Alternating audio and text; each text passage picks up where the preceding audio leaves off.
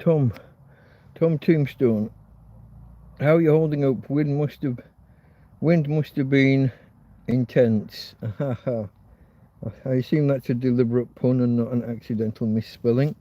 The wind was indeed pretty intense, yeah. Yeah. We're fine. We're fine. We took some damage. Minor. Well, minor damage to the tent. The tarpaulin on the outside is no more. We had just fitted a new tarp, a smaller one to patch over that end where it was really bad. That's been ripped off. um, but the main tarp is in absolute tatters. It's absolutely ripped to shreds. There's probably other minor rips to the tent that I haven't spotted yet, but I spotted one, and it's down low, so that's... Hey, it's just a car going past. It's okay. It's okay, babe. Gina's okay. Daddy's okay. We're all okay. She really is getting more and more nervous about the cars that go past. Don't know what that's about. But, no, so yeah, we had... Do you want a new 5-man tent? No, I've got a new... It's either... I think it's a 6-man tent already waiting to be used. I'm all good for tents. I've still got a fallback tent. A 2 or 3-man tent for emergencies. No, this one's going to do me. I'm probably going to invest in a new tarpaulin to put over the top. The really big tarp that's just been ripped to shreds was, I think it was €35, and it's lasted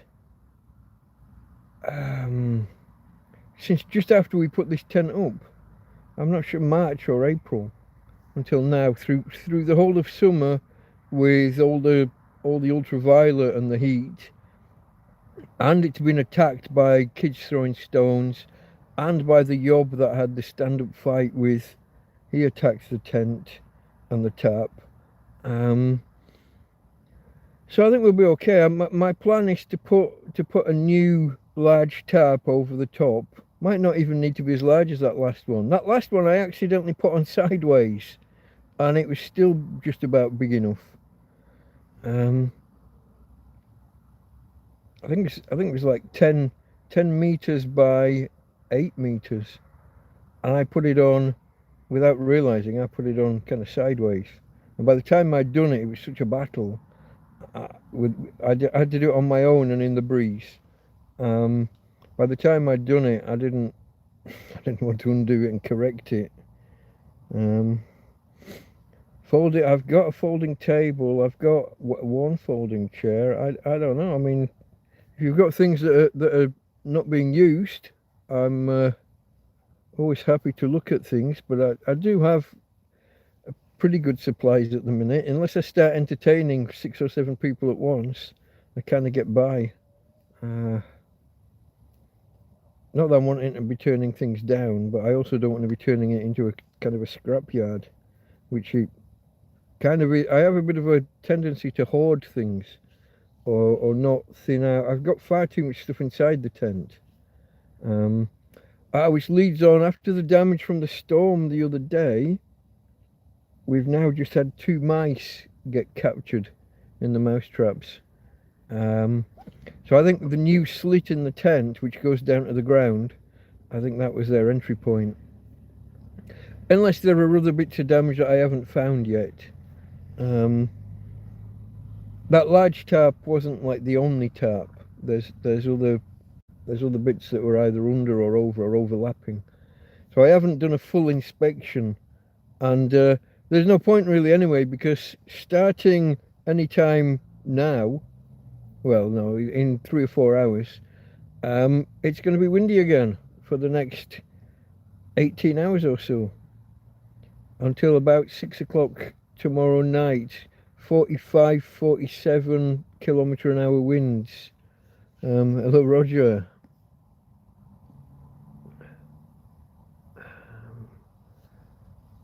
So yeah, The damage that we took to the tent is probably fairly minor and can probably be taped up when I do get... I have difficulty getting into the corner where that's at. Too much stuff piled there that needs unpiling, sorting and some throwing out. I might throw the TV away, folks. I've never made use of it. And it's been sat there for I don't know, you tell me, is it a couple of years now? Probably. It's just sitting there. Taking up space. And it might even... See, when the tent was really blowing side to side, and then you've got a rectangular thing sat anchored there on the floor, and that's where the tear is. And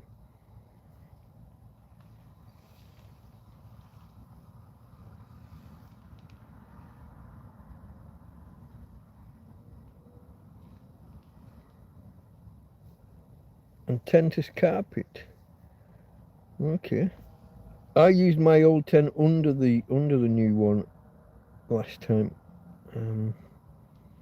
Yeah, ground protection. But I made a bit of a mistake. We've got plastic sticking out at the sides, which means when it rains and it runs down the tent, when I've been having this problem with the tent kind of flooding from the floor, you know, flooding from the inside, from the floor, rather than water accessing from above, I think it was my own mistake, leaving plastic sticking out under the bottom of the tent. But yeah, I think once I can get into that corner, I think I can duct tape the area. It'll have to be duct taped from the inside. Once your tent's been out a while, duct tape doesn't stick to the outside. Although I've never tried like soap and water or maybe isopropyl alcohol or something on the outside. If you can get a clean surface, then the duct tape's more likely to stick. But yeah, no, there's a couple of little rips and tears and things that need attention, but nothing too bad. But we'll wait until after this next 24 hours, basically. It's gonna be very windy again, possibly while we're still live tonight, if we do a long one again. The last one was a little bit short, but I think the one before, did we do 7 hours? Yeah, I don't think we're going to do that. And if we do, I'll be being battered. Oh, that's another bit of damage the tent took, which is a little bit silly. The roof of the bedroom, can you see how low my... No, you can't, because they're in a different position. Can you see how low my fairy lights are hanging from my coat hanger? This corner of the roof is supposed to be... There's a woggle or a toggle, whatever you call those, you know what I mean? Kind of diamond cylindrical kind of things that you push through a loop. And I think the loop that the thing goes through, I think that's come off with it. I think that's torn. So now the roof is sagging, the bedroom roof is sagging in even more. And yeah, you know, it's a state, everything deteriorates, doesn't it? It's oh, what's the physics term for where everything gets worse? There is a term. I'll remember it in a minute, but I can't remember it right now because you know how my memory is, folks. Entropy. There you go. We got there. You don't wake up and something suddenly repaired itself and got better. Everything just gets worse over time. It's kind of a fundamental law of the universe. Kind of.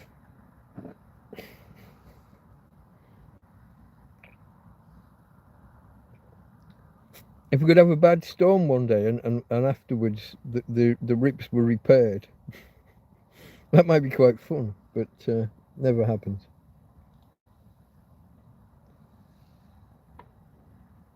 So no, I've already got the next tent here ready. It's a big thing. It probably would be difficult to put up one person on their own. But if I can hold off, my plan is to hold off right through winter and through spring.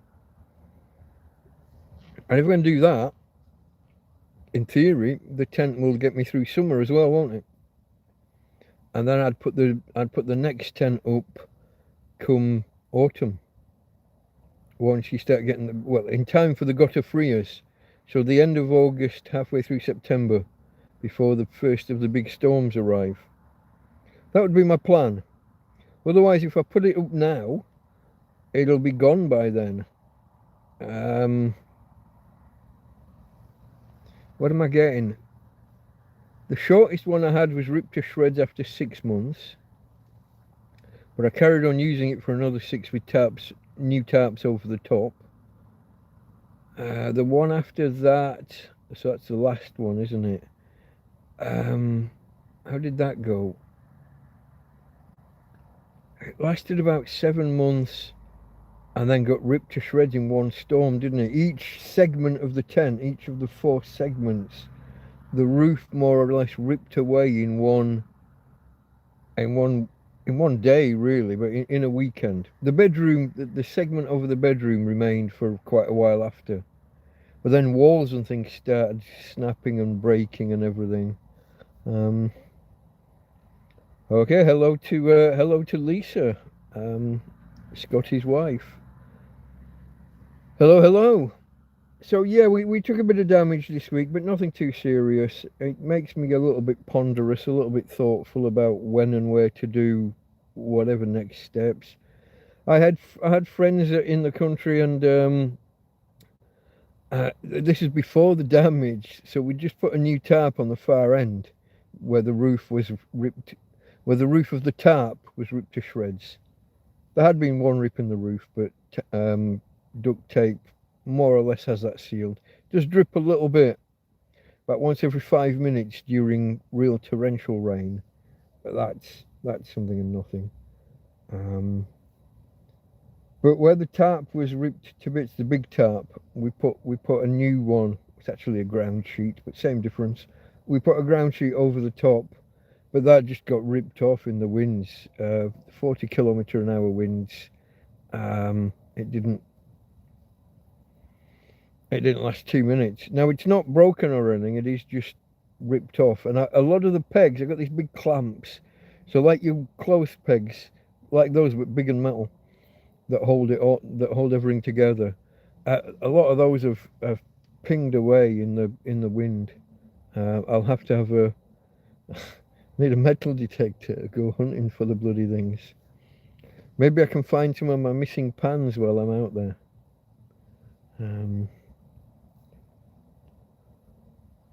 Yeah, Tommy Tombstone. Yeah, I've had spotty internet as well.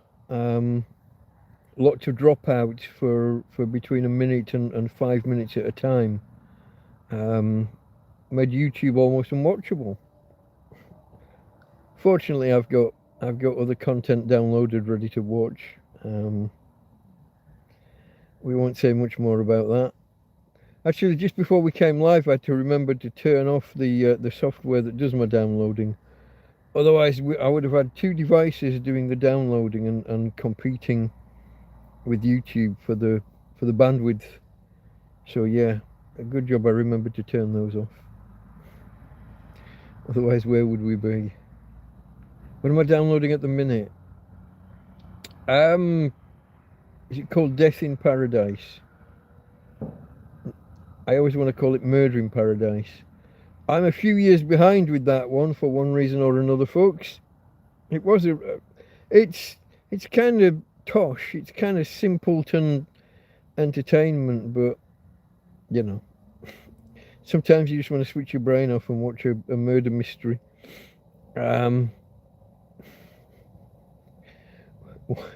Watch what the simple folk watch. Yeah. So I enjoy that, but I am a few seasons behind. I started to download one season, and even the earliest of the episodes of the seasons that I can find, it's got characters in that I don't know. So I need to go back another season or 2 maybe.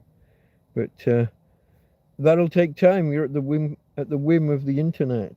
So we'll have to wait and see how that goes.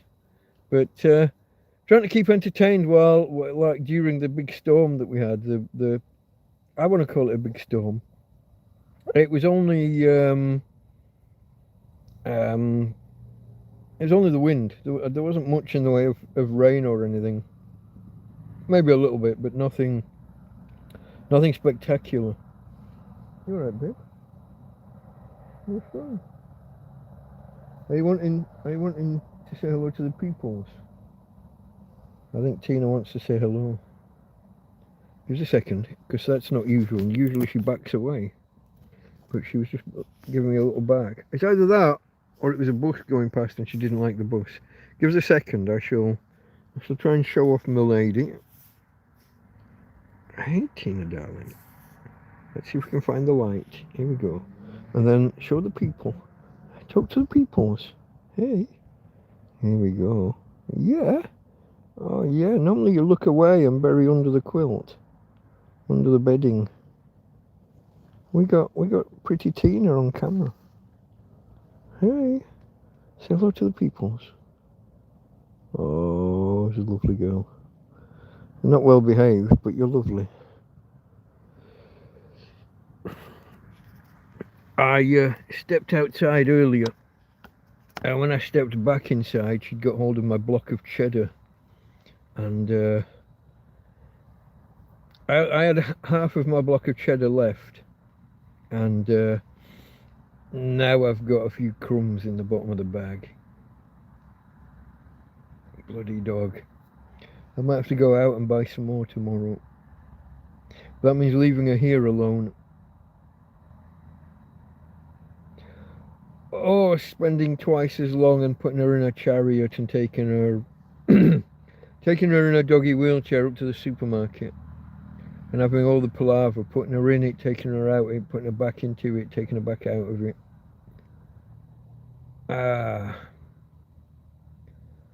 Or I can just accept my losses and not leave blocks of cheese laying around near the dog. I was fucking furious though. I was a little bit angry. I like my cheddar. Fortunately, she didn't eat my bread rolls. That's the word I was looking for. Which I had left within reach as well. Dog. Internet in and out because of the wind. Yeah, wind and general atmospherics, I would imagine, Roger. Yeah. Hello, Marie. Tina looks cozy. She always looks cozy. Especially when she's up this end, cuddling with me properly. I think, to be honest, she prefers to be down the other end, with her head sticking off the other end of the bed. Or, as often as not, sideways. But down by my feet, but she'll go horizontal across the bed. Bad enough when she does it under the covers and horizontal, but when she's on top of the covers and horizontal, that cuts off half the bed for me. Makes the thing unusable. When she's down the bottom horizontal but under the covers, I took my feet under her. She can keep my feet warm. You got to keep your feet warm, folks. If your feet are cold, you are. Or at least you'll feel it. You'll feel cold. I find feet, hands and neck are the main things that make you feel colder than you maybe really are. If you can't get your feet cold. This is why I had a little lecture a couple of weeks ago about what I call the foot pocket, where you curl the bottom of the quilts or blankets under, and then you can put your feet in the little envelope, the little pocket you create for yourself. I find whenever I've got cold feet, that solves it fairly quickly. Sometimes tucking your feet under the dog can work. Yeah. So what about you guys? What kind of week have we had? Where are we? What the temperature's been like? What's the weather been like? Mostly are UK based, I think. Most of my audience is anyway. Tom Tombstone isn't in the UK, nor is he British to begin with. Roger's in Spain. Oh, Hannah, I saw you. Sorry, I looked right past you. I didn't even see you. I think the YouTube chat does this sometimes, and I haven't remembered to do the whole live chat or messages thing. I must have to go back to the beginning and have another look. Let's have a look. No, I don't think there's anything else there that I've missed. I must have just overlooked Hannah. Sorry, Hannah. Hope you're still there.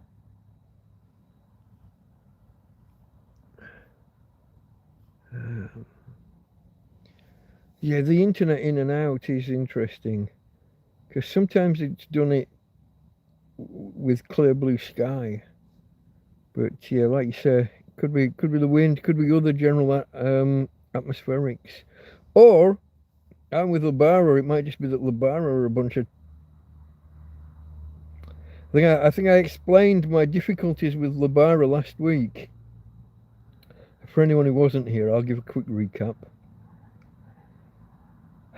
So with Labara, I'm on pay as you go. It's every 28 days. You have to pay it's €15 for the account I have.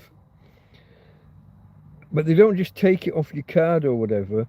I have to go and make a payment into an account that they hold, and then when it's time to take the money, they take it out of that to settle the bill. And for some reason, they just weren't accepting my money. They weren't accepting my card. So I had to go and use after 6 hours on the phone with them, not on the phone, but well, it was, but tippy tappy via WhatsApp, and lots of hassle and lots of false leads and lots of bullshit. Suddenly demanding my ID after I've been their customer for 2.5 years. What the fuck? Oh, and then telling me that the IDs I was giving, that the passport number didn't match the one that was used to create the account. And then later telling me, oh yeah, sorry, it did, I was wrong.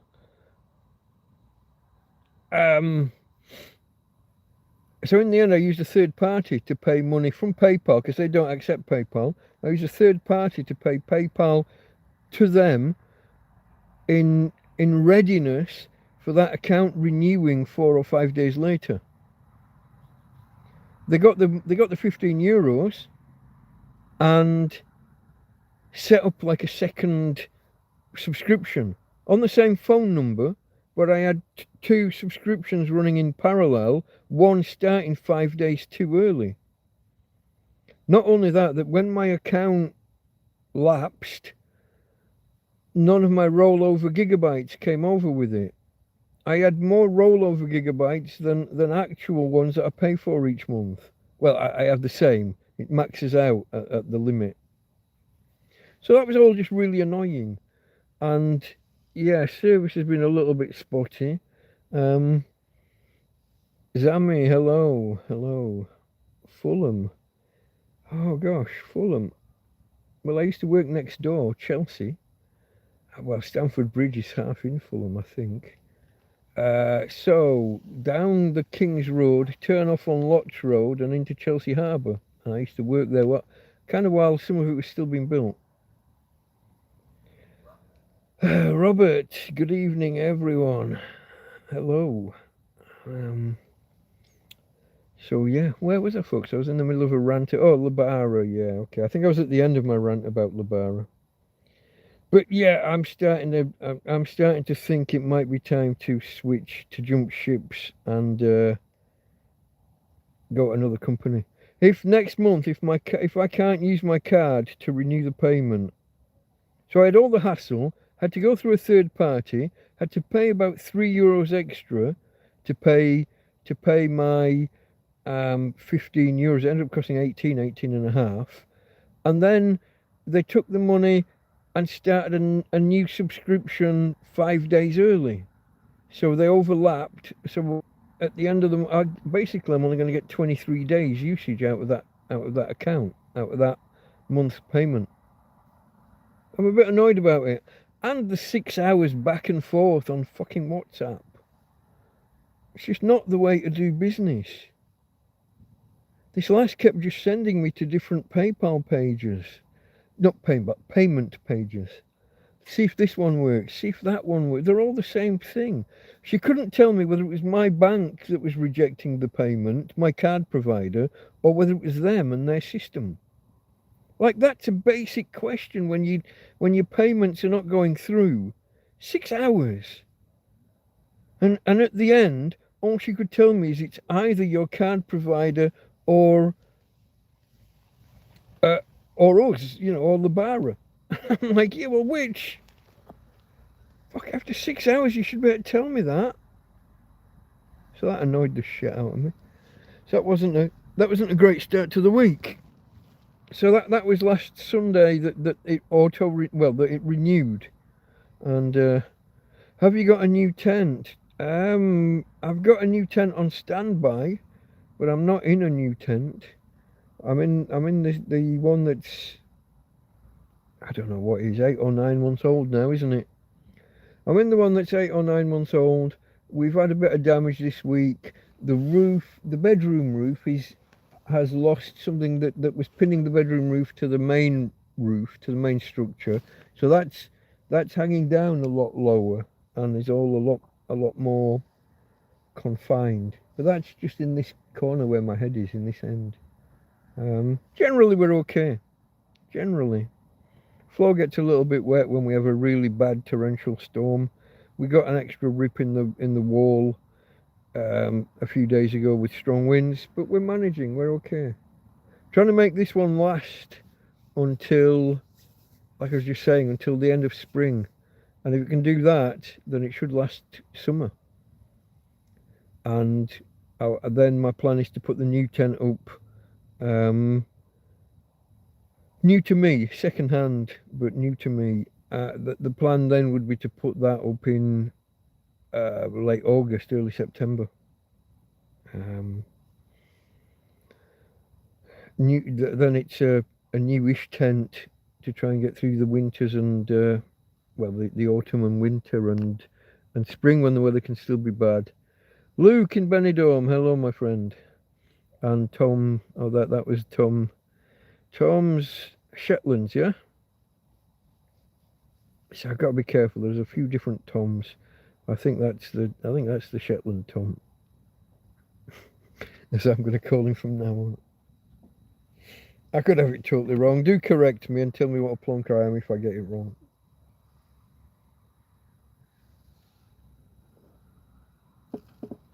Okay, I got it right. Thank you for the confirmation. How's the weather in Shetland? I would imagine that's pretty rough this time of year.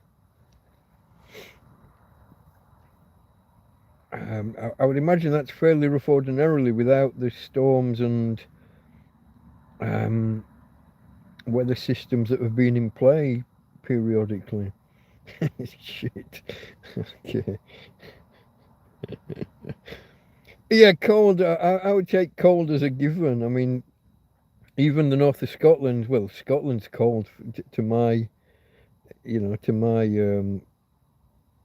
Sassenach blood. But if you're gonna go way north above that, up to the Shetlands and what have you, yeah, I would just assume it was cold.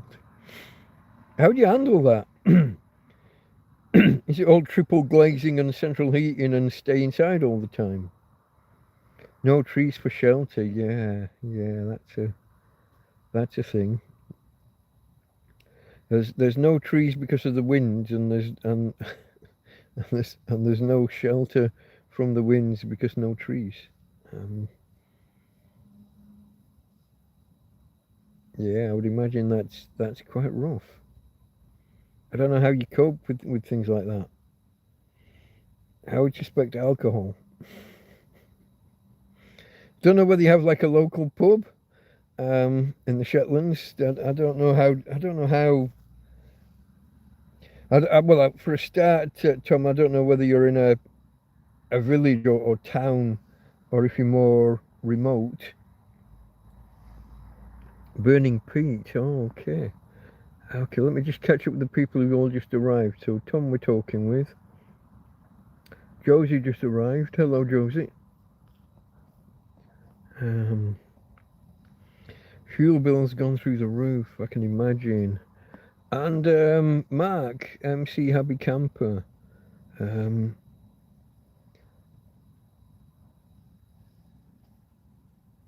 Okay. This is okay. Yeah. Have to keep it on the low side. So just give a peace sign. I enjoyed your stealth camping video or videos. I think I saw two. There may be more, but YouTube will get around to showing me them eventually. I guess that I presume they're recent. You published them today, I think. But yeah, burning peat for keeping warm in the Shetlands. Does that take a lot of preparation? Yeah, you have to dig it out and then let it dry for. Is it months, like you do with logs? I don't know much about it.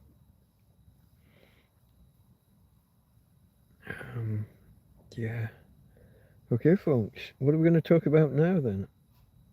We're half an hour in and I've run out of topics already. I think Tina's snoring next to me. Oh, she was. Sorry, babe.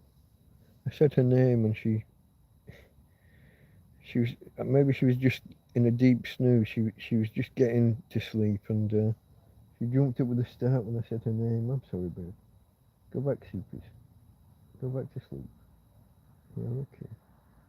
Go on. Go back to sleep.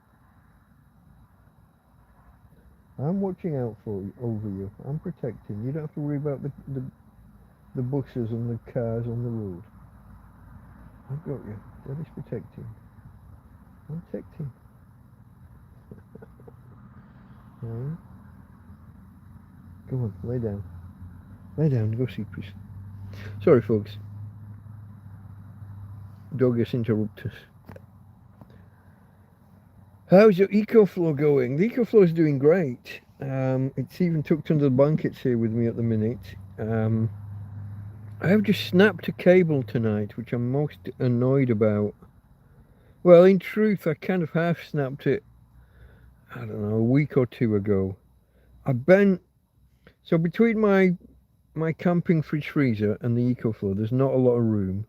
And the EcoFlow's kind of sat on top of its box, but that it came in the cardboard box. But the top has kind of given in, and so often the orientations can be a bit awkward. Trying to get my hand in and put the USB cables into the USB slots can be a bit awkward. And then sometimes I have to move it to get the solar panel cable adjusted and in properly. And somewhere along the lines, I've left not enough space between the freezer and the EcoFlow, and I bent one of the USB cables. I bent the connector, almost snapped it out of its kind of housing, pushed it in, and it carried on working. But then today I caught it again, and it just, the connectors just come off. So that's that knackered.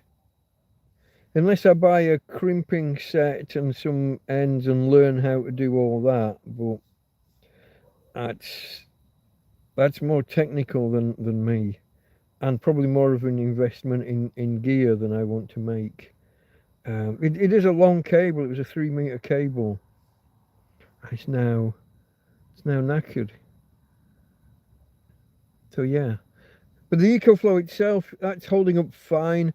I keep getting these days where the weather forecast says no rain, no sun, and they'll show a dark cloud, and then we get to, well, today as early as 9:05 in the morning. It's getting earlier and earlier.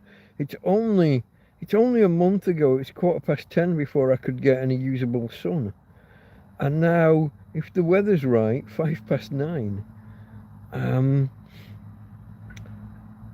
So 9:05, usable sun. Where was I going with this? I lost my train of thought. Open up a PC repair tent. Yeah. I mean, I could buy a set of crimpers on Temu and however many connectors and the boots, the strain relief bits at the end. I was saying about the cable being 3 meters, getting usable power. I'm not sure where I was going. But yeah, I'm pleased that we're getting the power earlier and earlier, and that helps. Uh, and if I can get through the night without using too much, then I can be on 100% or thereabouts 10:30, 11 o'clock. Then I can start running the fridge freezer. Uh, so yeah, the EcoFlow itself's doing great.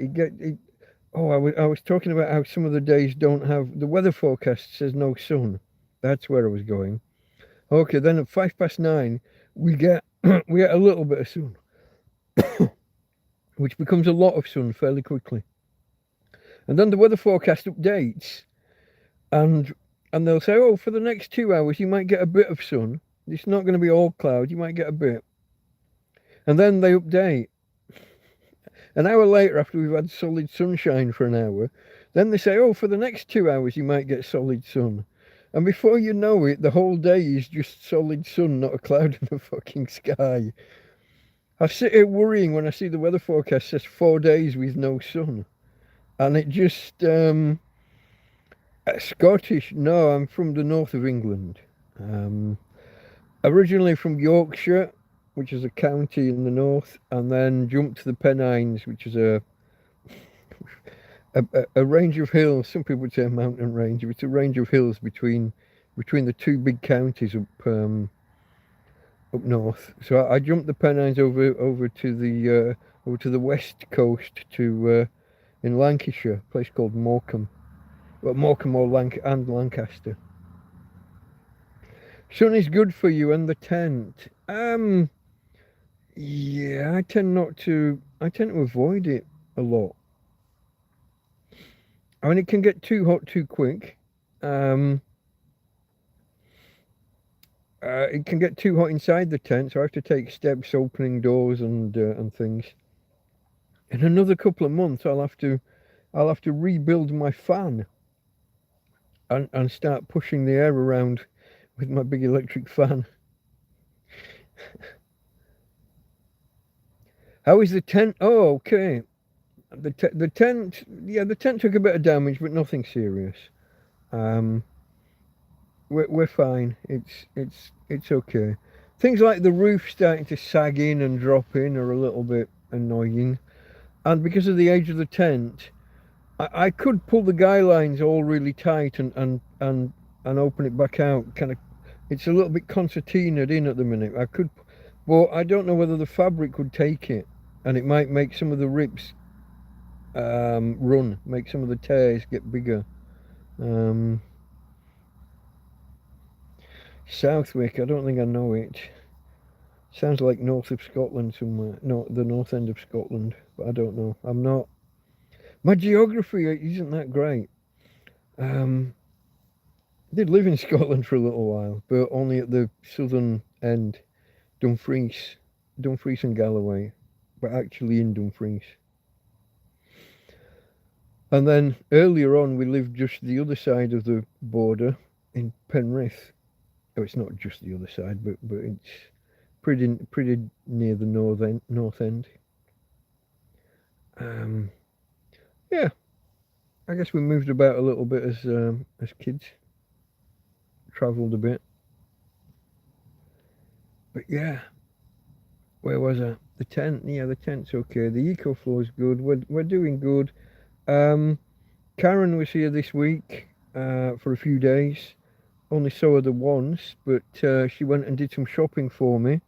Have you been there? Not quite, but we were at a stone circle that's not far from Glasgow, a little bit southwest of Glasgow, I think. But again, my geography's not great. Oh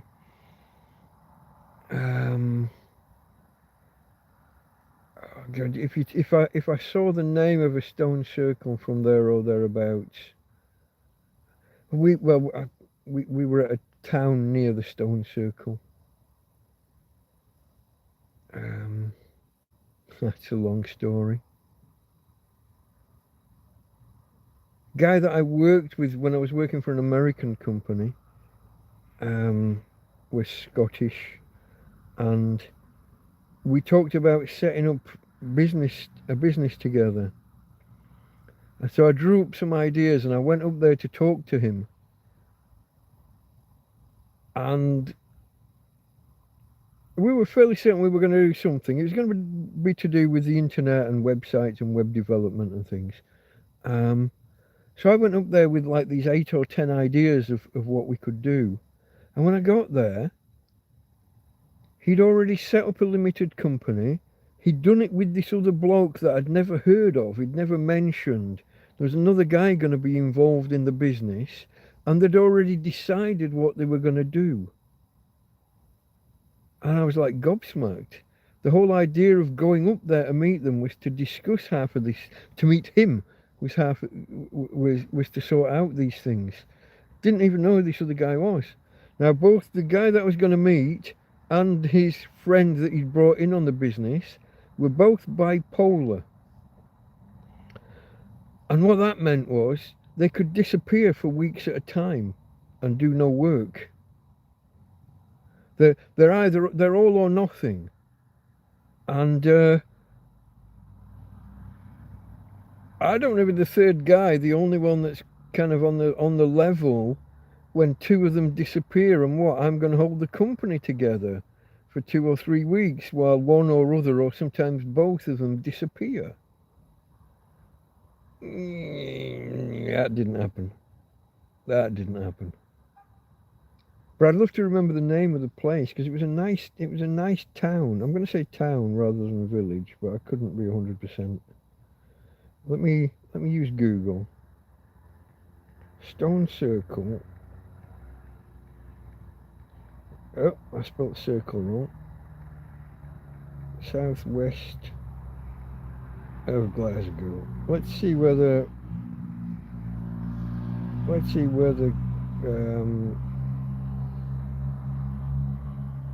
Google's up to the job. I will correct the spelling of Ferkle to circle and then do the search.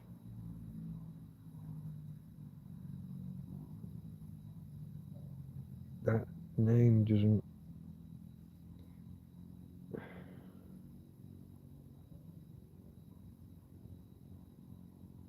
No, the places it's naming don't ring any bells, but maybe that's the name of the circles rather than the name of the town that I was in.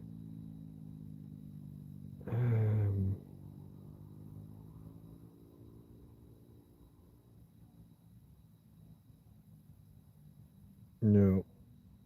You failed me, Google. Either you failed me or my memory failed me. Don't know, folks. Maybe it's the name of the town that I knew rather than the... Yeah, so that was Zami. Have you been to Glasgow? No, I don't think I have. If I had, it would have been as a kid, and it would have been just a day trip, but I don't think so. No obvious memory of such a thing. Okay. So Mark has an ancestor that came over on the Mayflower with his... came over on the Mayflower. His wife drowned when they got there. Then he married a second wife. Okay, from Southwick. That's all I know for now.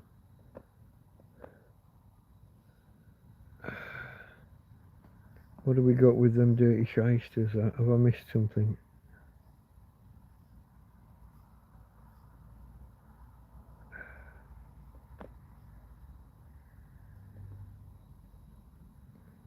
Oh, here's a question. What's the thing you miss about the 70s? Oh, my bicycle. I had a chopper. I had the black one with the sparkly, I don't know the word for it. It's like a... Oh, there will be a word. But it had a flame on the chain guard. It had a silver streak and a flame, and it was all sparkly and not sparkly, but it shimmered like a diffraction grating. I miss my bike. Those were good years. Going around to your friend's house without, you didn't even didn't phone to see if your friend was in or coming out. You'd walk maybe a bloody mile to some of my friends, knock on the door. Is Stephen coming out to play? Or can Stephen come out to play? Is Michael in? And if one wasn't in, you just walk around a couple of blocks and go to the next guys.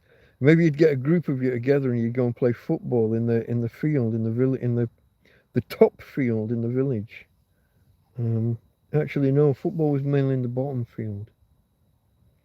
Swings and slides and things, roundabouts and things in the top field, which was where the bonfires were held. Every year, the village bonfire.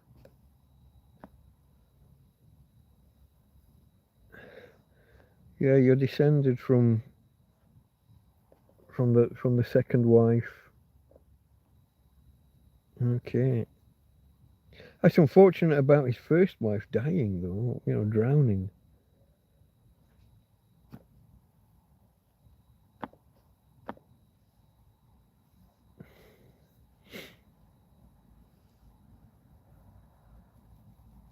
The 90s was like that as well. I think a little bit, from what I can gather, a little bit like people were more likely. See, even family would just turn up on the doorstep and didn't even knock on the door. They just walk in, just open the front door, or even we only use the back. This sounds wrong, doesn't it? We used the back door. Friends and family would come to the back door. If someone knocked at the front door, you knew it was just a fucking salesman or some other trouble. But yeah, when we just used to go, like, we would go around to family and like on a Sunday, turn up in the middle of Sunday morning and kind of stay for Sunday lunch, but they'd have to cook extra. Well, they'd not even started cooking by the time we got there. But we turned up unannounced. There was no ringing to say, hey, can we come round? You just went. You just did things. I think by the 90s, you're more likely to call and arrange things.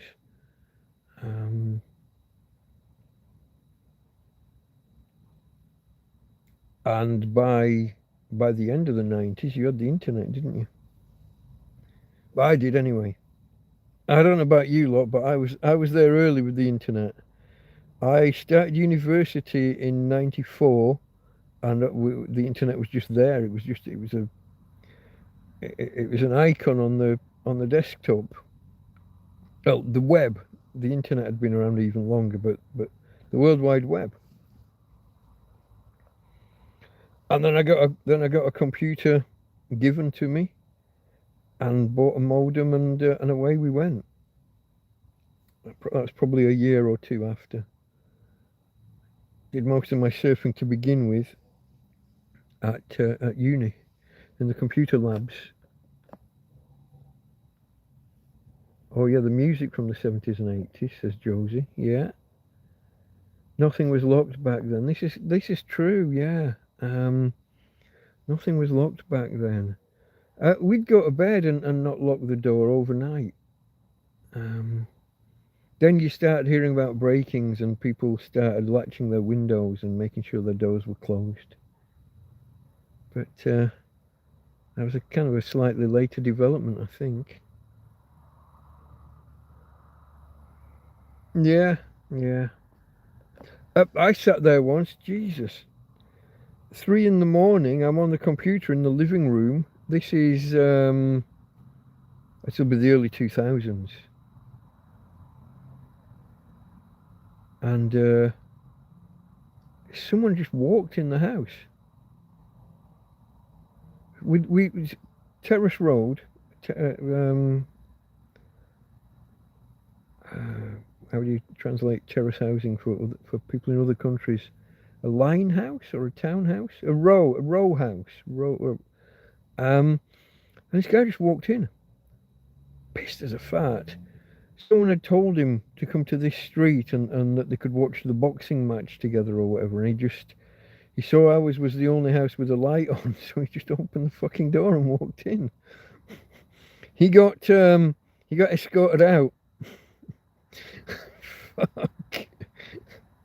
I was on the computer programming or doing whatever I would have been doing, and the wife was kind of lounging on the settee. She was kind of half asleep on the settee, and this bloke just walked straight in.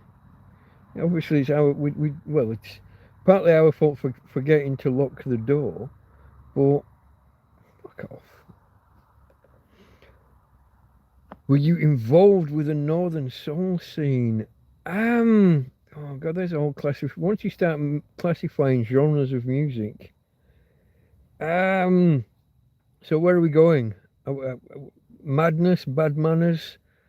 Are we classing those as Northern Soul, or are we going more like actual Motown? And I liked 60s music. I was and indeed 50s. So I was brought up on Elvis and Roy Orbison, the other guy in black, Folsom Prison and all that, Johnny Cash.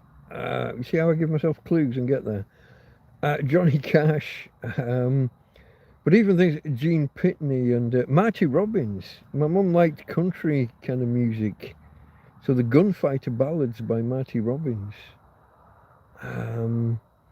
So I was late coming to kind of music from my own age, from my own youth. We didn't watch Top of the Pops really. I think it clashed. I'm not sure what it clashed with. It was something that my mum watched, probably Coronation Street or something, and Emmerdale Farm maybe, and no. So I was 14 or 15 before even really discovering Top of the Pops. Here's one for you. When Michael Jackson released his solo album, his solo album, his first solo album, I'd never heard of him. Top of the Pops went, whoa, and at last the solo album, and treating him like this fucking superstar. And I'm thinking, what's his first album? How can he be, what are you on about? I had no clue. I was oblivious. Turns out I'd heard Jackson 5 songs on the radio and stuff years earlier, but never connected the dots. So yeah, here's another one from early in the 70s, and this will be early, 74, 75 maybe. Getting up in the morning, and my dad was going to work, so he'd be having his breakfast, and I'd get up somewhere between 6 and past. Whenever I heard the clanking of the plates or whatever while he was making his breakfast downstairs, and then he'd have a long drive to work, and I'd go back to bed, or maybe even just fall asleep on the settee with a blanket till the rest of the family woke up. But while he was there, he'd have the radio on, which this is how I got there, Rockin' Robin and stuff on the that, and a lot of ABBA as well at that time, in that period. Who were the other ones? Save All Your Kisses for Me. I was totally oblivious of the Eurovision Song Contest. That didn't exist in our house, not until a lot later. Brotherhood of Man, Save All Your Kisses for Me, maybe. So yeah, I got caught up in I guess you're going to call it old people music. Missed out on a lot of pop and stuff until later, until school discos, like I said, when I was 13 or 14 maybe. Madness, you didn't really dance to, did you? You just kind of jumped up and down to. I mean, that was I guess the same with Bad Manners. So yeah,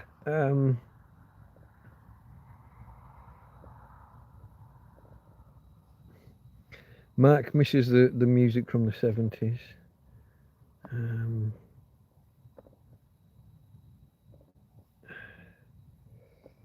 Sorry, I was working backwards there, so now I'll start coming forwards again. There was Josie, I think I read that one. Music from the 70s and 80s. Yeah, the 80s was a great period for music. in part because there was a lot of throwback to the 60s. So quite a few 60s bands or singers started recurring and repeating, but also new stuff kind of influenced by that, especially by the more poppy kind of sounds of the 60s. Yeah. But then, yeah, you had the breakthrough acts, I guess, like Adam and the Ants, and shall we shall we list them in order, going through the 80s? I probably can't. The Human League. Anybody here for the Human League? Um, I wouldn't be able. It's not. Would I better remember? Bananarama was probably a bit later. Um, Roxy Music were probably overlapped with the 70s as well. Um, yeah, I don't know. Then you had some of the breakthrough stuff like Madonna and what have you from 84, 85 onwards. Oh, and then you had Band Aid followed by Live Aid, where music became semi-political and raising money for charities. Um, yeah, I remember when Live Aid was announced, I was on Morecambe Pier, kind of bunking off school a little bit. I think we'd taken the afternoon off, me and Stuart Duckworth, and we heard it being announced. And when they started just listing the singers and the groups that were confirmed already for this concert, yeah, it was obvious that was going to be a huge thing. Yeah, no, that's a one. People, mothers and grandmothers, just standing on doorsteps shouting people's names. Bobby, come on in. Time for tea, as we call it in the north, the evening meal, or my part of the north at least. Or the other was that you just have the rule that you had to be home by the time that the streetlights came on, if you were too far from home. If you'd gone to the other end of the village to play football with the lads, you all had to be home by the time the streetlights came on. But of course, sometimes you'd either leave it too late, you'd play well into that dusk, and then you've got a fair walk home. Yeah, no, those were all. And I mean, how old were we? Anywhere from 7 till about 12 or 13. But I mean, we did this for years. In summer, the bottom field, which was miles from the school, well, probably about a mile from the school, had a running track carved into it by the council. I guess limed, and the lime burns the grass away, doesn't it? Eventually, and if we weren't playing football, we'd be running around the running track, the 400-meter running track. It's all grass still. They've not, but they've burnt the lines into it. But yeah, you'd mess about, and then you'd get home and be in trouble for being home too late. Them streetlights have been on for an hour, and you're only just getting home. If you do it again, you'll go straight to bed with no tea. Oh yeah. No mobile phones in the mid-90s. I mean, they existed, but only for it was the big brick ones, and it was the stockbroker joke, wasn't it? Bye.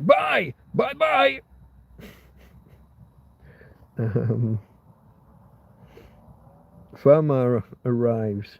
I didn't say hello there to Stonesdon. Stonesdon?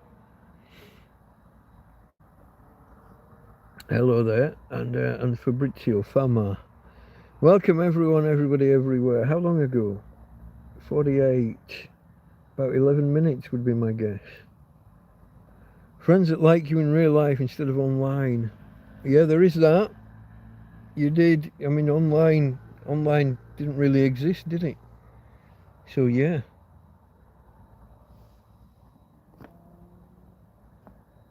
Farmer can't stay. Just popped in to say hello. Okay, mate. I probably missed you then. Hello and goodbye. You can always watch it on the replay, maybe. Mark can still hear his mum calling him from half a mile away. Yeah. Yeah, we lived on what was called the main road, and opposite was there was one full block of houses, including the chip shop and what we called the corner shop. And then the road that went around the back of that just had one row of houses, and then there was a park over the back of that. And we'd often, when we were younger, we'd be in that park, and we could hear when we were being shouted. Yeah,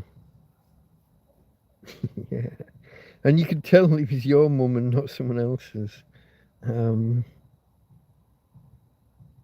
Yeah.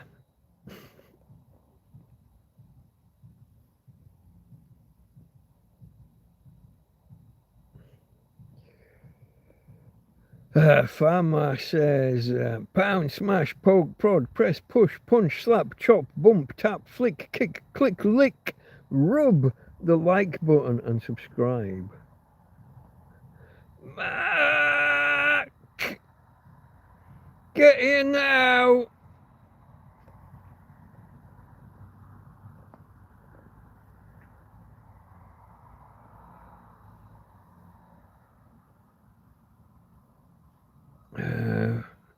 Fabrizio might pop back later if we go for a long one. I don't know whether we will, but yeah. Tamla Motown. Let me see who I can remember. My memory's terrible, but I like a lot of that that early the what we're gonna go with. We clashed the Shirelles. Some of those girl bands. Was it the Shirelles? Who did Leader of the Pack? And is that classed as Motown? But then you got Smokey, haven't you? You got and whatever the group was called. Is there a nickname? There's something like the West Side Boys or something. I'm not fully up on all of the lore, LORE, with all of this stuff, but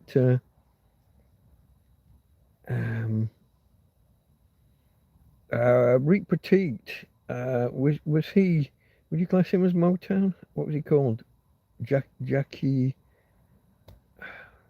Rick Petite, the finest girl you ever want to meet. Jackie Wilson, maybe. There's a sad story. His life.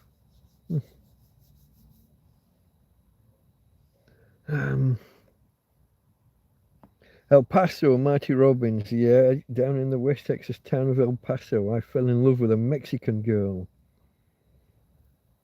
Yeah.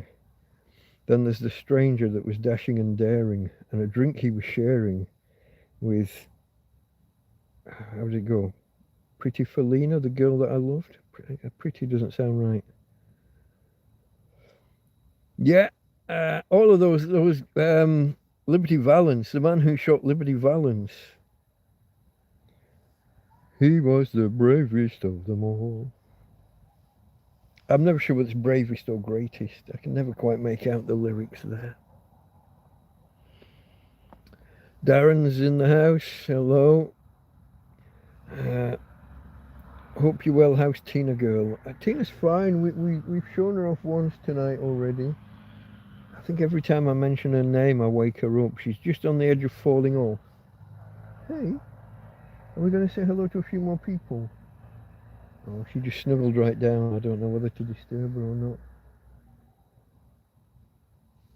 A quick shot from the side. She snuggled as I put my hand over and on her. She went and just snuggled right down into the mattress. But we'll try and show her off. I don't think there were so many people here earlier when we showed her off. I know you guys all like to see Tina girl. I don't like to pimp her out too much, but hello, baby. Hello, you. Okay, you're becoming quite the superstar, aren't you? You see the lights come on. It's lights, camera, action. You come into play. Hey, that's about as much as I can show you, folks. I'm going to tuck her in a little bit more. She feels a little bit cold, actually. Oh, I'll cover her ears. Her ears were cold. Oh, let's put the manky quilts over and then put the nice blanket over so that we don't look so impoverished. Let's switch back to the ugly one of us and take a swig. I think, folks, my voice is getting a bit croaky.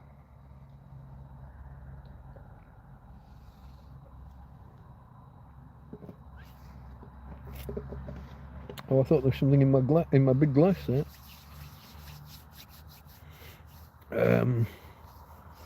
If I was to do two-fisted drinking tonight,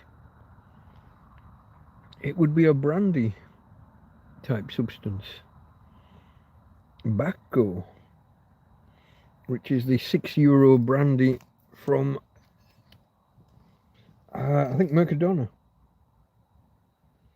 Bought for me by friends. Well, brought for me. I have. Don't think Karen's here yet.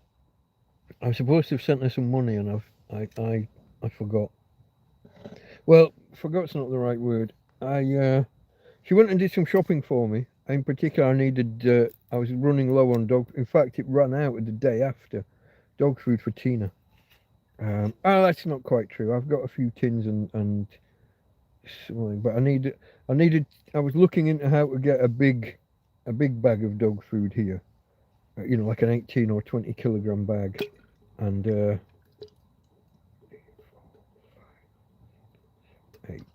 We're doing 8. Put her on that, and then Karen asked me to make a list of stuff that I needed or wanted, and I made a little list, and then she added to it and brought more stuff, and then they got me some brandy. Or it's not. I don't think technically it's a brandy, but it's a brandy type thing. But that was nice. But I'm going to put. She then, on the shopping list, she took off the things. Some of the items were for them, were for her and her family, her and her husband. But then she took off the things that they decided to buy, and I appreciate having those. So as well as the things that I'd listed, I'm going to pay for at least some of the things that they added. I've got a little bit of money left in PayPal, even after the Labara shenanigans. So I just need to either add some up or just pull a number out my backside that's higher than the one that she gave me. Hope the weather's being nice, asked Darren. Well, today's being okay, but it's not going to be tonight. If you saw the name of the stream, I can't remember. It involved wind, or being windy, but not in a flatulence kind of way. According to the weather forecast, from 2 o'clock in the morning, which is 2 or 3 hours away, yeah? 3 hours away. From then onwards until 6 o'clock tomorrow evening, it's going to be 30 and 40 and almost 50 kilometre an hour winds. I think 47. The last time I looked, the peak was 47 kilometres. That could do us some damage.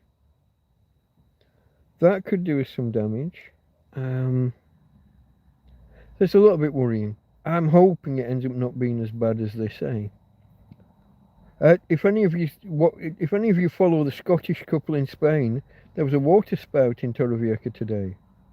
Well, not in Torrevieja, but just off the coast in the sea. Those things can be dangerous. If those hit land, that's a tornado. I mean, it's a spiraling thing with water being sucked up in the air. But if it comes into the coast still carrying all that water, they can cause a lot of. So you've got the wind, obviously, but you've got the mass of what's being carried in it. Um, so if they hit land, they can be a bit iffy. Just be careful with those things. So the weather was sunny. It's been nice from the point of view of looking after me with the electricity, and of being I'd rather have warmer days than colder. Until we get to summer, when it flips, and I'd rather have cooler days than warmer. But it's not been too bad. I don't like it when the tent takes damage, like it did the other day, and like it may again tonight and tomorrow. But we'll see. Yeah, love me some Roy Orbison, Josie. Yeah, Roy Orbison. Um, oh, I definitely got you there. I did. I did. I did. I did. I have got fly spray now though, so when one of them comes flying at me like that, if I miss it, I can still go after it. Who else? Who else? I've said Gene Pitney, haven't I? I've said Gene Pitney. Who's the other one? Paul Anka. Paul Anka. He sang and then he wrote a lot as well, didn't he? Um,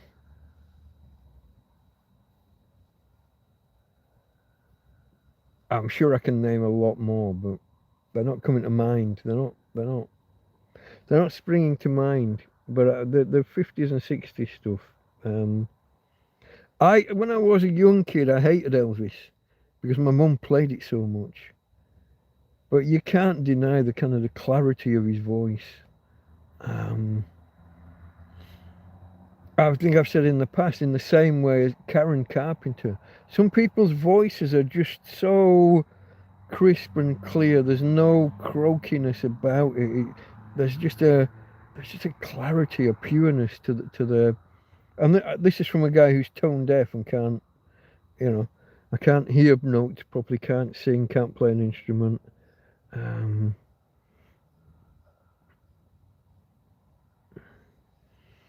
where are we here? Here's Mark. We used to sit around the table on Friday nights, smoking dope and sipping wine. Back in the old days, listening to the album from the 60s and 70s. Yeah, I would say early 70s. I wasn't like glam rock. Glam rock. Some of the psychedelic kind of stuff loses me. Um, so yeah, it's not like there's a hard line between the 60s and 70s, and it's like, oh, now the 60s are over, music is shit. That's not quite how it works, is it? But I mean, some of the rock stuff, Slade and Wizard, Americans won't know these bands, um, and maybe don't even have the same tradition of Christmas hits that we kind of pioneered. You could argue Slade and Wizard pioneered back in what they were in the same year. Those two big hits that they plough out at Christmas. I wish it could be Christmas every day, and it's Christmas. That one. Um, yeah, Slade and Wizard. Those two hits were the same year. I don't even know. Was glam rock a thing in America? I don't even know. Like Gary Glitter. You're not allowed to talk about him nowadays.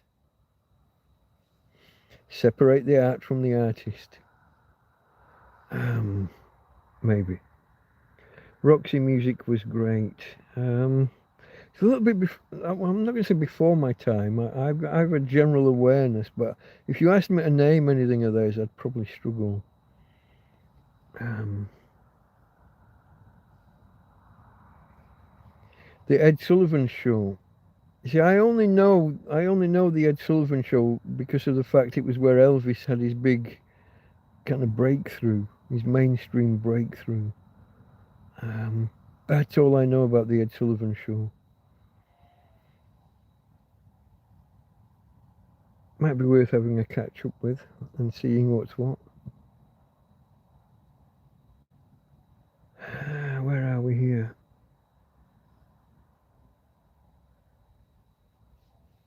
I don't know where that's going, Mark. I know you had a scare during the Cold War.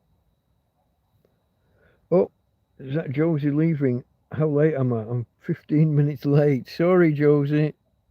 Bye, guys. Going to sleep. Maybe the fever is gone tomorrow. Oh, you're suffering. Memories, yeah. Okay, this is possibly an American or well, a North American thing. This can't play with your friends if you didn't go to church. I don't think I knew anyone that went to church. I am I am heathen scum. I do you remember the start of video? Oh yeah, video VHS and the whole whatever film or whatever you picked, you had to answer the question. Do you want it in in Betamax or VHS? VHS stood for Video Home System, if I remember correctly. Um, I remember the start of that. My friend, um, I I of my circle of friends, two of them were the early ones in getting video. And yeah, I went with I went with one friend and his mum to a different town. We had to travel. We had to travel from Darfield to Goldthorpe, and that's not around the corner.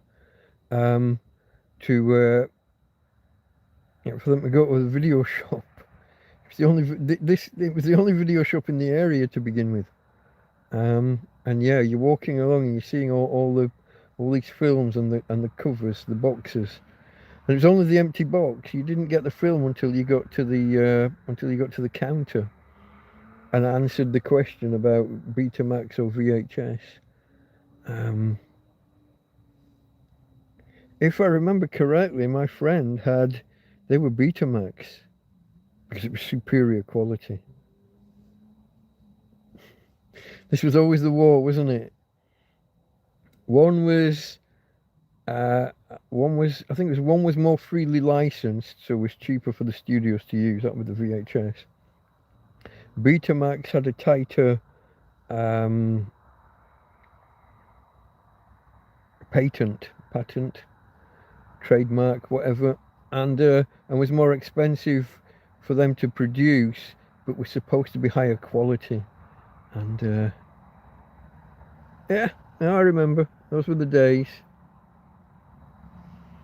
Trying to remember some of the first films that we got. Oh God, some of the embarrassing ones. So we did the Conan the Barbarian, obviously. Conan the Barbarian was one of the first. There were other things with Rutger Hauer in, but I don't remember what. There's one where he was like this psycho. Well, he's usually a psycho killer. But and then there was Condor Man with Michael Crawford. Betty.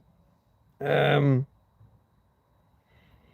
be lost on the Americans if you've never seen. Some mothers do have them.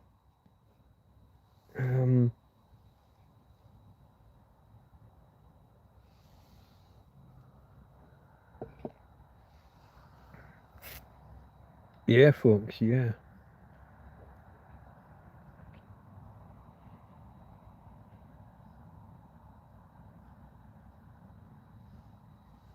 Yeah, I don't remember when the chains of video stores came in. I mean, certainly these ones that we were going to back in, I can't remember, 1980 or 81.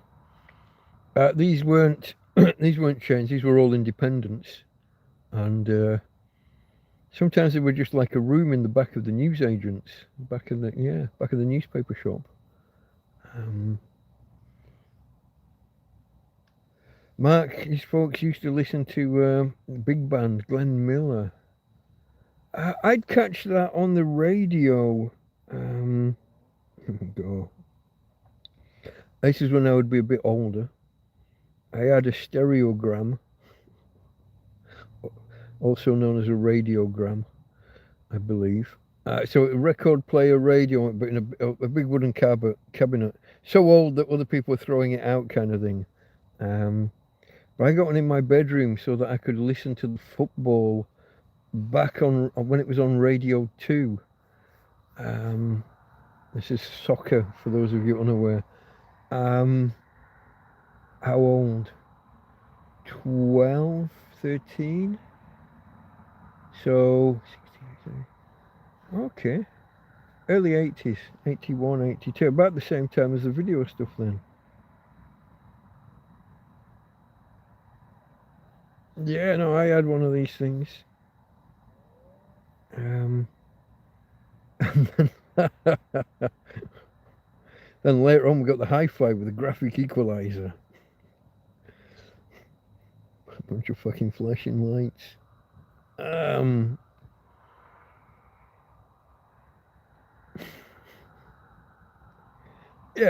Yeah, happy days.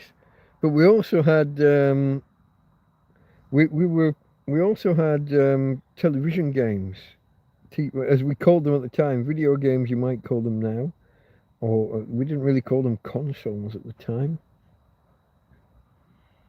But yeah, a friend had the Atari.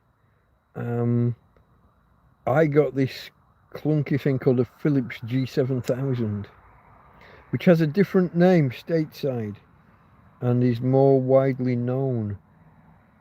Is that the one that was called Macrovision?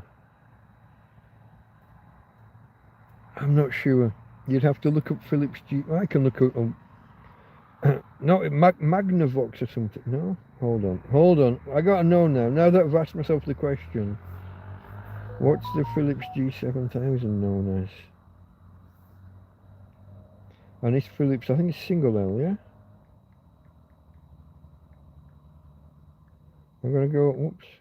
G7000 video pack over in the I think probably everywhere else except Europe. Oh, there we go. Look at that. Oh, the controllers were shit. The keyboard was shit. The games, blocky. Well, I'll try and show you a picture of it. It'll be reversed, but that's what it looked like. If I can get it without the, can I show you it without the light shining on it? It looked like that. That cartridge thing at the top that you plugged in. It's got two controllers. You can play games at the same time. But that pressure pad keyboard, that was terrible. But yeah. Oh. Technology, see folks, was just starting, wasn't it? Just starting. End of the 70s into the 80s. And look where it's taken us. We now have social media. Is it an improvement? Is it for the better?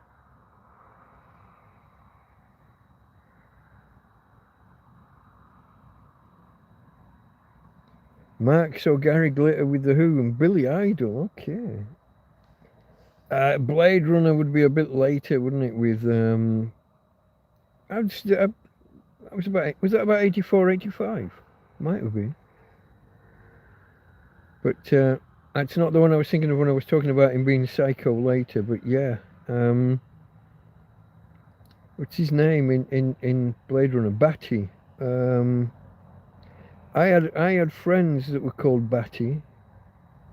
I can't remember the first name that he had in Blade Runner.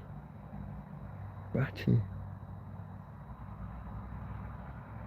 Roy, maybe? Roy Batty? Oh, the main road's a bit busy.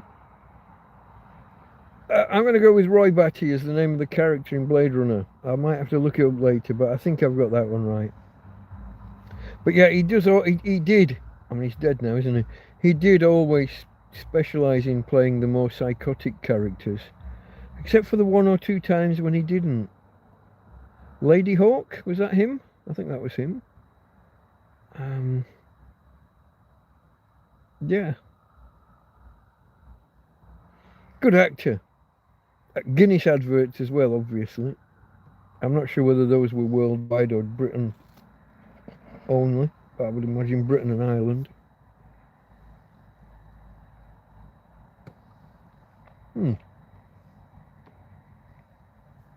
Cheers, folks.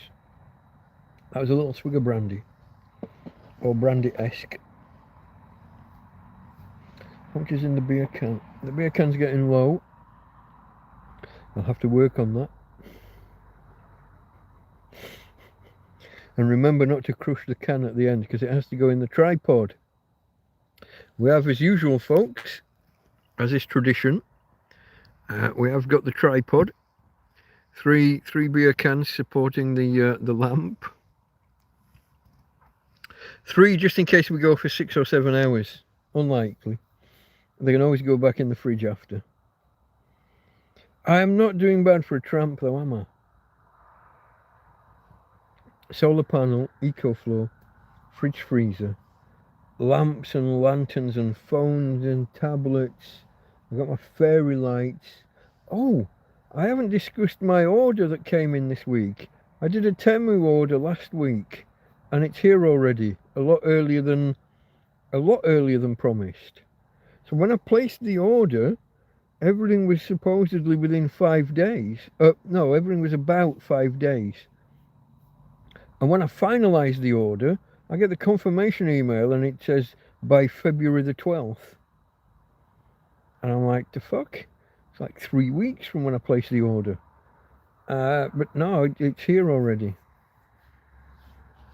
Night of the Triffids. Hold on, which of the Triffids films is this? It's the guy out of Dallas. The singer. Was he in Seven Brides for Seven Brothers as well? He might have been. What's he called? Now maybe you're looking at the you're looking at the British version. Mind you, I think that was a British production, and I almost had his name there, and I lost it. But then there was okay. Day of the Triffids was the original book and film. Night of the Triffids was when the British did, where they were farming the Triffids and they escaped, maybe, and that was a different set of yeah.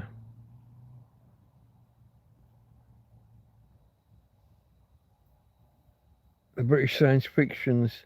So let me give you another one, if I can remember, and I can't.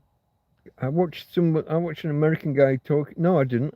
I watched an American guy watch a YouTube video about UK sci-fi, and the AI fucking announcer, AI commentator couldn't get the pronunciation right. What's it called? The professor. Hobbs Road. We Are the Martians.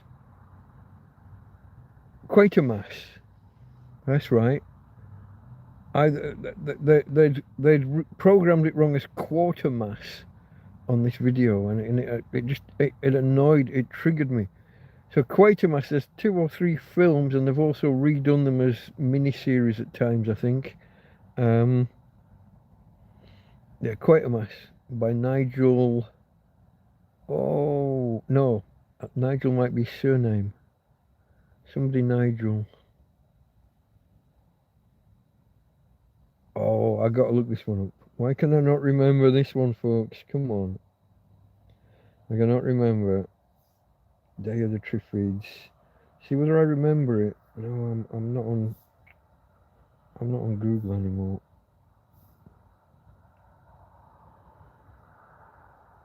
Neil. Is it Neil rather than Nigel? Hold on. Quatermass. And the Pit. And then there's Quatermass 2. Then there's the Quatermass Experiment.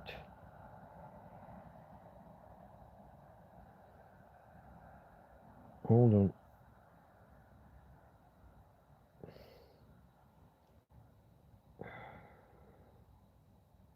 You're not giving me like a writer or a director or a... Okay, it was from Hammer Film Productions. Oh, US title, 5 Million Years to Earth. It's only a few months. It's supposed to be... Nigel, okay, no, I was right with both names. The guy's called Nigel Neal. Okay, now you know.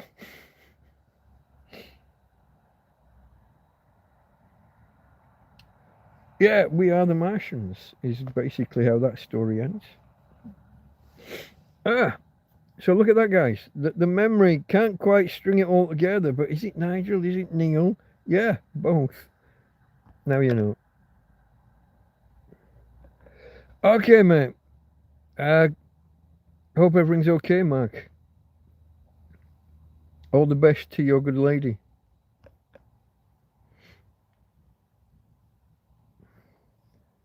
Okay, folks, who's going to talk to me now? Yeah, we're just reminiscing about old TV, well, just old everything, 60s, 70s and onwards, I guess. Can we talk to a tramp? That's what you're here for, yeah? Maybe? Cheers.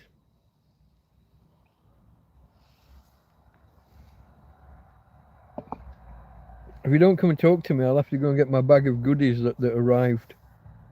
I've only unpacked one item out of the bag. Oh, that's because I needed it today. Needed is a strong word. But I bought it's a USB cable. It doesn't sound exciting, does it? You plug it into one USB port, USB-A, and it gives you 4 USB-C ports out. And these lights above my head here, the battery box here, takes 3 USB-A batteries. And somewhere around here I've got some more, but I keep dropping them and losing them. But if I bought 2 of these cables, so I can charge up to 8 USB-C devices at once, if they're USB-A to C. It's better than it was. I was using 2 USB-A to C cables, each that only did 1 battery. And then I had a third one that plugged into the cigarette lighter adapter and into the 12-volt socket.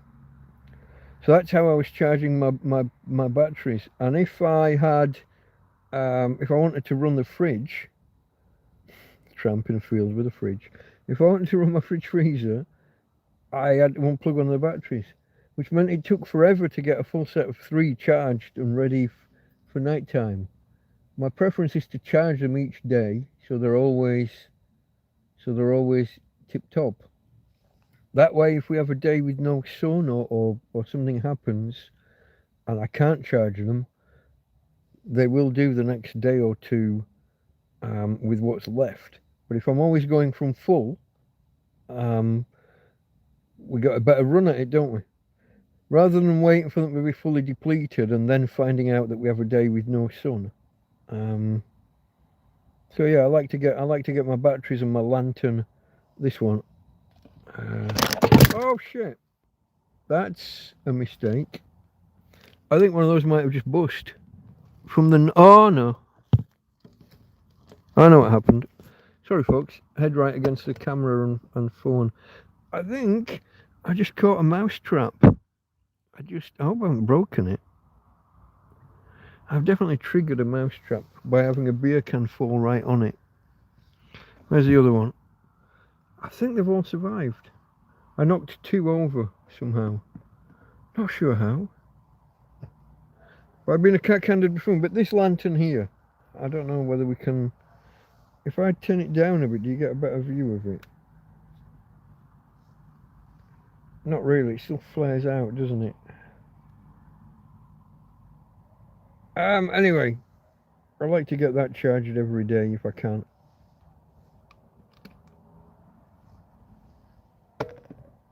The basics. Get my lamp and my lights, the batteries for my lights done.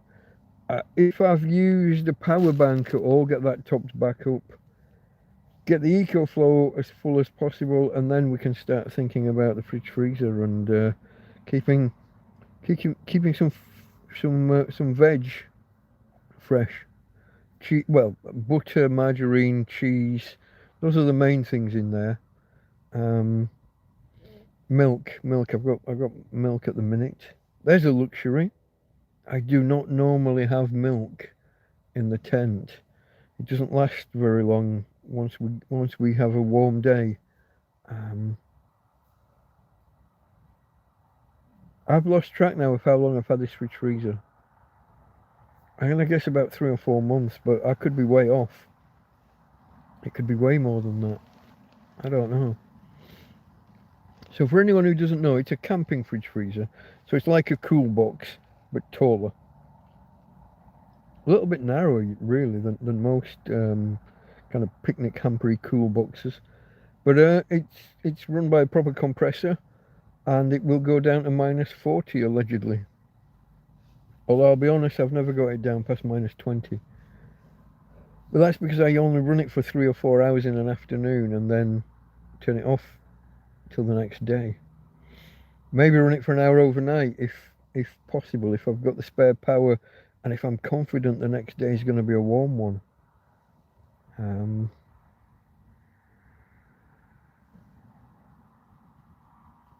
What else? What else is in my bag of goodies that arrived then? So I got two of those USB, I think they're called octopus cables because of the way that they, one connector at one end and you know, a bunch at the other.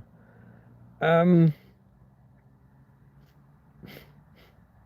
bought like a bunch of veg peelers, you know, like a potato peeler, but I bought a bigger one. It's for doing cabbage, for shredding a cabbage.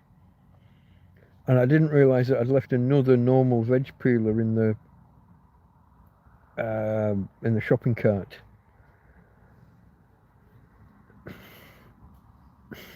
So I've ended up with an extra one of those. I can go get them. If anybody wants, I don't know, does anybody want to see what a tramp spends his money on when he's got extra money lying around? I was obviously very shrewd. I was very careful about, well, I tried to be. Obviously, I made a little mistake there and bought things unnecessarily. I bought some rings that you put in a frying pan when you want to fry eggs or do pancakes or whatever. Little molds, I guess you would call them. Just metal circles that you put in the frying pan. Might try and do my Yorkshire puddings with them. If I keep trying to do Yorkshire puddings. If you've watched any of my cookery videos of late, or uncookery videos, I do have some proper cooking streams, folks, but I've also had some that were more of just a hangout like this, just me chatting to the audience really, but in the background I was cooking away. And the one last Sunday was particularly spectacular because I fucking burn everything. You would not believe that one man could burn so much in one cookery session. Because I sat down and was just talking with you guys, and so I was roasting some Brussels sprouts, as close to roasting as I can get. I'd parboiled them and they were in a frying pan, and I thought, oh, they've not been in long yet. No, they'll be fine. They'll be fine. Oh, they weren't. I mean, it's only the outer couple of layers, but they were kind of charcoal on the outside. Still had a weird kind of sweetness. They weren't as bad as you would imagine they were. Maybe that's because they were parboiled already. I don't know. What else did I buy, folks? What else did I buy? I'm trying to do this from memory. I did buy a thermometer for cooking, a probe for meats. I have had the odd instance where I've underdone chicken or turkey or whatever, and nothing too serious, you know. But no full-on food poisoning, just cut into it and it's not quite done enough. But I figured that if you can buy a food probe, a food thermometer for like €3, it's like why not? So this is where I did spend a little bit of your money, a little bit of your donated money on, I'm not going to say tat, it's all useful stuff, but it was all €2 here, €3 there.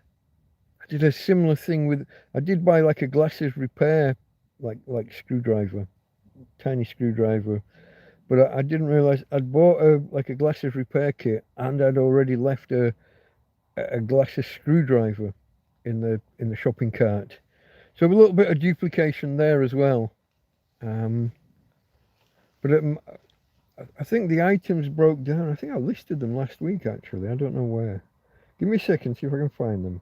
Yeah, it's probably easier than dragging the bag over and pulling everything out, because I'd have to unpack everything because I haven't unpacked it yet. But just give me 2 seconds and I'll see whether I can ramble on about. I think it was in my notes. I don't have one called Hangout Notes. Here.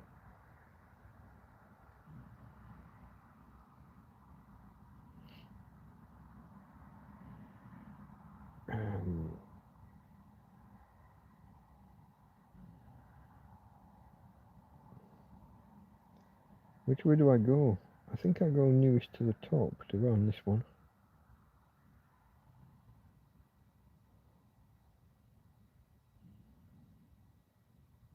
Okay, it's not there. Huh. Alright, if it's not there then I know where it is. It is in here, but 1 week back. That's totally the wrong, I'm in the wrong folder. Here. Bear with me folks, sorry, this is a bit of a fuck up, isn't it?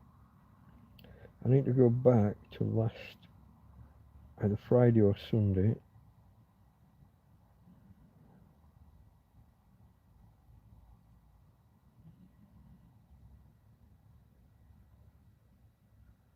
No. Hold on. Wait a minute now.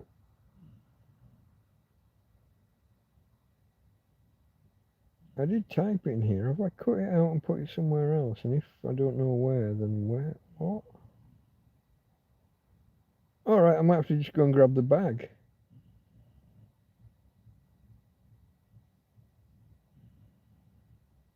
Have I gone back? Unless I've gone back too far.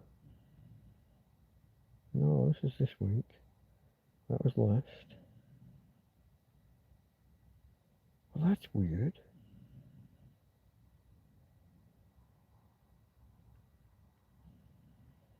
Alright, folks, bear with me. It's a teddy bear. I'm going to go and grab the actual bag. We're going to do, apparently, this could have been its own separate video. A Temu unbagging, unboxing kind of thing, like Big Clive does on his channel. But I'm gonna go and grab, and then you can see what kind of tosh when a tramp finds himself with a few extra euros, and people have been telling him to go and buy whatever he needs.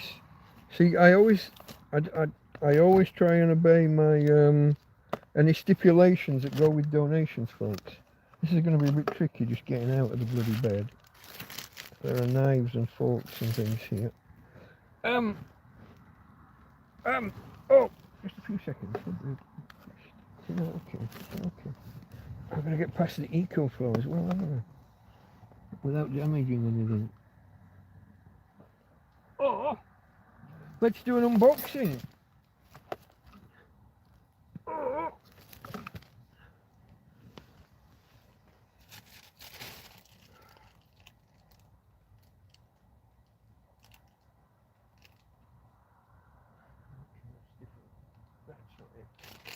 This is it. Hopefully it's all of it. No, it's not food, Tina. No, darling. It's not food. Folks, she hears a plastic bag and straight away thinks it's food. It's not food, sweetheart. No food. No. No, nothing for Tina. Well, there will be things for Tina, probably. Yeah, there's at least one thing for Tina. I think. Oh. So here's the thing, folks. I put one order together, and then I carried on browsing the site and added a load of other things to the shopping cart, maybe for next time. So I haven't even got a clear memory of what I've bought, of what's here in this particular order, because there's some stuff lined up for next time. So here's that octopus cable I was discussing some moments ago. Fairly standard.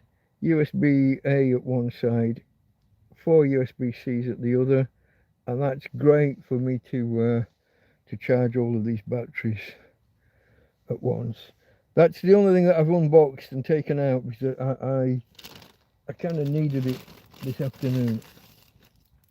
Oh, look at this. This is a little bit more lightweight and rubbish than I thought. That, it looks like a roll of tin foil. That is a rolling pin, allegedly. I think they've just taken a roll of tin foil and stuck caps on the end. That is particularly lightweight and a little bit unimpressive, if I'm honest. These are magnificent, and everything's, you know, everything's just €1 or €2 each. There's nothing. Okay, this, hey, no, it's not for you. This opens out and becomes like a mesh box with vents in. It's basically I think, what, lobster pot, fishing trap, fish trap, whatever you might call such a thing.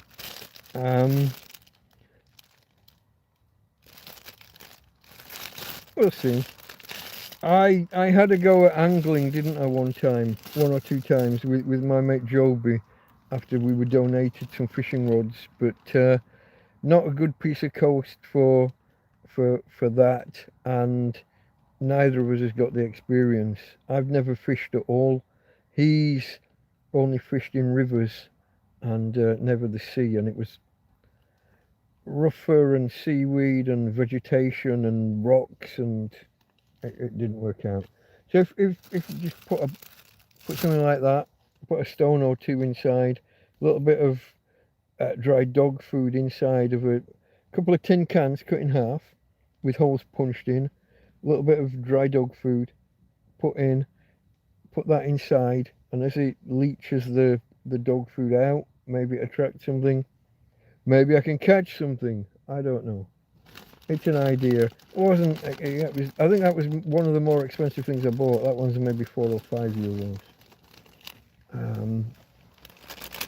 As discussed some moments ago, here's the kind of they're just metal hoops that you can put in a frying pan to contain eggs or pancakes or Yorkshire puddings. Even was a thought that I was having.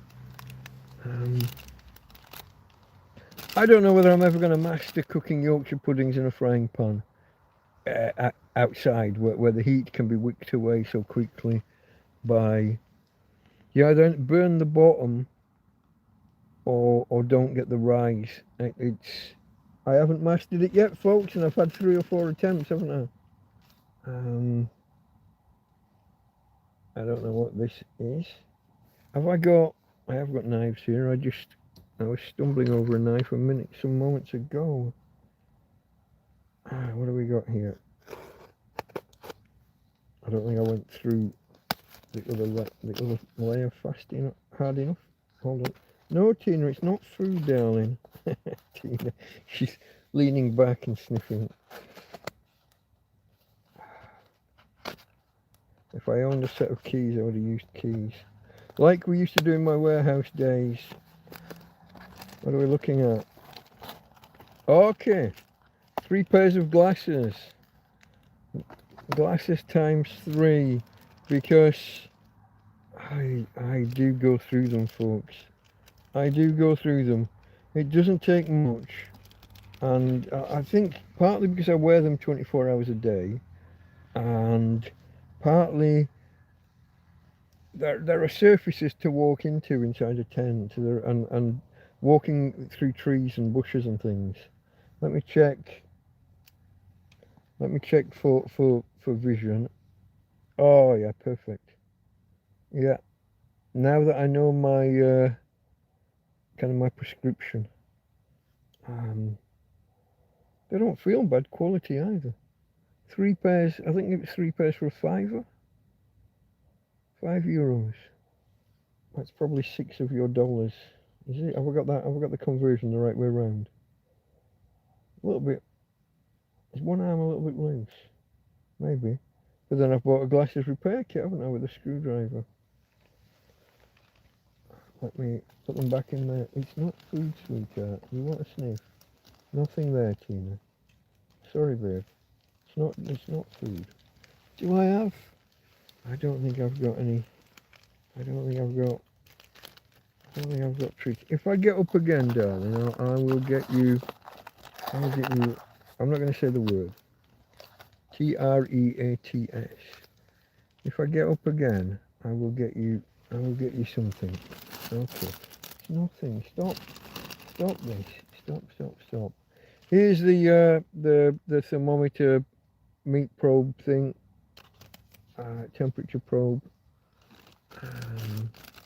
Again, everything's just €2 or €3, but 5 pairs of socks. I'm on my last decent thickness sock. I've got a bunch of thin socks.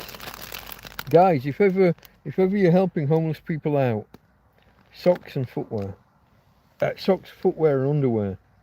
If you want to really know the details. We did a whole presentation on how to help homeless during storm. Oh, what was it? You took a word, Garetti or Garotti? Garetti. It's not a word, is it? But I remember it as the back end of cigarette and with an E stuck on the end. I'm gonna go storm Garetti. What have we got here? Oh, this was another slight fuck up. They'll be useful, but I want a double A. And somehow I've bought 4. These are the rechargeable ones that you plug into the USB. You just directly plug in the USB cable into the battery. But I managed somehow. I don't know how. I think it's because of the way that these Chinese sites do the ordering. You click on one thing, and then when you get there, there's a selection of things. And of course, they quote you the lowest. Your life.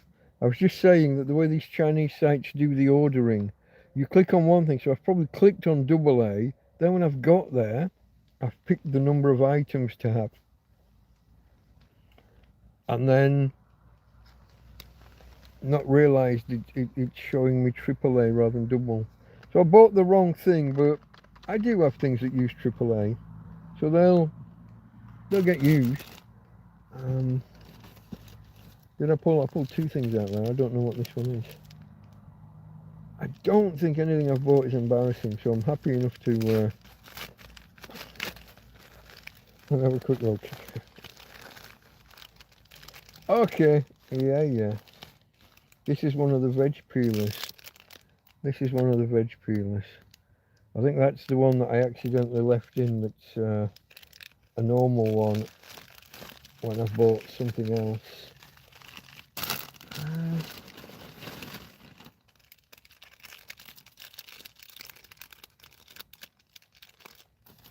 What's that? Okay. I got bits falling out all over the place. Oh, here's one I haven't mentioned. Okay. So my phone can charge wirelessly, but I don't have any kind of wireless charger in us. So now I do. That's a charging pad.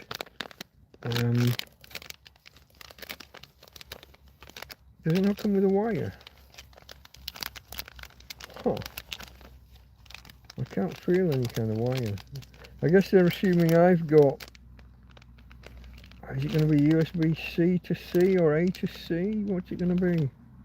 But anyway, it's a circular charging pad for resting your phone on and charging. These are the things you need when you're a tramp. See, eventually, my last phone stopped working because the charging port went wonky. But a wireless charging pad will allow me to carry on and keep going. So this is protection against my phone, against the charging port getting wonky, getting broken. I've had that happen on, I think, 3 devices now, where the charging port, something goes crunch, and then you can't get power in, your device is fucked, innit? What do you do? If the device can do wireless charging, then get yourself a charging pad. So I did. What else we got? I don't know what that is. Oh, I do. That is the wide charger. That's the wide veg peeler for cabbage and similar. It'll do with it, obviously it'll do with it. Large vegetables. I can't get into it. What do we got, folks? What do we got? That didn't work. Yeah, look at that.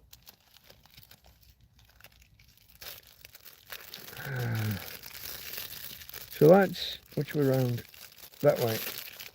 That's for so cut a cabbage in half, and then just start shredding the face of it with a wide shredder.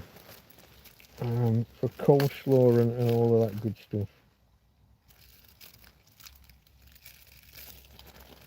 And that was, oh, you won't be able to see.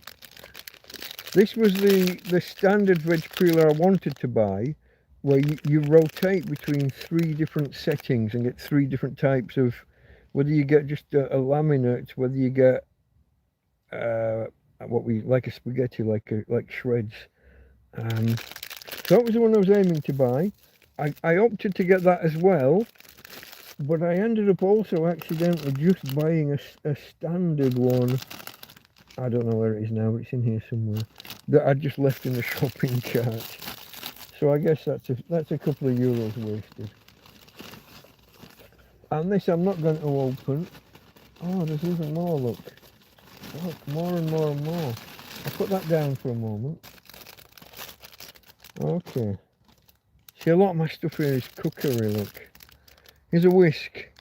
But you don't just do it, you press down and the action forces it to turn. So you just, you know the action, gentlemen. You just press down and it turns. I didn't want to buy an electric whisk. Tramp in a field, you know, it seems a bit like overkill. So manual. Okay. As a backup, this is a 12 volt to USB adapter for the cigarette lighter socket on the EcoFlow. I've lost one already, so only having one, I don't like having a single point of failure. So I got this one. It's got 6 different ports. Well, it's got 6 ports. 2 USB-C, 2 Type-C, and a bunch of 3.1s and one labelled Super, but they're power, what's it called? Is it PQ, the initials? PQ. Anyway, they're different variations of USB-A and 2 USB-C. So it's a backup in case I lose the one that I have. It's actually in my trouser pocket at the minute because one of these cables was using it, but I'm not using it tonight, so I didn't want to risk losing another one. What can you do? You're a tramp in a field and you're putting a temp. Just get in the order, folks. My address. the man in the tent, and this I have to do this in Spanish, but the man in the tent in the field opposite Repsol, and then this little track, where am I? This little track here, Cala de la Torre, and then the big road at the top where Repsol is Avenida Alfred Nobel. But I had to, and the guy still couldn't find me, even though he was parked at Repsol. The guy in the tent opposite Repsol.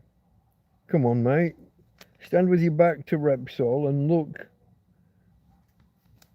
He phoned me, and my Spanish was good enough to direct him in, and then I met him halfway up the road. What else is here? What else is here? I think I showed you one of these already. Here's the other octopus cable, USB-A to USB-C. This is it, folks. It's part tech. Oh, and these. Okay.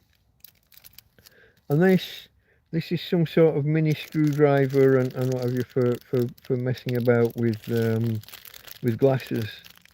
I presume something unscrews here, and it's in 2 or 3 parts. There's a couple of them in there, and when you undo the segments, there'll be the tiny little screwdriver for tightening glasses and what have you. Anything else? I think that's us done, folks.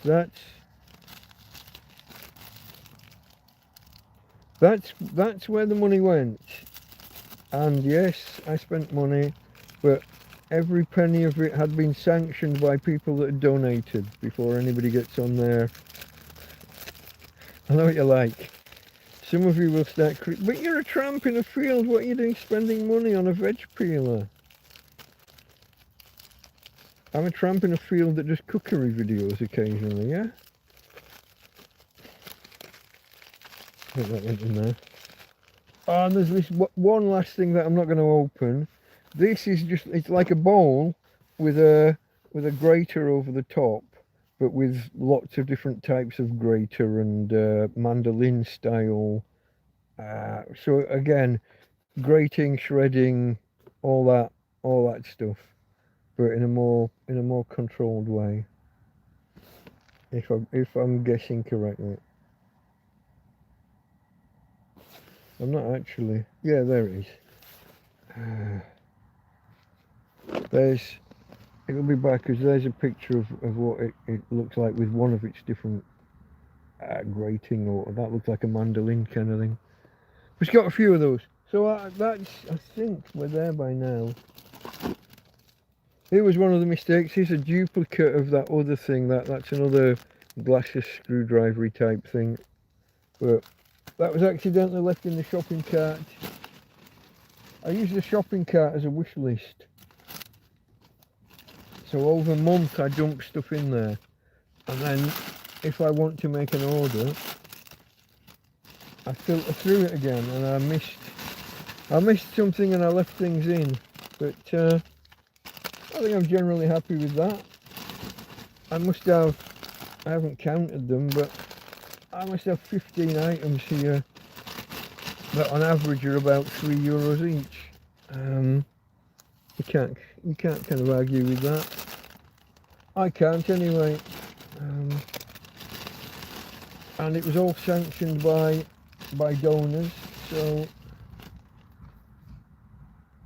nobody can complain. Because I know that someone will try. A little bit disappointed in the rolling pin, I've got to be honest. It's hollow. It's like it's made out of cardboard and coated in tin foil. That's not... I mean, it'll probably do the job. But a little bit disappointed with that. I've picked everything up that was here. Everything except for the one octopus cable that's out of the box. So that's that, folks.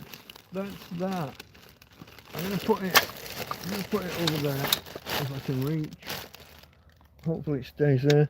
So that's, if anybody wanted to know, if someone said to a tramp, here's €50, go buy something on Temu, that's what this tramp buys. Now there are some other things that I could have got. There was a hat, scarf, gloves and socks set that I think I've added to the cart for the next time if I'm ever in a position to be making a Temu shop again. With that in mind, folks, I'm fairly confident that I haven't got a pinned comment, a pinned message in chat. If anyone did want to make a donation, there's a PayPal link in the description, about halfway down the description of this video, and all my videos for future reference. But I would imagine that after having gone out and splurged on stuff over the post-Christmas period, I would imagine you're not too interested in donating to a tramp, so I can wait for another time. Maybe when I'm a bit more hard up. I'm just trying to plug my phone in, but we're getting pulled off to the side. Just give us a second. What? Oh, and now we're falling the other way. Okay. I may have been the problem. I may have been laying on the wire. So yeah. Okay, has my chat frozen? Or are you guys just gone all very quiet? I think you guys have gone very, very quiet. If I do top chat and live chat, the numbers are down a bit as well, aren't they? We are just over 2 hours, folks.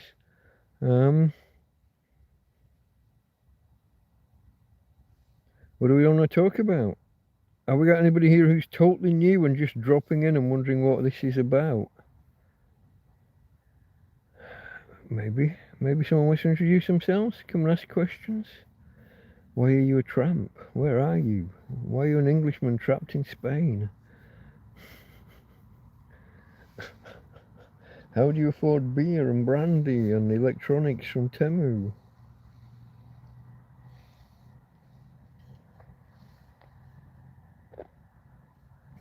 Cheers to those of you that are here. Could do with some conversation pieces though. We were talking earlier about memories of the 70s and 80s and I guess onwards. If anybody wants to pick up and run with those conversations.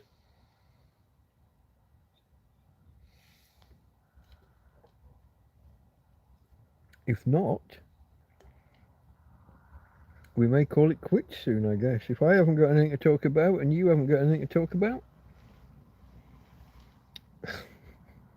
I'll give it 5 minutes. Maybe, I think we're on 2 hours. We're coming up for 2 hours, 8 minutes. I'll give it till 2 hours 15 and I'll try and keep the conversation going. But I don't know how or why. What am I going to talk about? I'll probably go back and revisit some of the earlier topics. First though, I need to swap this empty one for a full one. And we do that by taking from the back of the tripod. The tripod is 3 beer cans. 3 full ones, just in case we happen to go long. But that doesn't look like that's going to happen. There we go. The light is back where it should be. Let me just check on my EcoFlow, folks. Let me check on my EcoFlow. See how I'm doing for power. Can't find the button. Down to 75%, surprisingly. I'm not sure why. I guess as the shadow crossed the solar panel for the last time, I have to move it around 2 or 3 times in the afternoon. The shadow from the tent falls over it somewhere between 2 and 3 o'clock. So I move it around, and then later on when the shadow moves further around, I'll daisy chain. From my camping fridge freezer, I'll move the EcoFlow outside, and then I'll move the solar panel further out.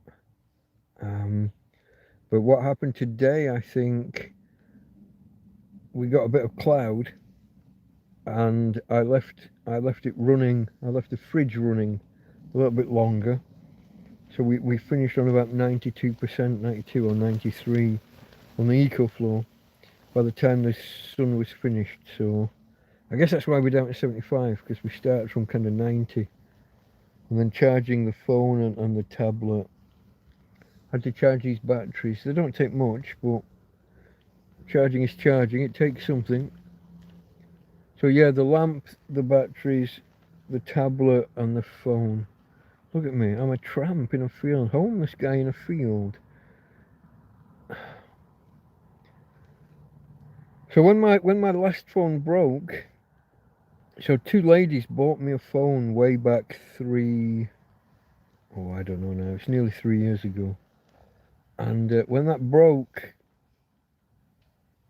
I'm going to guess about 9 months ago, my friend Karen had, get this, she had a Samsung phone just laying around not being used. And then a little later, so that I didn't have this single point of failure. If you've only got one mobile device, if it breaks, you're gone. And so she had, as if by chance, an unused Samsung tablet lying around, which she brought out to me on a subsequent visit. And thank you, Karen. All the things my friend Karen does for me, you wouldn't believe, folks. Yeah, no. If you're a regular here, you'll have heard the name Karen often enough.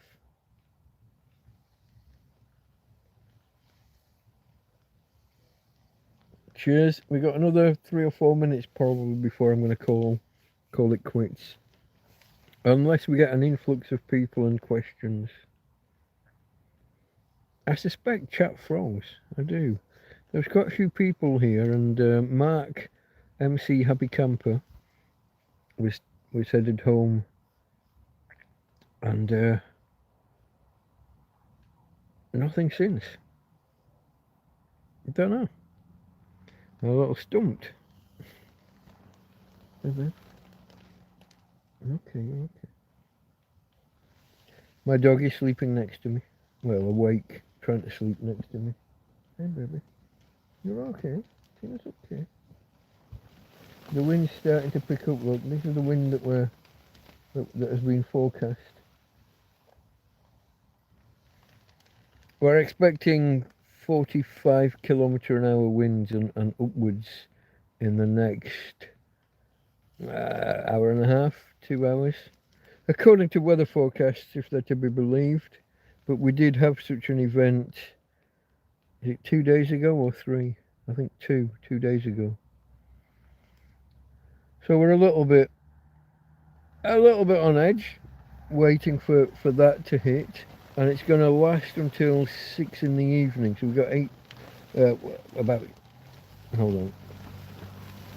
6 hours. Or if it starts now, 16 hours. Or if it starts now, maybe 18 hours.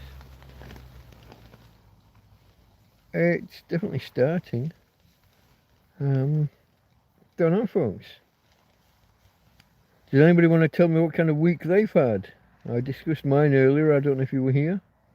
You've all gone very quiet. When was it? Was it a week ago that I did 7 hours and it was effortless? There was no pauses. There was people and questions, and every now and again it's more like pulling teeth.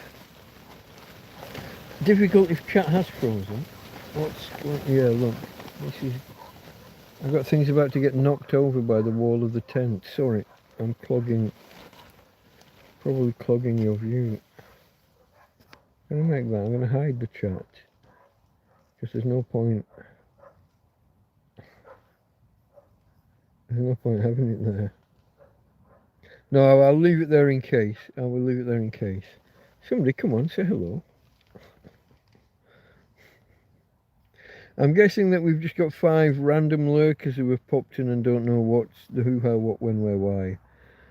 I will give my kind of channel introduction then, if that is the case.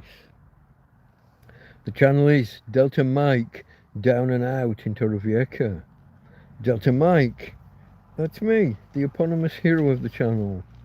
Although my mate Tina over here, my doggy darling, would probably argue that she's the hero of the channel, really. And I think many people, many of my, what is it, almost 1,700 followers would, followers, subscribers, whatever word you want to use. I think a lot of that group would agree that it's all about the Tina. But that's me, Delta Mike, down and out in Torrevieja, or down and out, homeless, a tramp, a hobo, a vagrant, an indigent person, a person of no fixed abode. Some might say a bum. Hello, Kev. Gosh. Soggy and rain-sodden Ireland. Hello, mate. Good to see you here and glad that someone's actually engaged with chat. I was just summarising, where was I? I'd done Delta Mike. I was in the middle of down and out. So, let's do that again. Homeless, a tramp, a hobo, an indigent person, a person of no fixed abode. Some might say a bum. Someone who lives rough, on the streets, or perhaps like me, in a field. Fortunately, nowadays I'm in a tent in a field, but that wasn't always the case. So that's the Delta Mike and the down and out in Torrevieja. Torrevieja is a city on the southeast coast of Spain, on the Costa Blanca south. About an hour south of Alicante, an hour north of Murcia city, somewhere around there. Halfway between the two, more or less. And the story, I guess, of the pottered history of why I'm down and out in Torrevieja. My bank in the UK says that I'm not me. And so in order to protect my money, they're not letting me have it because I'm not me. And the only way to prove my ID that they will accept is that I have to walk into my branch in the UK.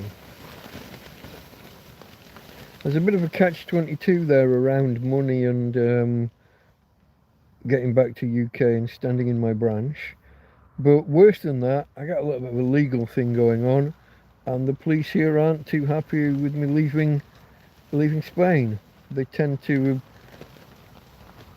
arrest me at the airport. Now it's nothing serious. Don't go panicking. But all it is they keep setting a court date for this really minor thing, and not telling me when the court date is, and then coming and arresting me for not attending the court date. I spend 24 hours in the cells, and then they let me go the next day and tell me to wait for the new court date. Don't get any extra punishment or anything for missing this court date. They just don't give me the court date. They don't know where to find me to deliver the court date, but they know where to come and get me 2 months later for not attending. What can you do? So I can't leave the country because chances are whenever I turn up at the airport there'll happen to be a warrant for me for missing. So trapped in Spain, and my British bank won't let me have my thousands of pounds that are in the bank. And what do you do, folks? You ask all the obvious questions of your bank. Can I go to a solicitor and get him to swear that I'm me? Notary public. Can I get a policeman to swear that I'm me? What about a judge? What about the court? No. It's Kafkaesque indeed, Kevin. It is. Yeah, it is. What can you do? So hence the trapped by circumstance kind of tagline that I drop in every now and again. So yeah, how are things with you then Kev? What's been happening? Okay, apart from the soggy and rain-sodden Ireland, have you had major storms? Have you had snow recently? You missed the big Ireland missed the one that came in through Cornwall and Devon and was 100-mile-an-hour winds. You missed that, I believe.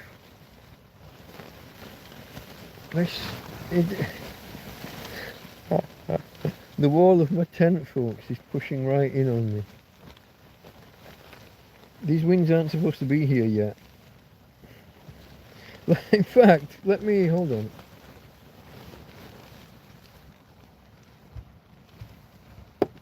Let me refer to my two most usual,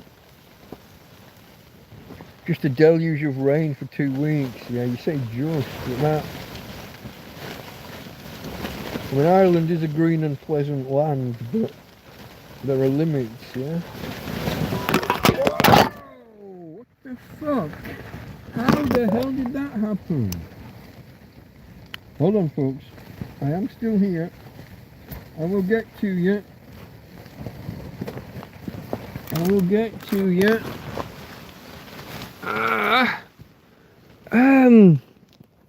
Okay. So that's like domino toppling. Let me turn this back up to full brightness. Okay, I got to watch for that. How am I going to get around that? I guess I got to move some stuff. Okay. So let me tell you what happened there. I don't know what to do with that. So the wall of the tent that's pushing in on my head pushed in on some other things, and they pushed and pushed and pushed, and then this, one of the cans that's currently forming the tripod under the light fell, and so did the light, and it took the tent up, it took the phone with it. So that's good fun. So I've got to watch for that kind of shenanigans.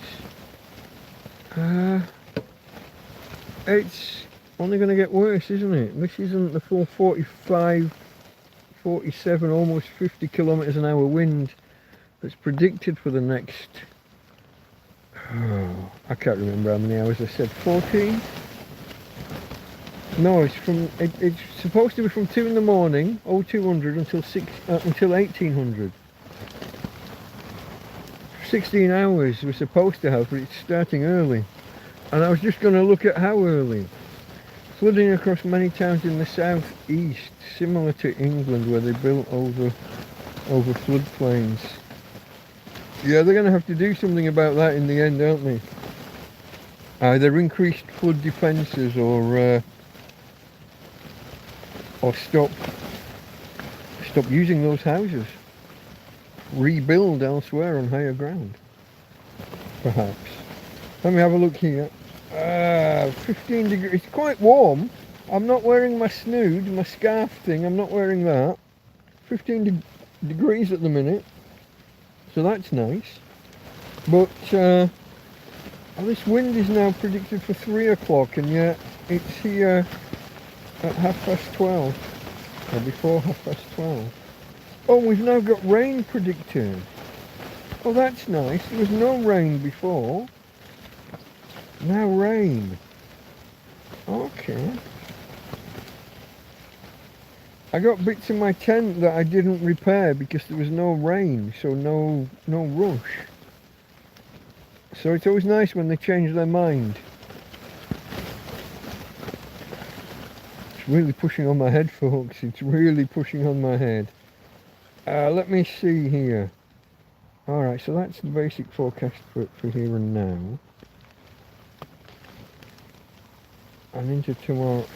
All it says all day is wind. The pictograph doesn't... So it's going to be windy, but is it going to be sunny and windy or cloudy and windy? It doesn't say. So I switched to the other weather forecast that I use, which is just to type Torrevieja weather into Google. Severe wind warning. Yeah, we know. Wind currently supposed to be 26 kilometers. But it's not. That's stronger. Oh, the maximum for the day has fallen. That's good. It's going to top off at 40. No, okay, 42 at 3 o'clock in the morning. So in a couple of hours. After that, it's basically going to be 40 until what, 4 p.m. And then it kind of drops down to 35 and then below 30, back to normal. Back to normal by 6 p.m. Allegedly. But basically, it's going to be worse than this, worse than it currently is, for most of the day. Look at this, she's pushing into me. She doesn't like it when it's windy. Hey, Tina girl. She's sat up now. Maybe I'll be able to, those of you that haven't met Tina, I'll be able to introduce you. Show off my girl in a moment. But yeah, okay, so no precipitation it says on this other weather forecast. And it's going to be sunny all day. Sunny but windy. No rain. Sun, lots of wind. Yeah. But considering my tent has just taken damage in the last few days, and that the tarpaulin that's been on the tent for the last 7 months or so, 8 months, is now gone. I mean, well, it's present, but it's ripped to shreds everywhere. I have just lost mine. No, Tina, it's empty. That's not for you. I'm trying to get back. I've just dropped my bottle of soapy water. I'll have to retrieve it later. Okay, folks. I hear next week major rain in Madrid in southern Spain. I haven't heard it. No. You didn't need to do that, mate. Thank you. Thank you. Appreciated. Don't think you caught any of my unboxing, did you? I have just put in. I just received an order from Temu, and I've just gone through all the things that I. Whoa! Yeah, I just got the notification, mate. Thank you. How am I going to handle this?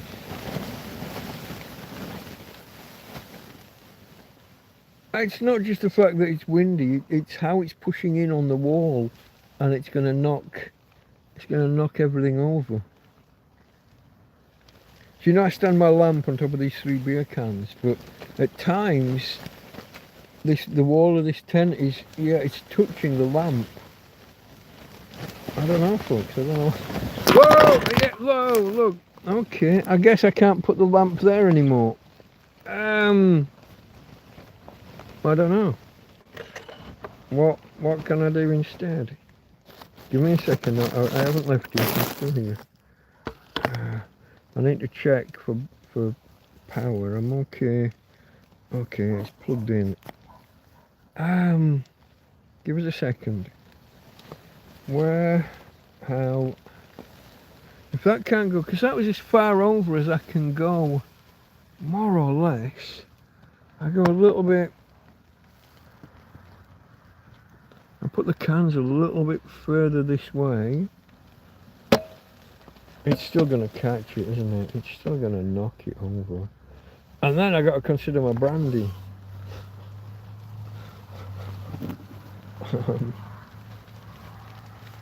Okay, there's a good, 2 inches separation at the minute between the wall of the tent and the lamp. But it's pushing right in with force.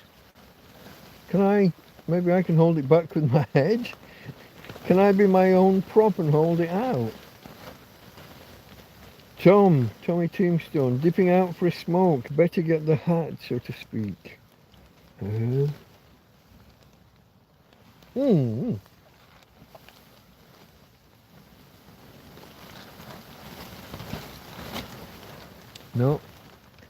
Miyagi caught one earlier, but I missed that one. A fly coming right at me. I don't know whether you saw it. I don't know what to do here, folks, with the... Can I slide? Okay, here's a... So you're on a chopping board that's on top of a box. And if I move it too far, it'll tip over. But I get a bit of extra separate. Although the chopping board was probably what was holding the tent wall back. Without that, it's probably going to come in even further. The trials and tribulations of a fucking tramp. Just trying to keep a tent wall off his head and from knocking everything over. Still raging up in Gandia. I don't know where that is, but that's you, Valencia way somewhere, yeah? Oh! So yeah, that was Kevin. Thank you for that donation, my friend. I greatly appreciate it. Major rain in Spain. I don't know, I've got... What have I got listed for this next week?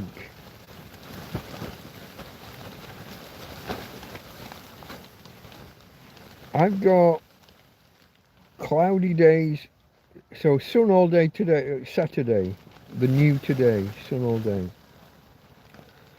On Sunday, it says very little in the way of sun and mainly cloudy, a little bit of rain. Monday again, mainly cloudy. A little bit of sun, but also a little bit of rain. Tuesday's a sunny one. Wednesday's a rainy one.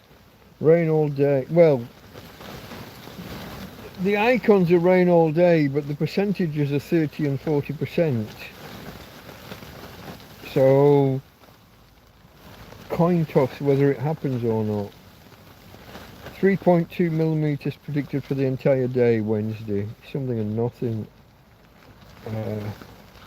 Thursday, no rain. Sun and cloud.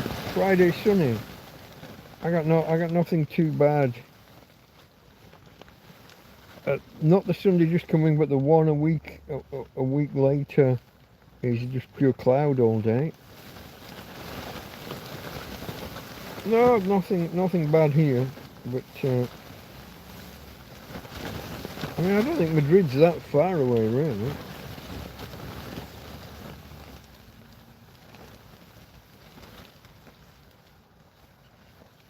It's weather, isn't it? It can be quite localised, it can be quite different. What have I got back here? I do need to clear out around my bed. There is a lot of stuff just gets put back there. Dog treats, Tupperware containers, empty carrier bags for some reason, empty chocolate. I've got a tub of plastic chocolate tins, you know what I mean, plastic tins. I know that's a contradiction, you know what I mean, a chocolate container round. It's empty, but you can always find a use for a good plastic tub, so you keep them. Same with the Tupperware, and I haven't got much storage space elsewhere, so stuff ends up just getting put down and around, and then months later you find things. It can be quite marvellous.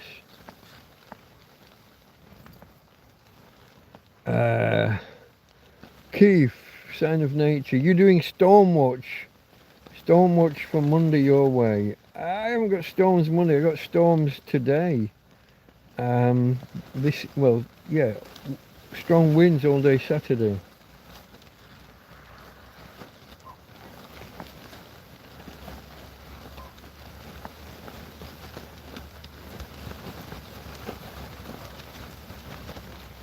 You'd bag up stuff. You want me to like grab my getaway bag, which is actually a getaway bin.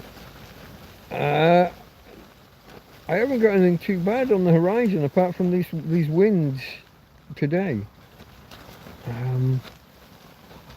But if this tent gets wrecked, I've got the next one here already. I've got an emergency one on standby. I'm good. I'm golden. Strong winds if it rips the tent in half, but as long as it doesn't rain, I'm okay, aren't I? Now, I have just seen rain for tonight as well, but that's... It's kind of getting exciting, folks, yeah? I don't know whether you like seeing those lights swing around like that or not. I can get them off the screen if you prefer not to. Well, mainly off the screen, if it's an issue. I think this is a good move, moving everything this way. There's now a good couple of inches, maybe 3 inches between the wall of the tent and the light. So it's not gonna be hammering that, knocking that over anymore. A little concerned about the way that the wall of the tent is on my chest of drawers.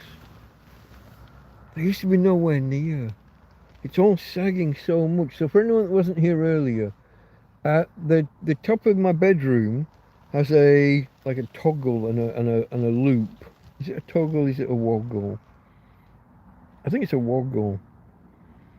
You know, like on a duffel coat, kind of double-sided horn-shaped thing that you can push through a loop.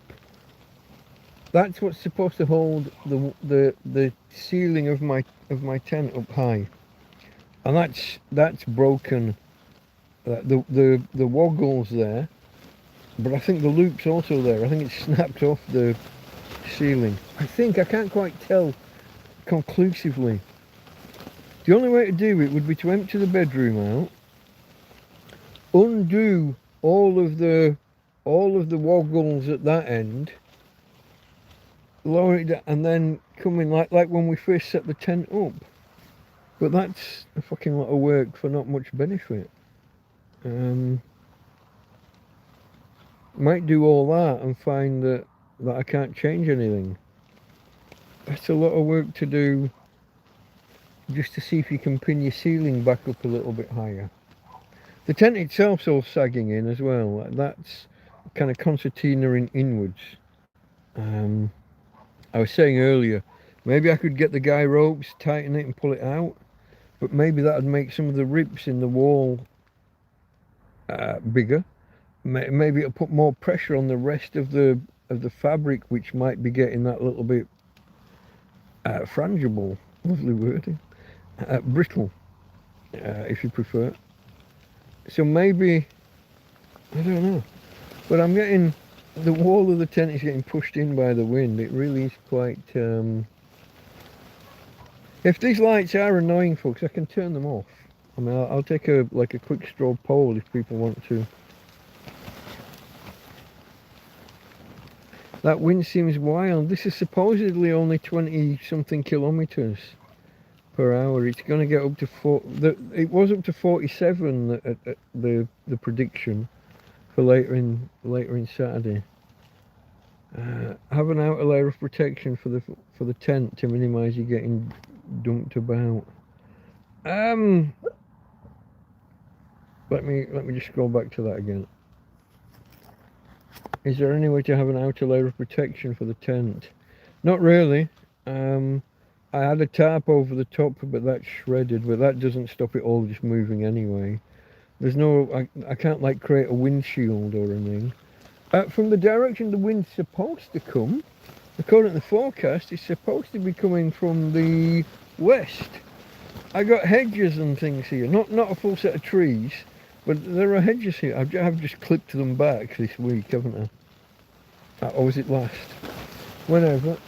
But it's supposed to be blowing in from this, from the other side.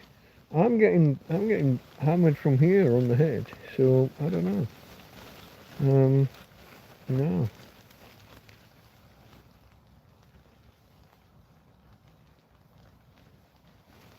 Have you taken any damage at the site? A little bit to the tent, yeah. We've got a rip from the ground upwards going about 18 inches, call it 50 centimetres. The tent, in the winds the other day, it was blowing over so much, I think that the TV, I think the wall of the tent pushed against the television. So that's where the split is. It might have just been a weakness there. We've had a rip higher up in that spot in the past that had no obvious cause.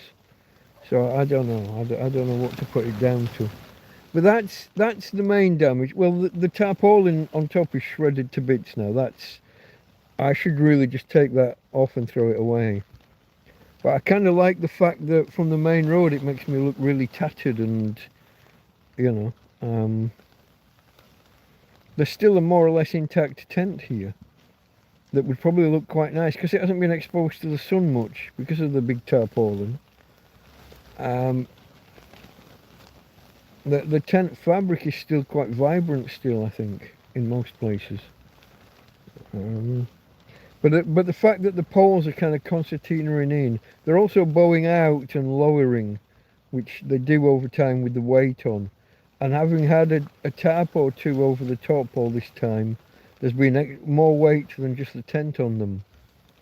But we're all right. We're golden, really. I think.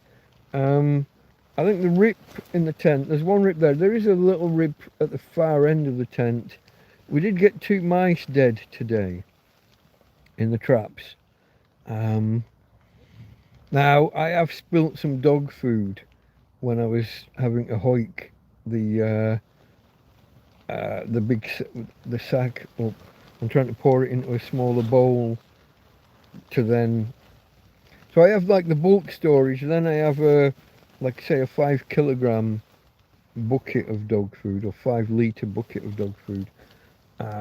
And doing the replen from the bulk store to the bin. Sometimes it misses and it. So there is stuff laying around on the floor a bit in places. Difficult to get to after it's fallen and rolled under things and around things. I also had an incident with some lentils a couple of weeks back where I think I stood on the bag by accident and split it, and then went to pick it up without realising it was split, and I know he's going to sit there picking up 10 million lentils from off the fucking floor. So I don't know, but I've got 4 mouse traps out. One I just triggered when a can fell on it earlier. But I got 2 over there that are set and then that are baited, and they got. Well, I heard one go earlier, and when I went and I looked, I didn't know which one had gone, and they both had a mouse in. The one that had just gone, he didn't die. So I left him a little while to see if he'd die. He still didn't die. So I took the dead one and the still alive one out and just threw them in the field. If he survives it, fair play to him. Just don't come back here, you little bastard. But I doubt he's going to have. It is the first misfire. It's the first time that these traps didn't just kill outright.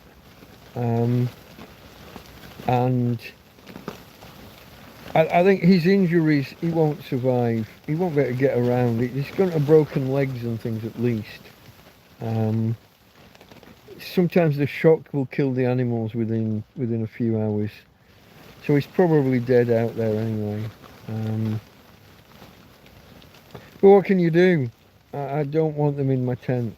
If you were here last year when we went through this, and the years prior, when we had fucking rats inside my habitat. Don't want it, not putting up with it. And my friends who bought me the traps from Temu last year, Adam and Mel, thank you. If you're still out there, folks, if you're still out there. I know you went back to the UK, but maybe you pop by the odd live stream every now and again, or the odd video.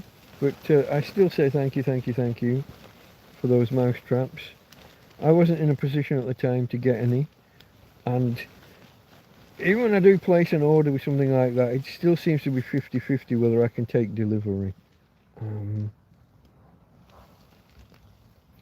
The guy who was trying to deliver the other day told me that there was no such place as Cala de la Thora, a cove of the.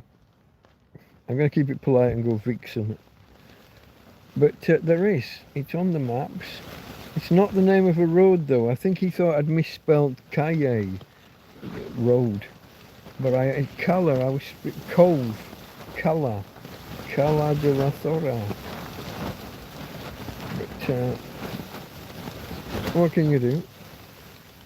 It is only a dirt track. It's not a proper real road, so there's that. But when you've said the man in the tent opposite Repsol, opposite the gas station, the petrol station, find the petrol station, put your back to it and look.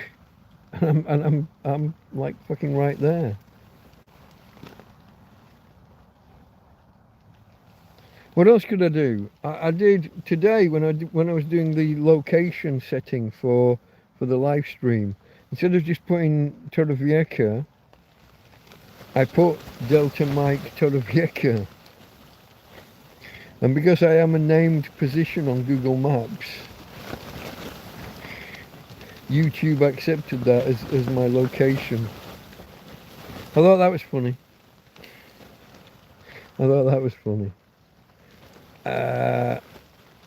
Okay, is your field prone to flash flooding? It used to be, well, flash flooding maybe not. It's more gradual, but it is prone to flooding, or it was. And then they did a flood protection thing, and now they've neglected it. See, here's another thing. One of the things I thought I'd added to my order was like a trenching tool. Basically a small shovel, small spade.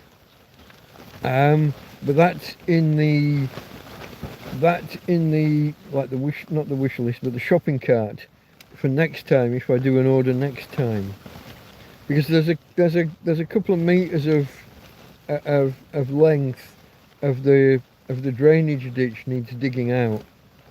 So I figured I'd go and do that, but that's not in this order, that's in the next one. If I ever place it, it's just in the cart at the minute, sitting waiting.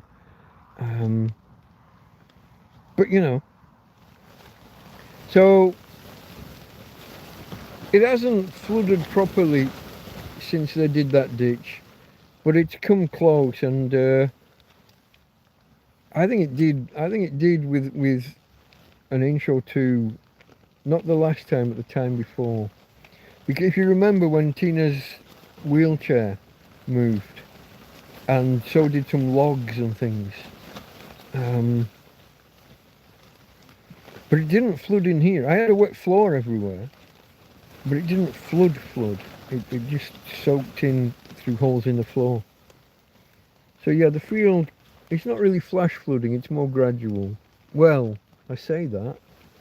One of the times it flooded, before the flood defences, one of the times was a flash flood. I was hit in the back by a metre of water.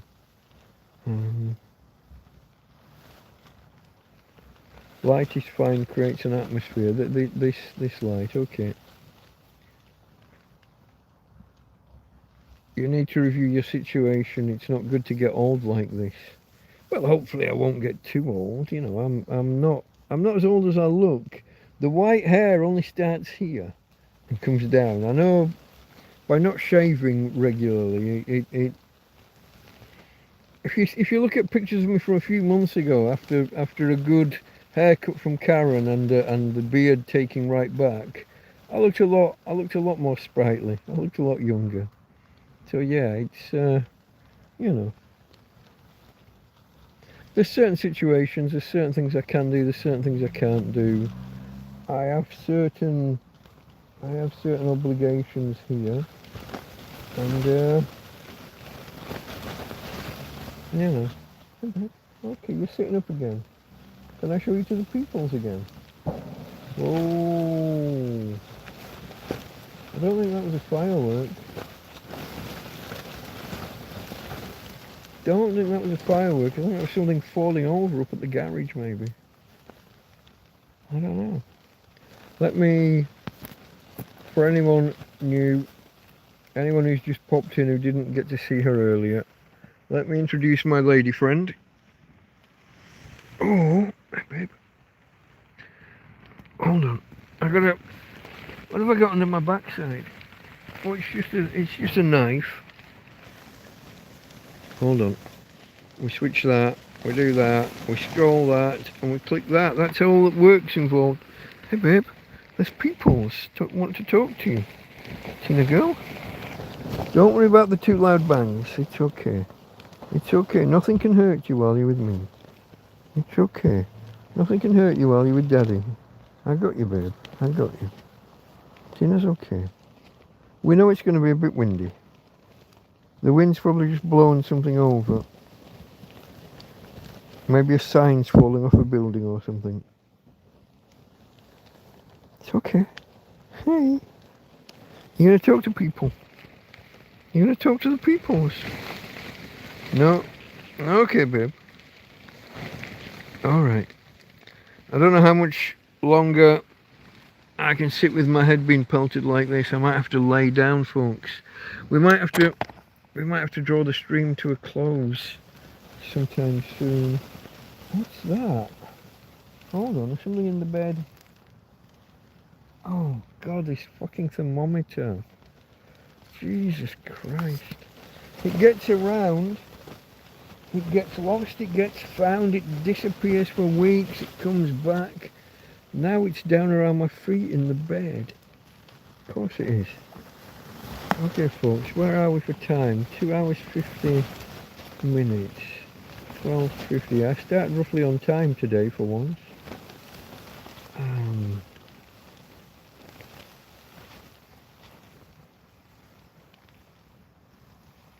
Hold on, I was just scrolling some... okay, I know what all those are. Okay, back to chat. Let me scroll some chat.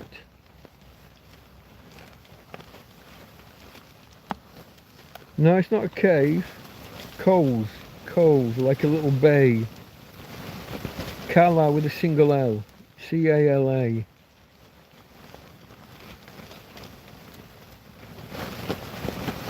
Lentils are nice and economical, but a pain, yeah, when they get everywhere, if you spill them, yeah, no, they're...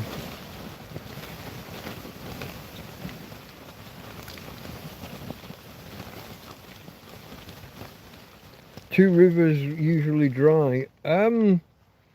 Didn't they, well, if you're still in Valencia, didn't they build in one of the dry riverbeds and a lot of people drowned when we had a gota fria or a dana last year? Big storm, lot of water, and the ex-riverbeds suddenly became real riverbeds, and all the houses that had been built in the riverbed, I'm laughing, I shouldn't laugh, people died in the Valencia area.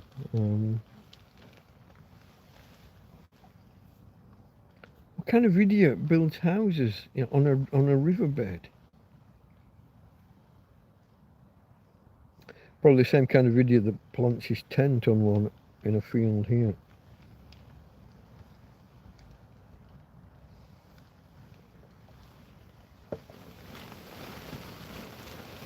Not really a riverbed, but it's a storm. It's not a storm drain, but it becomes one. Let's call it a rivulet.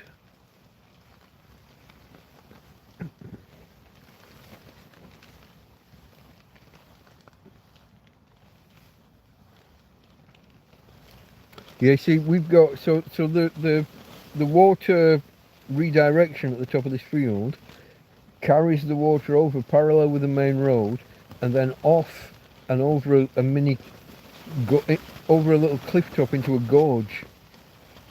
And there's a cave down there, and there have been people in the past that I've seen trying to set up camp down there. And while it's dry, it's lovely, it's secure, no one sees you, you're hidden away. But as soon as it rains, you're in a storm drain. You're in a gorge that fills with water. So yeah, if you haven't already, folks, you might consider hitting that thumbs up. We got up to 14 or 15 quite fast earlier, but it's slowed down a bit now. I guess some of you that are here now were here earlier and you've already hit the button, but just in case, just a little reminder. Talking about your bones, etc. now, I'm strong as an ox. I've never had a broken bone. And that's, well, never knowingly had a broken bone. So as a guy who used to run a little bit and box a little bit, I have had pains in areas that I thought might have been broken. Feet, I used to get sharp pains in bones in the top of the foot.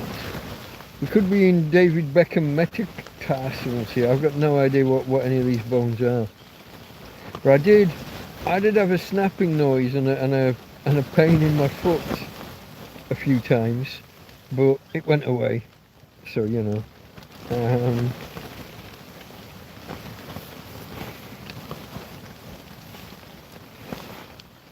I'm on these almost isotonic drinks. I'm told that if it wasn't for the alcohol, beer is almost perfectly isotonic. It's just the alcohol that's a little bit of a problem, isn't it? What was that? It's a little fly dancing about. I am on brandy as well, actually, aren't I? That's a tall glass that's more likely to get knocked over.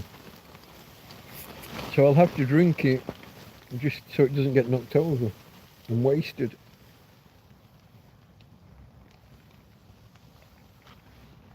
A little bit of two-fisted drinking, folks.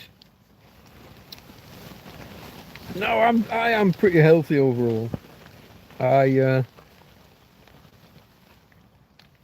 went through a weight loss program a couple of years ago.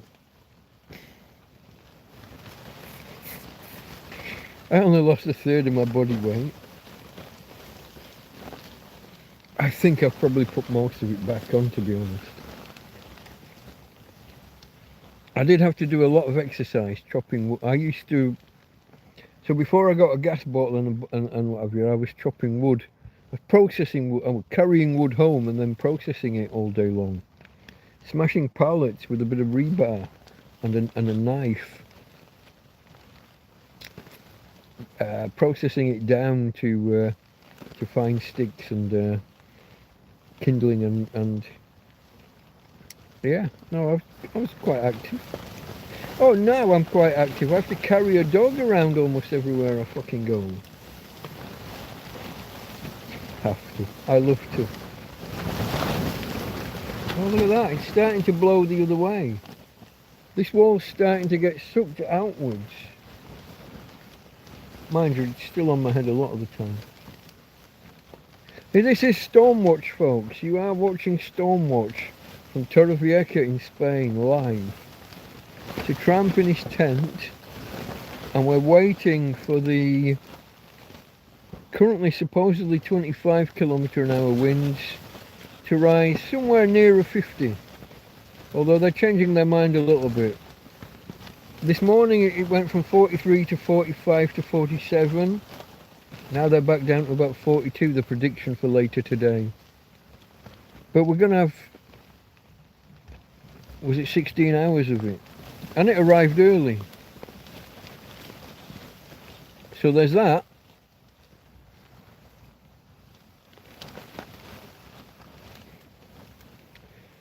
I know you're concerned for my health, Marie, and I thank you for your concern, but I think I'm alright for now. Like I said, ignore the white. I'm still fairly young. What am I? 57 at the minute. Is that right? I think that's right. I have to do the maths. 68 to 126, but we're early in 126. I only just had my birthday. So yeah, 1968 to 2026, 2025, 27. Yeah, 27. Fuck. I wish 27. 57. I'm even through that age where everyone tops themselves, aren't I? 47 to 54 or something are the danger years for when single men tend to end up topping themselves. I had my moments. Nothing too serious, but fleeting thoughts when things went wrong. And let's face it, everything's gone fucking wrong. You don't get to be a tramp in a fucking tent in a field in Spain without things going wrong.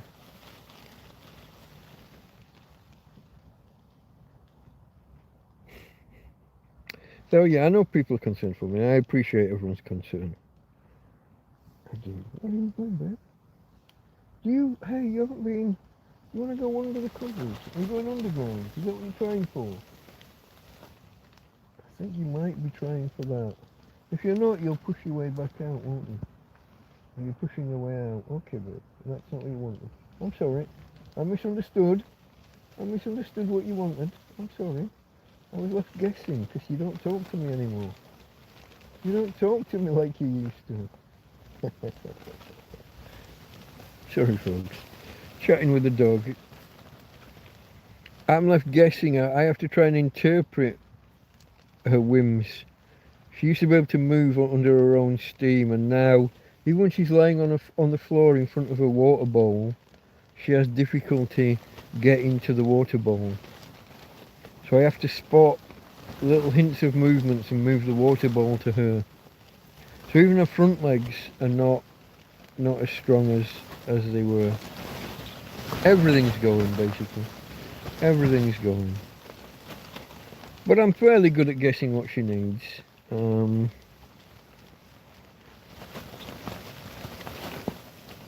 on.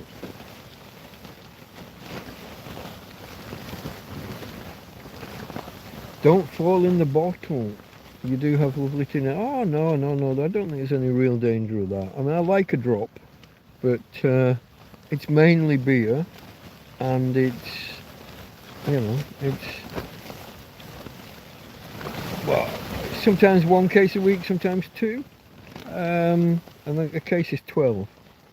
And that's when I've got the money or whatever, which, oh, to be honest, is most of the time now, but that's a separate issue. What's that? What's going on here? Hold on. Everything's falling over behind me. I'm about to lose. What? I don't know what. Shit's gone bad.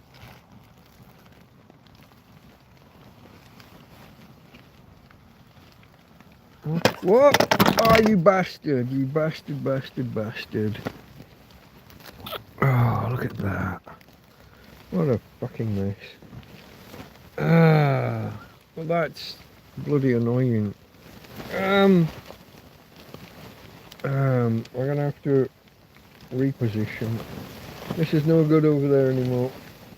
I'll turn it. That's a little stark, isn't it? Not dark, stark. Hold on, that went down too many. Oh no, that's too much. That's too bright. That's, I don't know, you vote. That's too dark. That one? I think I can do that one. That's the brightest. Well, that went bad, didn't it? Was that the empty can falling over again? I think that might have been a full one. What have we got here? I don't know, folks. Things have gone shit. Is there not a full can here? Oh, okay. There is what? Alright, okay. There is a second full can. It had fallen over rather than fall off. Fold? Fallen. Fell. Fallen. Depends which way you want to conjugate, what tense you want to use. Felled a tree. He felled a tree. That is a real conjugation, isn't it? But that's different. So what happened there? I'm not sure. One of my cans. There's a chip in the chopping board that you're resting on, and one of the cans fell off. Took the lamp with it, and knocked another thing over. It's all a bit complicated. But the real crime was it did knock the brandy over. But because of the shape of the glass, most of it stayed in the glass.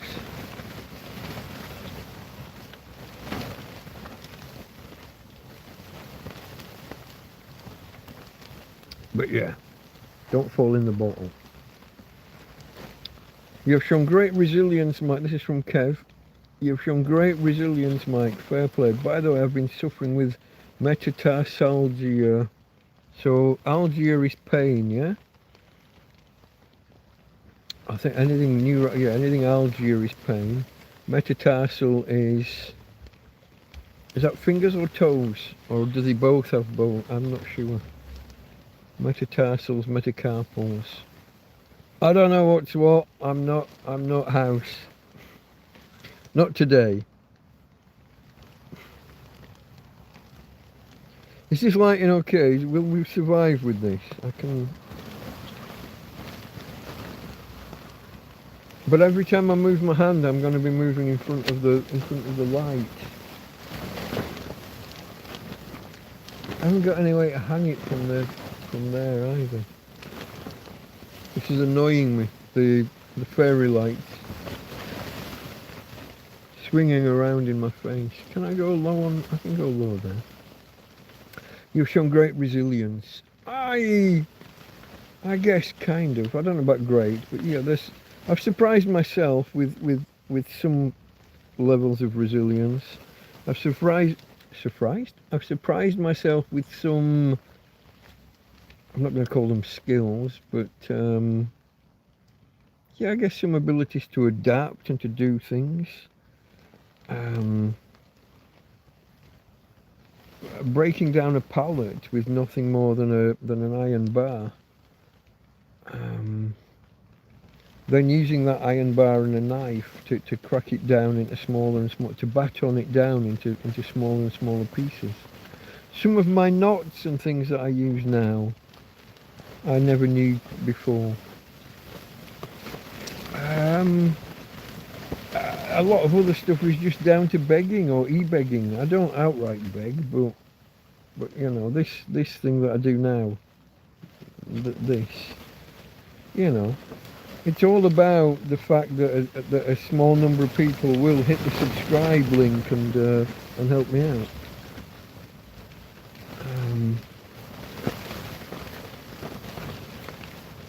Positioning myself where I did in this field to make myself available to be helped.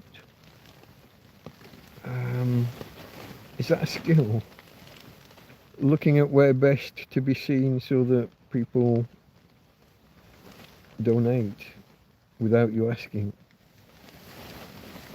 I guess it's a social engineering skill, isn't it?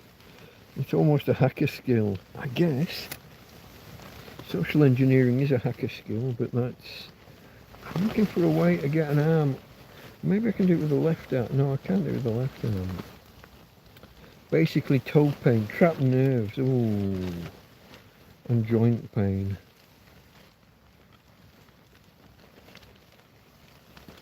Okay, Morton was the first, hold on, was a surgeon in the US Civil War, was the first to use ether as a painkiller for the wounded. That's a big step. Anesthesia.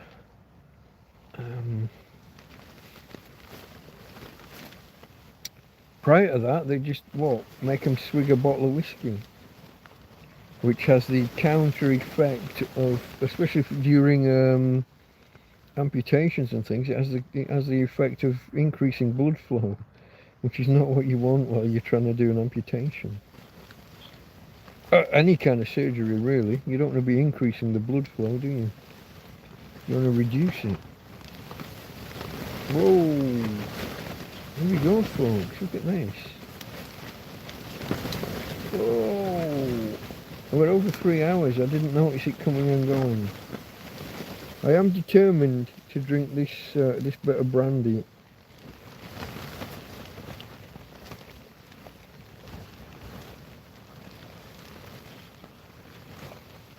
Even though I am a sipper rather than a gulper when it comes to spirits.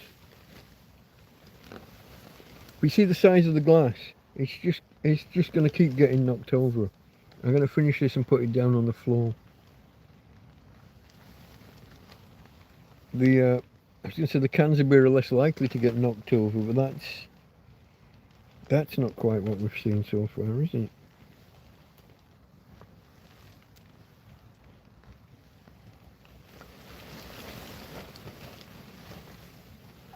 I'll keep the can. I can't keep sipping it. I'll keep the can as far to the right as I can, away from the wall of the tent. You got to understand, your lefts and rights are going to be reversed. You're watching a mirror image. Certainly, when you watch this normal camera, front camera, I think I'd call it. So hold on, let's go back to your toe pain. Trapped nerves. I don't think I've ever had one. I'm not sure. I don't think so. I had a bad back, well, twice, but once while in the tent. I had a really bad back once, but that was, I don't know. Possibly a trapped nerve thing, I don't know. I walked, well, I didn't really walk, but I took one step backwards while drying myself in the bathroom after a shower, and I caught the door handle right in the middle of my back. And yeah, that's almost the only time I've had back pain. The only other one was, I did one in the tent here once, trying to step around Tina. So I got my left leg planted. Tina was where my right leg wanted to be. And I put my right leg around her and planted it on the ground. And something about the way I did it and twisted, and it just went, oh fuck. But I managed to carry on with life. Took a few more painkillers than normal. There is no normal. I take 2 painkillers a year. That's my normal. 2 painkillers a year. I took maybe over the course of a month, two boxes of paracetamol, 2 of those sheets that have got about 8 tablets on, yeah? Have they got about 8? The plastic pop pill thing, metallic and plastic. 2, maybe 3 of those sheets are 1.5 boxes over the course of maybe a month, and it went away. I don't, as a general rule, I don't do medicine, I don't do doctors, I don't do hospitals, I don't do painkillers.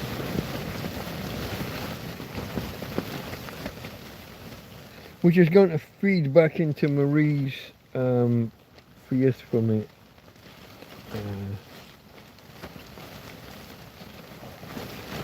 Rum or whiskey. I don't, never, I was about to say I've never done rum. I did do it once as an experiment. I bought a bottle of it one Christmas.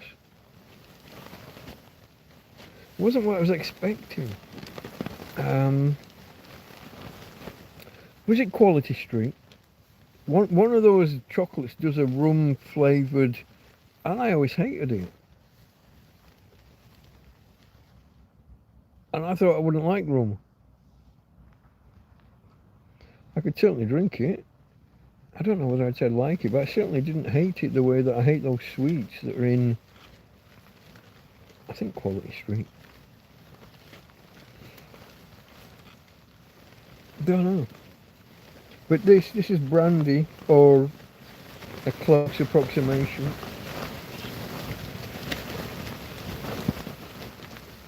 It's getting a bit windy, isn't it, folks? I don't know.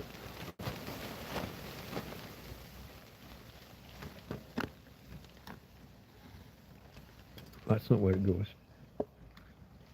Do I have a favourite spirit? I guess it always was. See, saying favourite like it's a common occurrence. The 1 or 2 bottles a year that I would have in the past typically would have been brandy, certainly while I was married.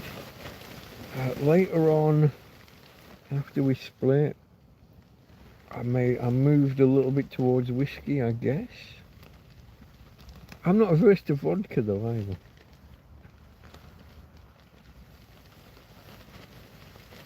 Karen has kept me supplied with vodka over the months, I guess, hasn't she?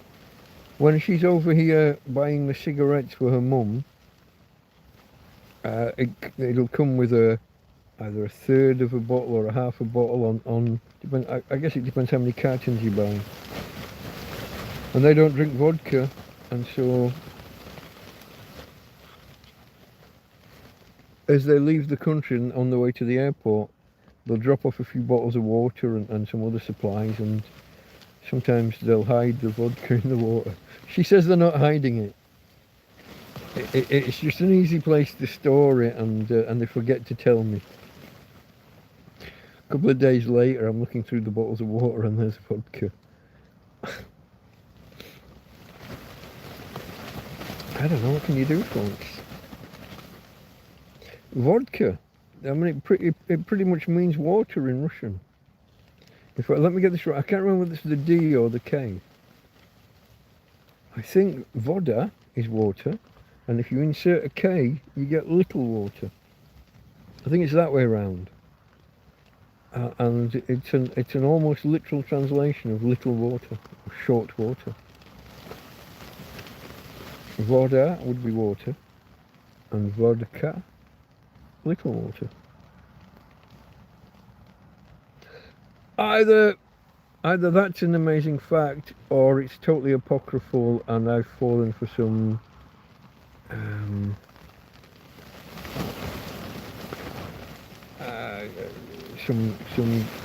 random false fact.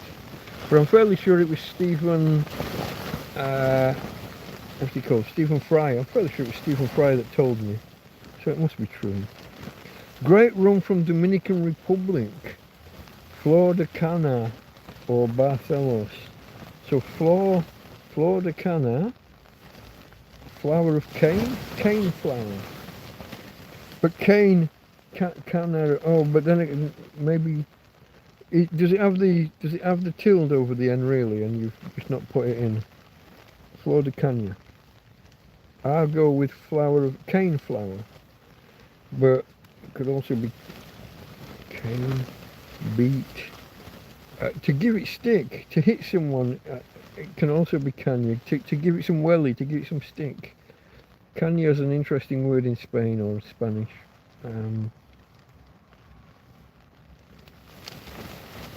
It's also a small beer, for some reason.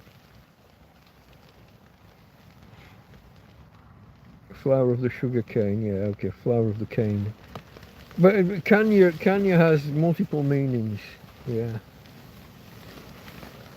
It can mean to beat or to hit with a stick, or like the British expression, English expression, to give it stick, give it some stick. But also a small beer, and a Kanya, possibly.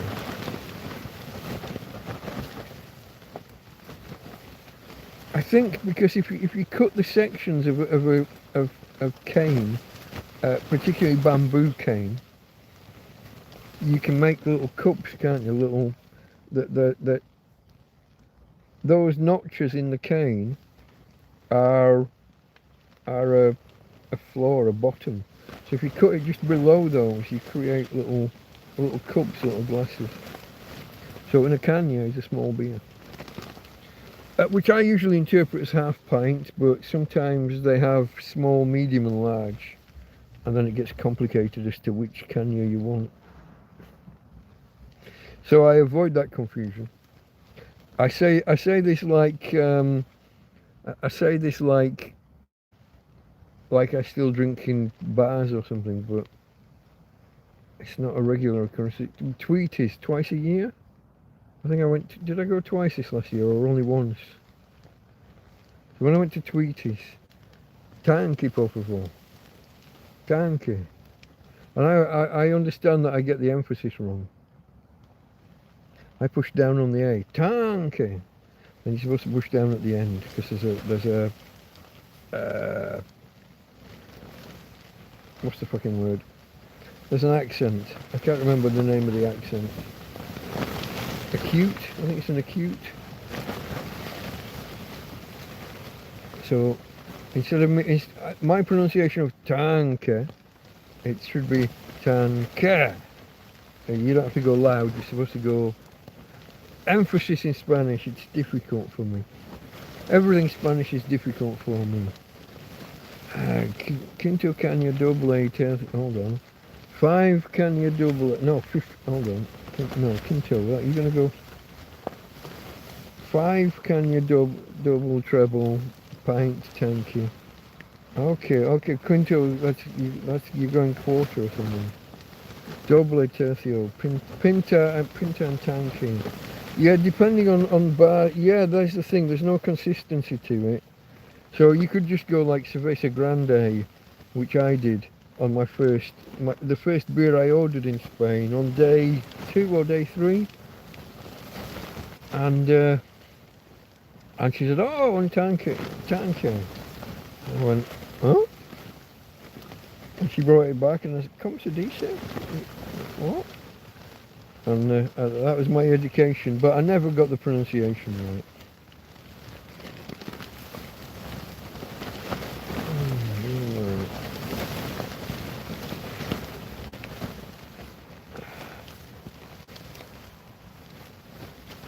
Vitruvian Ryan. All right, and Andy, I saw you. I saw you sneaking in.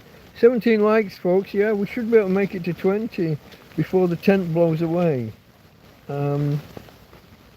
It's. Can we get to 20 before the tent blows away? I'm not sure.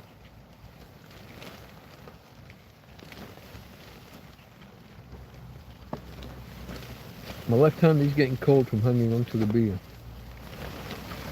I should put it down between sips.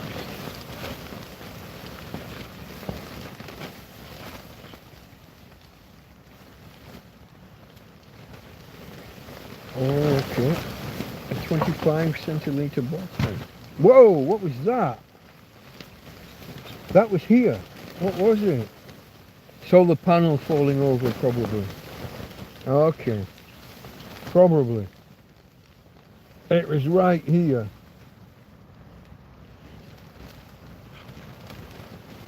But again, that's not the direction the wind's supposed to be coming from. Neither is this. What the fuck is happening? It was supposed to be a westerly. Oh!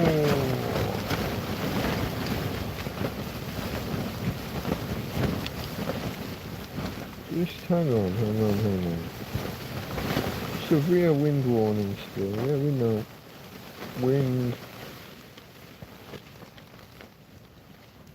Directly west, supposed to be. It's supposed to be coming from over here. This, over here, you can't see the directions. As I'm sitting, I'm turning to the left to you, so kind of behind me. To my right, if I was sat properly. It's supposed to be from over there.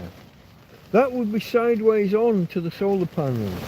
So how the fuck has it just blown that over?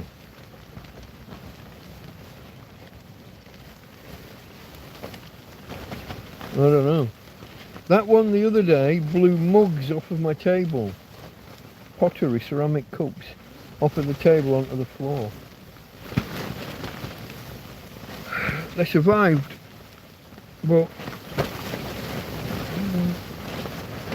I don't know, folks. I'm not sure. Gonna need a pee soon, though. Whoa there, Nelly. Waste of glass, a 25 centiliter bottle. Yeah, I can't. Yeah. I find drinking 33 centiliters problematic.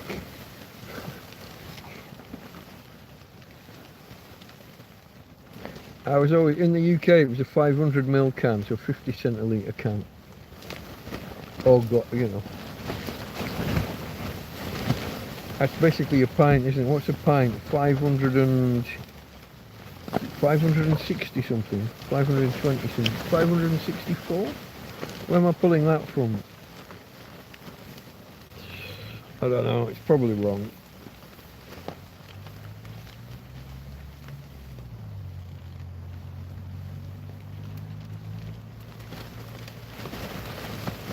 Pint in milliliters. Okay, hold on. You're saying 473, but that's because you're American. Let's say a UK pint in milliliters. 568. Okay. I wasn't off by much. But that American shit. What was that? 400 and what?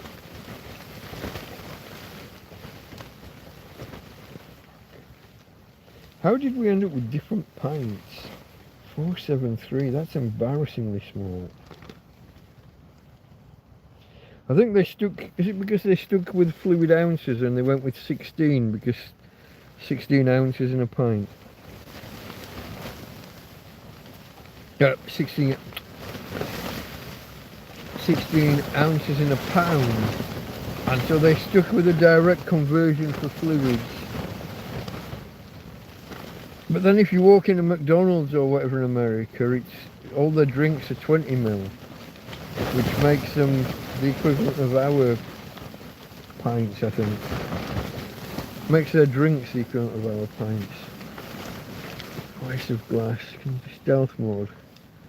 Whoa there, Nelly. Did I already do the Noah and Nelly joke all aboard the Skylark and all that? Win from politicians. 568. Kev got there before me with the metric. Robert says it's gonna have snow on Valentine's Day. When's St. Vitus's Day? When's that one? If it rains on a certain day, it's gonna rain for 40 days and nights. That's a Noah's Ark reference, I think. But no, it might not. It's not. St. Vitus is different. That's the guy. Not St. Swithin's. There's a Saints Day, isn't there? And if it rains, it's supposed to rain for the next 40 days. I don't think St. Vitus. He's the one where you dance like when you want to pee, which, by coincidence, as if by magic. If you will excuse me for 2 minutes, I'm going to mute the microphone because I'm only over there. I might take a quick look out at the solar panel as well. I'll leave the light here. I should be able to see outside. I'm assuming there'll be some moonlight, but I might not. I got to hit the right button. I'm muting.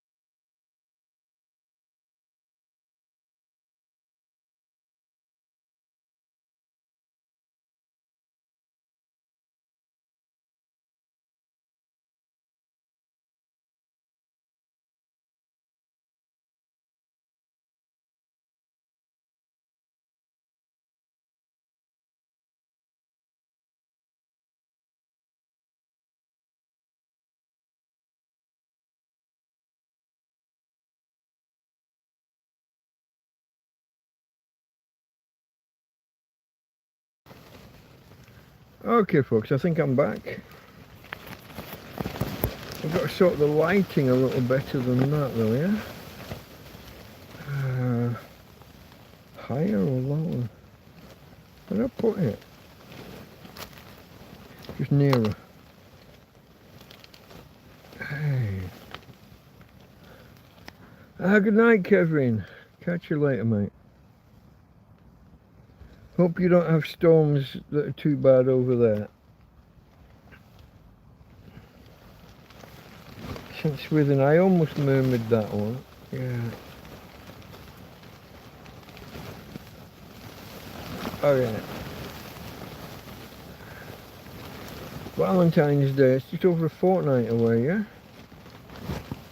Oh, and 3 days afterwards is my potentially big stream. 10 years in Spain, folks. February 17th, 2016 I arrived. Now, we can argue about the legality. Well, I arrived legally, I guess. The rest's in question, isn't it? Please don't send ice. I don't need... I don't want deporting. Maybe I'll run into... wasn't a Venezuelan consulate, was it? Colombian? No? What consulate was it? Was it yesterday? That the government agents tried entering in America and caused an international incident.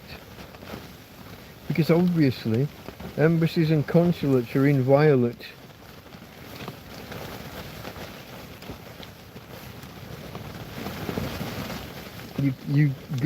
Government entities, well, basically nobody can enter without permission, but they're open for members of their own citizens, or for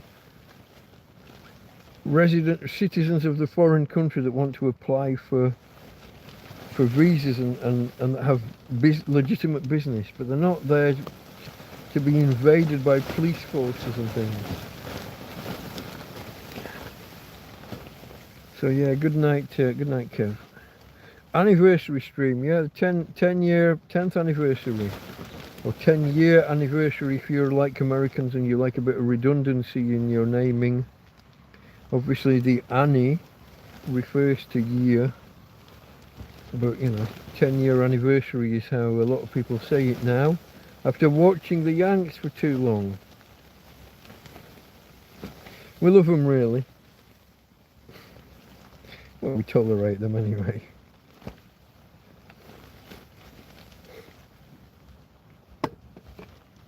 Sorry about the lighting, folks. I did have my light on its normal stand, but it kept getting knocked off and blown over, and it would take cans of beer with it, or my glass of brandy, or the phone. Various. It managed to cause all sorts of death and destruction. Farmer would have been proud if he'd not stepped away already. We only had a flying visit from Fabrizio earlier.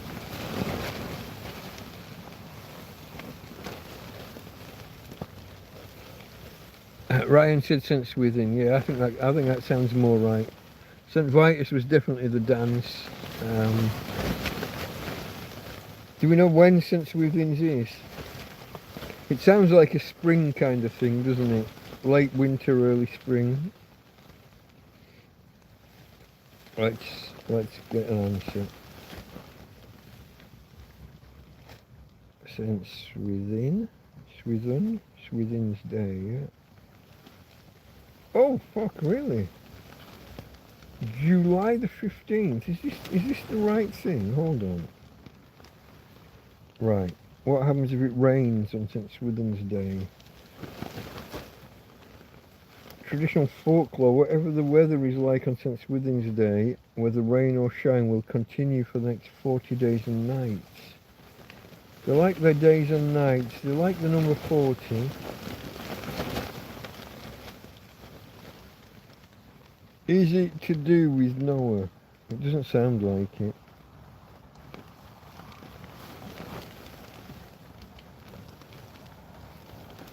I'll just type Noah and we'll see. I doubt it. Since Swithin's Day, Noah's Ark. Ark often joked to require a Noah's Ark.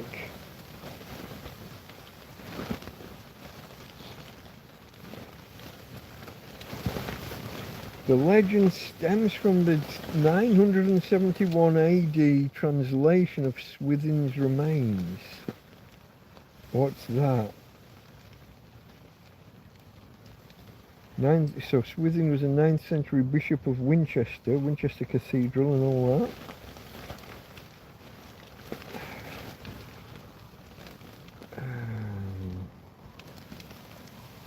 Requested to be buried outside his cathedral. When he was moved inside on July 15th, tradition says a violent storm broke out. And then there's a rhyme that goes with it that I've never heard in my life. Since Swithin's Day, if thou dost rain, for 40 days it will remain. Since Swithin's Day, if thou be fair, for 40 days 'twill rain ne'er more. Okay. I like the old pronunciations. Neymar. Tablet's turned off. Here we go. Oh, no repeat performances of the tablet switching off and not coming back on. Those kernel panics. I haven't had any for, is it 2 or 3 weeks now? I'll lose track. All the days merge, folks. So the Noah's Ark thing is just a, that's a joke that you'll need Noah's Ark. Because it'll rain for 40 days and nights. I haven't looked in the Bible recently, but wasn't that what happened with Noah? Wasn't it 40 days and nights? Why is this dull?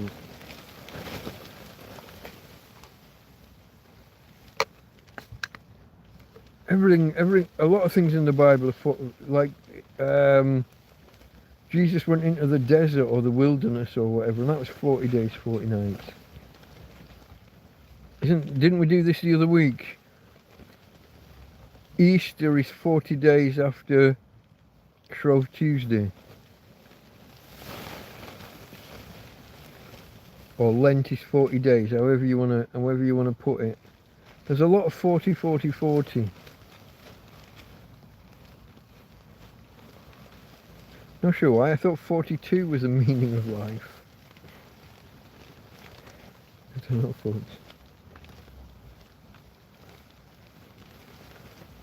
That can's coming to an end. Oh, look at this, I can reach over the light without dulling everything.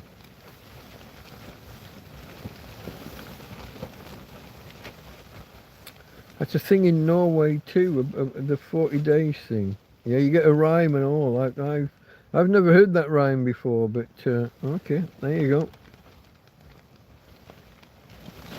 Think you mentioned it 40 days ago. Oh, well done, sir. You win the internet. You win the interwebs tonight. Think you mentioned it 40. Fuck off. That was good. I like that. Well done. Yeah, if I could type, but for some reason the YouTube app interface doesn't let me do anything.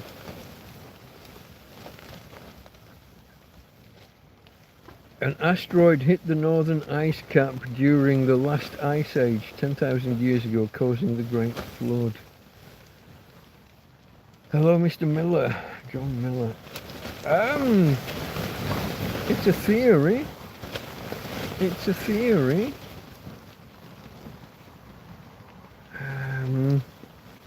But the only parts of the world that were known at the time, well, okay, Western. Oh, here's another question. How a lot of the myths are replicated through other cultures. What do you call the one in Asia? Oh, fuck. I'm not going to get it, am I? I'm not going to get it. It's like a great poem. What's it called? Guitar, san, somebody? I'm not going to get there. A lot of these myths are replicated in other cultures thousands of miles away, is what we're saying. I sound like I'm being racist now, and I don't mean to be. I save that for another day. Bag Vita, come on. Anybody? Message retracted. Was that you've retracted the ice? Hold on.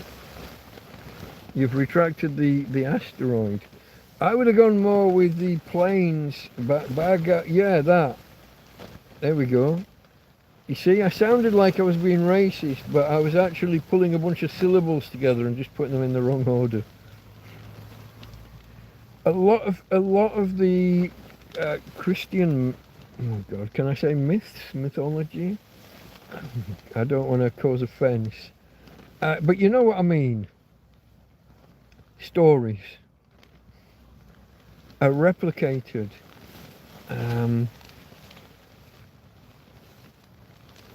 They are. There's a lot of there's stuff about floods. There's stuff about kind of wise men. There's stuff about somebody born of a god. It's kind of all in there. I'm gonna lose. What am I gonna lose here? How long have I been holding on to this fucking little bit of brandy?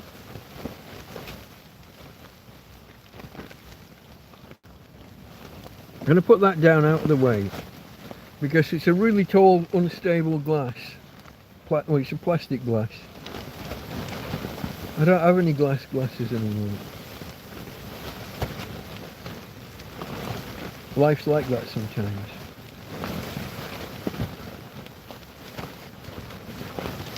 Bag of Adgita. That was indeed the one, Tommy Tombstone, yeah. Mr. Miller retracted the asteroid ice cap theory. Asteroid's a good theory for a flood, a sudden flood, but I would have gone more with, there was a time when the Mediterranean was sealed off and didn't exist. The pillars of Gibraltar silted up, whatever, and then all the water. So if people were living around that Mediterranean basin and then water came back in, that there would be a flood. Now whether it would coincide with lots of rain or not, I don't know. But yeah, I don't know, the Noah story is interesting. The fact that actual real archaeologists keep trying to find the remnants of the boat up on mountaintops and things. That's also kind of interesting to me, even though I'm an atheist. Even if some elements of the story aren't true, there might be some folks. There might be some threads of truth there. The same, they keep finding people called Jesus in history, don't they? In ossuaries, are they called? So when people died, they used to put them in a cave, and the body would decompose, and then they would take the bones and put them in a box and put them in kind of like catacombs. And every now and again they'll find one where the guy's called Jesus or Jesus, however you want to go. And it'll be son of Joseph and Mary, and they might even say wife of Mary because of the other one, Magdalene, maybe.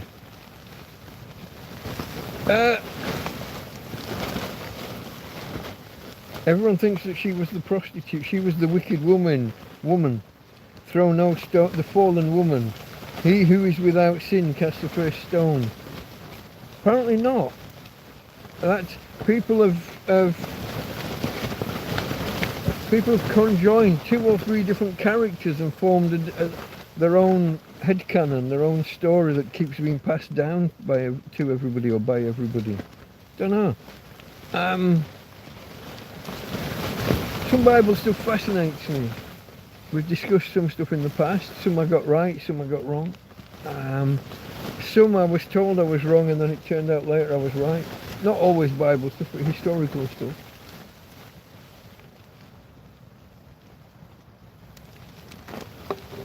History, folks, history. It's fascinating. People and how people behave. The good in people, the bad in people. Society, civilization. Oh, here we go. There's a whole story, isn't there? I'm going to say Jean-Paul Sartre versus...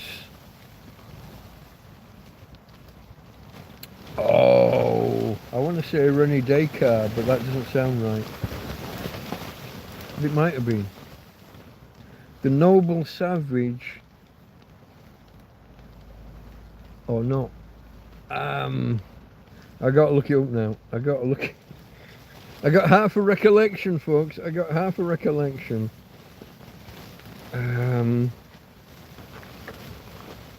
It boils down to, are people generally good and then you get bad ones, or are people generally bad, but when they get together they're forced to be better? I'm going to go noble savage. I'm going to type Sartre because I think so, but...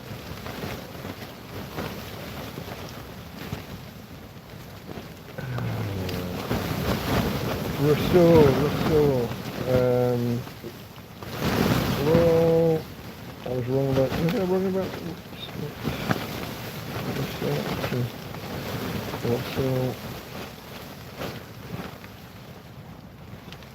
Jean-Jacques Rousseau's noble savage is an idealized concept representing the innate goodness of humanity in a pre-civilized natural state, uncorrupted by societal vices.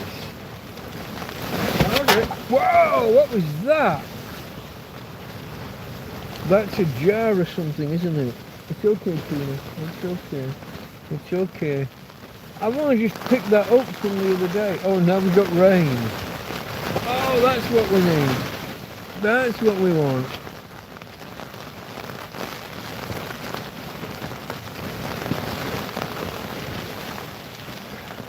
So Rousseau's argument is that the savage, the individual, the pre-civilized person is a good guy. And it's only when you join society that the vices...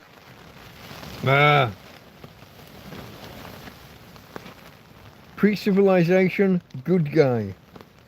Civilized, joining cities and so forth. That's when the vices occur and people start behaving badly. The introduction of private property. This is mine. No, it's mine. Now there was another philosopher who was against. Can I get... Oh! I want to see whether I was anywhere near with the other name that I mentioned before. Rousseau, noble savage Rousseau. If I type main critic.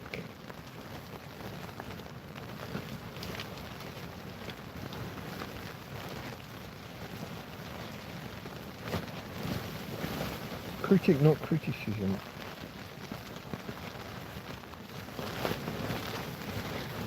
Wait.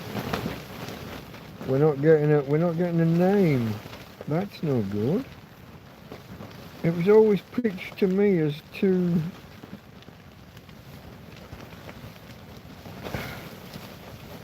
that there was a main critic. Ellingson I've never heard of. Oh no, that's not a critic. Voltaire. There we go, that's probably where I was going.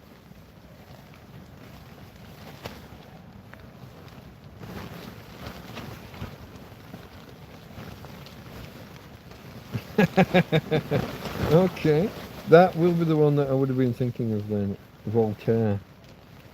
A contemporary of Rousseau, Voltaire famously attacked his ideas on the state of nature, sarcastically commenting that reading Rousseau's work made one want to walk on all fours.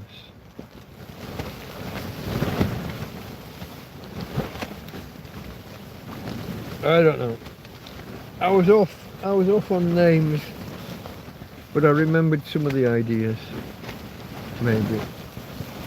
There's some deep stuff in religion stroke Bibles.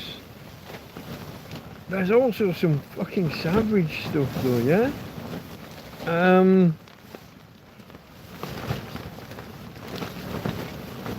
The Old Testament God is not someone I would want to meet. Someone who kills everyone on earth except for one family.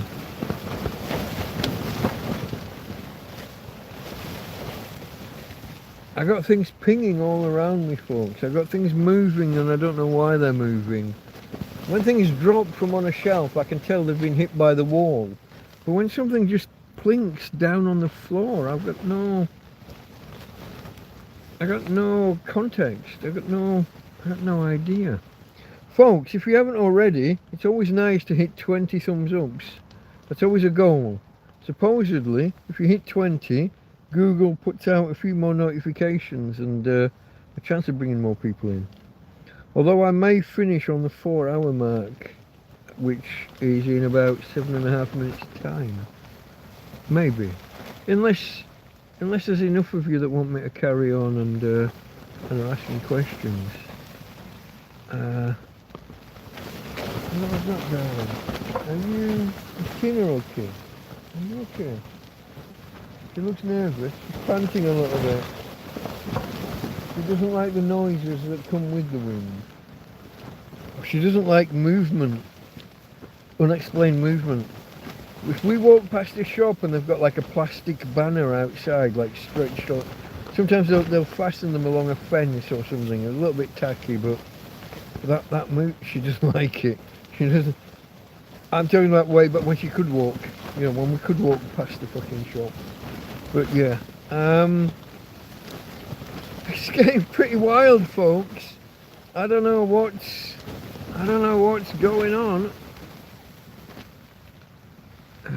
Okay, I'm just gonna top chat, live chat. Everybody, you wanna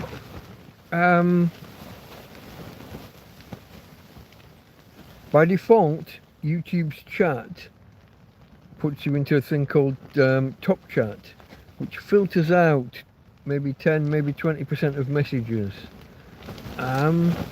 You wanna go into the settings above chat, whether it's a cog or a burger menu, a 3-line menu. You wanna go in there and you wanna select all messages, or sometimes just called live chat.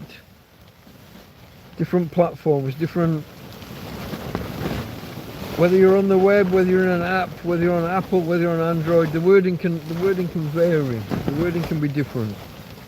But I think I might take these lights down first, because they're gonna, sooner or later, they're either gonna just smack me in the face, or they're gonna drop off.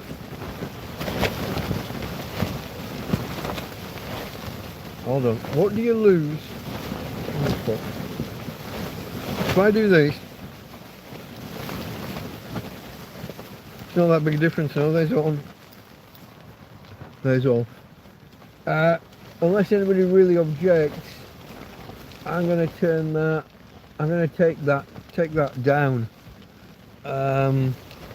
until the morning. No, probably until fucking Sunday morning. That's a little bit too dangerous for me. That's whacking around my head. Are you alright there, babe?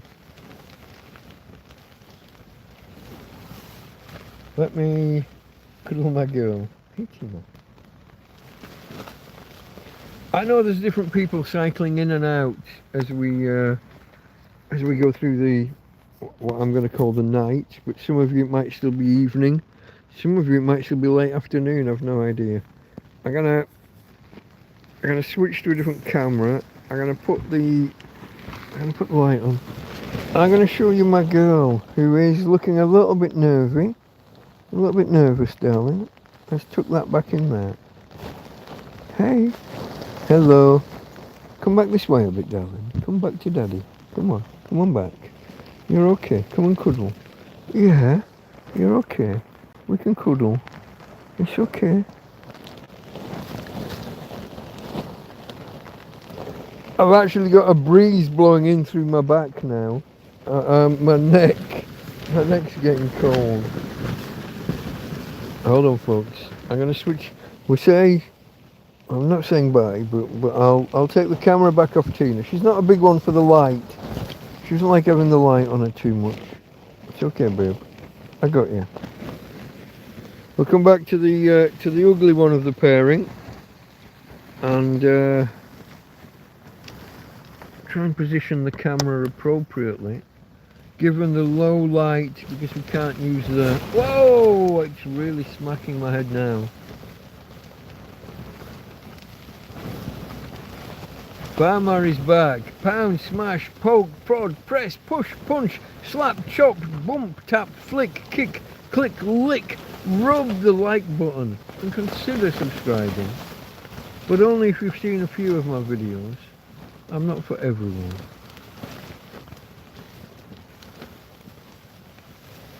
Everyone, where it says live chat on the left, see if it says all messages. Just on mine. That's Farmer. Welcome, hello. He's welcoming me to my own stream. The hurricane in Spain, the hurricanes in Spain fall mainly on the plain. And you, Mike, and you too, Mike. Yeah. I always spell 2 with a double O though, because I'm educated.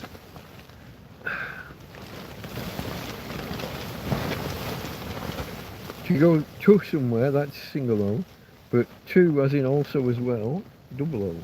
Come on. Unless this is an American thing. Up. Hold on. Let me separate my... Hold on. He's in Canada. You're an American in Canada, aren't you? Let me get this the right way round before I offend everybody everywhere all the time.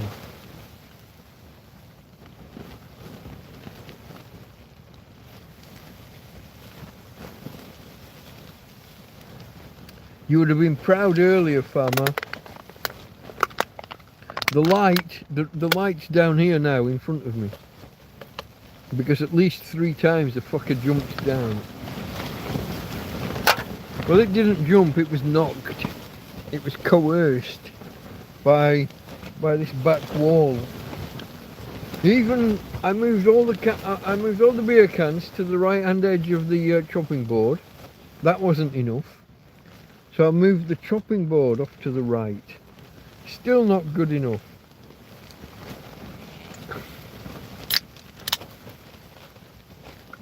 Cheers, folks, from a rather stormy Spain.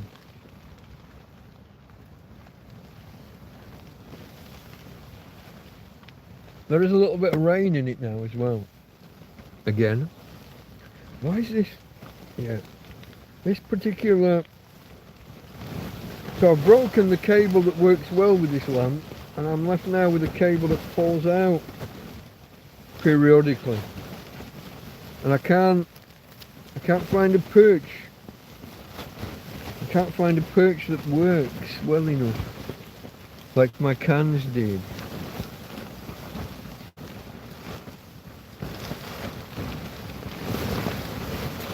Tina resting. Oh yeah.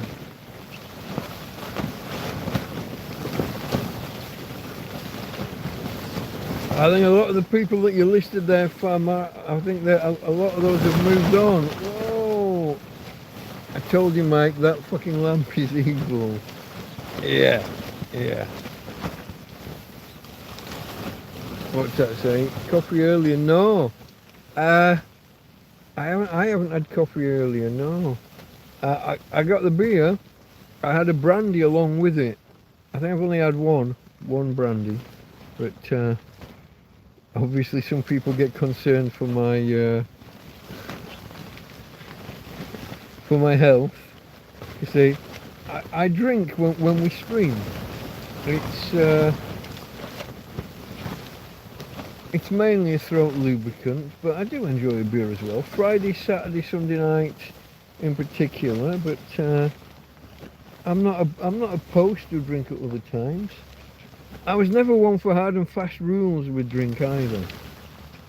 If I was somewhere and I felt it was appropriate, a breakfast beer on holiday, or even a breakfast Bucks Fizz, orange and champagne, with breakfast, yeah. Fuck, that's getting... It's not even coming from the right direction. I haven't seen Karen in tonight, no. No. She travelled back to the UK. God, was that yesterday? Or was that the day before? Yesterday. Thursday morning, yeah? Yeah. This is Friday. Well, it was Friday. I'm a time traveller. I'm in the future. It is now 2 o'clock Saturday morning. But let me know if you need lottery numbers. But yeah, no, she flew home yesterday. Haven't seen her in chat. Haven't seen her in chat tonight. She's probably annoyed at me. I'm supposed to be sending her some money. I'm sure she's not really, but we're arguing over how much I should send her. She did some shopping for me, and she added to the list. And she thinks that I shouldn't have to pay for the extras that she added. And I think I should pay for at least some of them. Is that? No, that's not a tear. I had a shock earlier today. Karen knows best. No. She bought me a sack of dog food and some bits and pieces that I listed, but then they added to it with like the brandy and some beer and fuck, there are people outside in this. Can you believe them?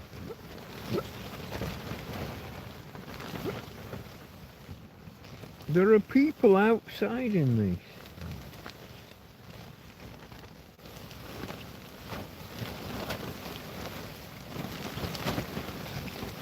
That's okay. I don't know why my lamp seems to be kind of getting dimmer. It's a little bit annoying.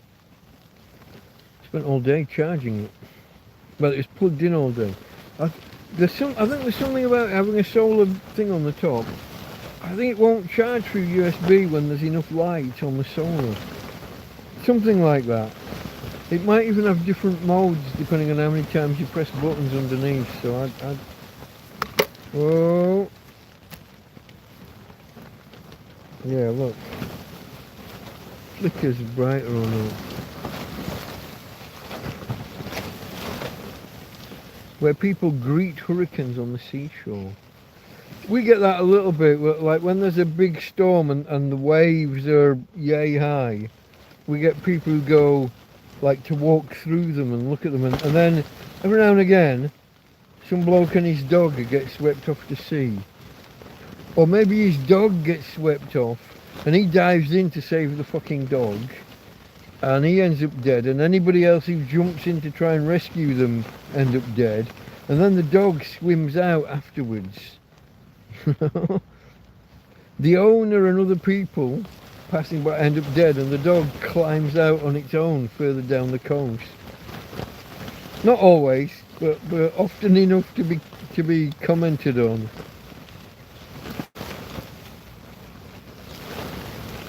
It's a bit like my devil dog. She'd do that. 2 separate people have said she's my nemesis. She does things to just make things more fucking awkward for me in life. Haha, that's a Monty Python skit, or should be. It's that kind of thing, isn't it? Whoa.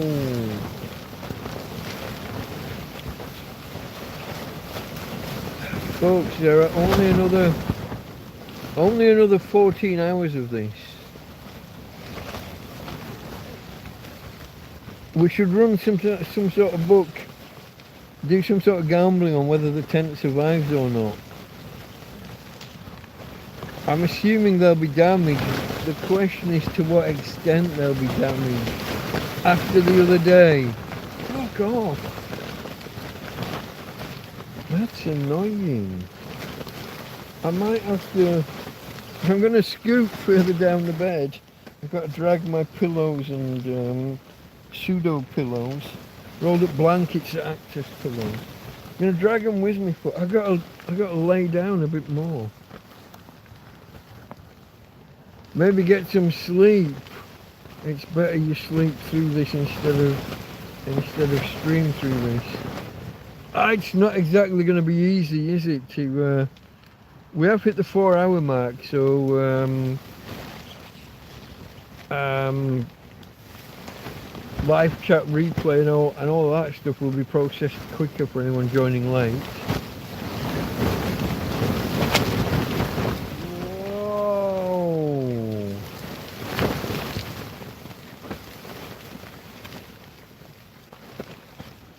Is that light over there? That's not from outside, is it? That's my light reflecting back off the ribs around the poles.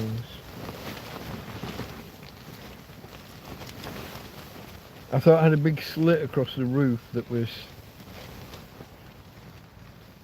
I do wish these tents would put a few extra seams in places so that if you get a rip, to stop it running.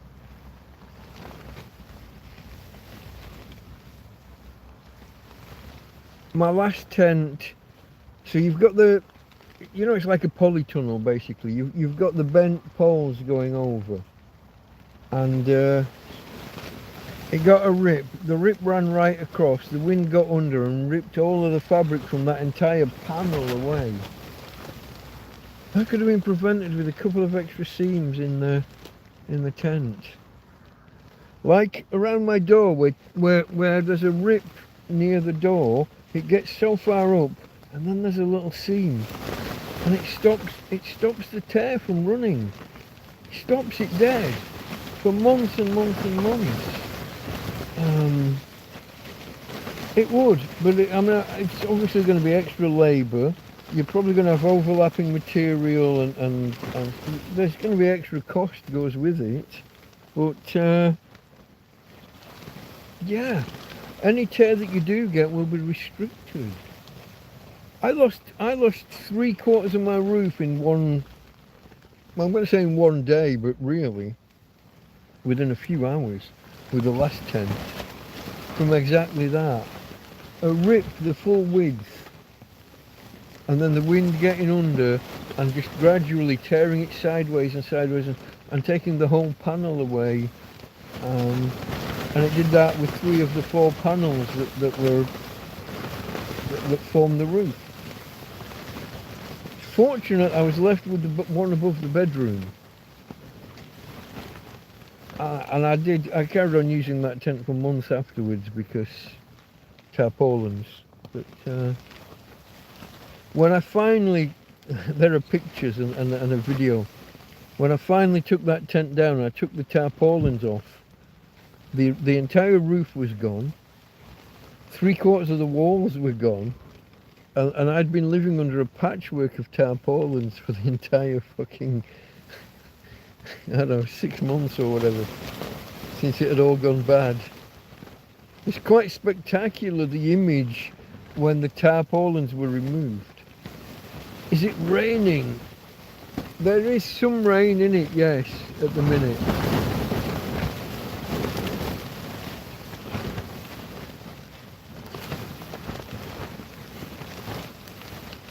Yeah, you know that I've got that whole playlist. I don't know whether I might clip sections from this and make a video for that particular playlist. I think I'm going to give it another 20 minutes, folks, and we'll see where we are at the 4.5 hour mark. 19 minutes any second now. Yeah, see how that goes. Definitely a better tent. Hopefully you could get another tarpaulin to replace the torn one. I'm thinking, yeah, I think they're from, I think it was from the Chino Bazaar. I'd have to ask. It might not be from this Chino Bazaar, but it's from a Chino Bazaar, I think. It had a price label on it when I got it. So I've got a figure in mind for how much I think it was 10 meters by 8 meters.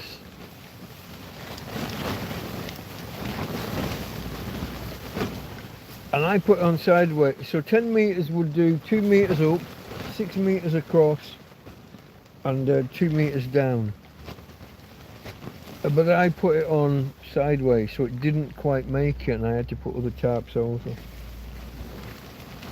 When you first unfurl the tarp, they should put arrows or something to indicate which is the length and which is the width. What I unfurled looked plenty long, so I thought that was the length. That was the width. Oh, turns out that was the width. So what I put over, I had so much spare tarp, but I'd spent so long battling to get it up and over the tarp, one man on his own in a breeze. I spent so long battling that there was no way I was going to undo everything to rotate it 90 degrees. Just no fucking way. I guess now I would, but I was going to say, hey bloke, this way, yeah. Apparently I've just come all roll tired in the last 2 minutes. I'm nervous, but I'm fairly confident. This tent has taken a hell of a barrage, a hell of a lot of times. It's a good brand as far as I know nothing about tents, but Wenger or Benga, depending how you want to pronounce it. It's spelt with a V, V-E-N-G-A, I think. It's done me proud. When it was put up, it got windy, I think the next day. Van Gogh, okay, there you go, look. You knew I'd get it wrong. I must apologise to the company in question. I guess there goes my sponsorship deal. Van Gogh, there you go. Maybe I was thinking of the Wenger boys. Boom, boom, boom, I want you in my room. Which just translates as cum boys, but let's not.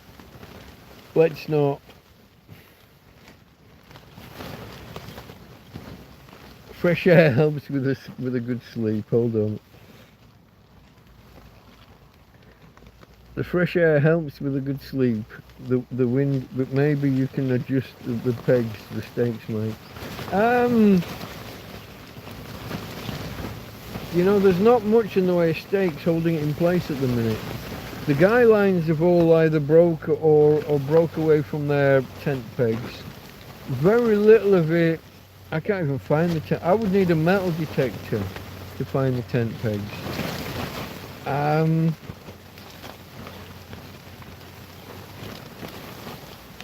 But it's weighted down by lots of stuff inside. My storeroom is full. My living room's got a carpet and a Queen Anne chair and a pile of food you wouldn't believe, and a fridge freezer kind of thing. My bedroom's got mattresses and chests of drawers and storage boxes and my go bin. So I don't even have a go bag, I have a go bin. That decision's looking a bit iffy at the minute. I had a go bin because I had a trolley I could put the bin on. But that trolley's disappeared. That trolley evaporated. It's okay, babe. It's okay. It's okay. You're okay.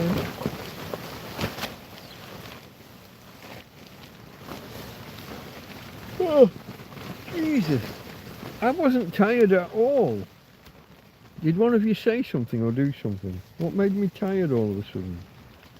It's usually infectious, isn't it? Yawning. Yawning is infectious. Whoa, my light's falling over. Would that work? I can put the light under me. Is that a little bit Halloweeny? That's the trouble with gold trolleys. They go. Yeah. Well done. You already won comedian of the day, didn't you? You already won the interwebs. Oh, is that something touched the? That's that. That wasn't. How about under there? Is that okay? I feel a little bit like I'm doing some kind of fucking Hammer House of Horrors or Crypt Keeper fucking scene.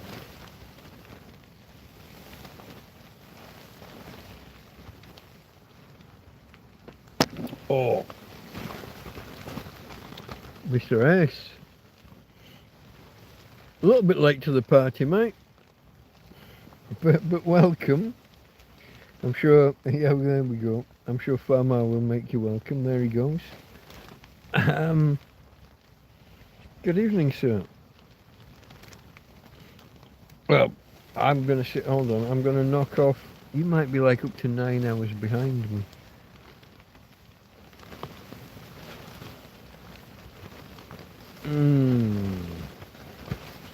Might not even be evening where you are, yeah? You might still class this as afternoon. Like 5 in the afternoon. It's past my bedtime.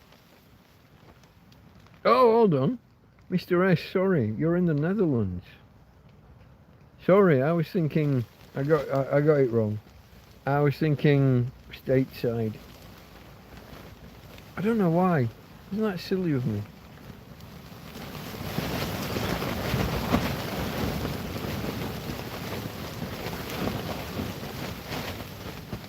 How well does the audio pick this up, folks? I know there's not a lot to see.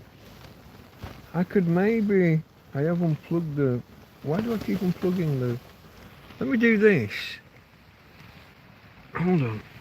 I'm gonna do the other camera, but I need a second to put the flash on. Click and scroll and do shit now. It doesn't just work. Whoa, it's battering me on the fucking head. Yeah, it's a little bit breezy, it has to be said. There's a little bit classic British understatement. It is a little bit breezy out there just now. I don't know what all these flickery bits that you see on the screen. Okay, there are a few bits of dust blowing around. They're not insects. It's dust. Probably getting blown up from the carpet or something, I don't know. Sometimes I look at the camera and it doesn't resemble what's happening in front of me. People ask me, are these orbs or something? Is there some spiritual kind of fucking haunting going on? Or have I got some kind of bokeh setting set on my camera? But no, it's no.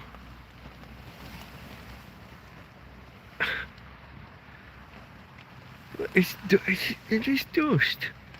I can only see it in front of the light.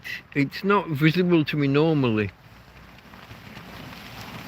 I guess I'm living in a shithole, folks. I don't know, can you see up there? Yeah, you can, on that. So we've got a grey bedroom above me, and then there are 2 panels of blue. I can see the line in it, the rip. That's where that yob attacked and caused a split in the ceiling. And then beyond that, you're at the other bedroom and the door's closed.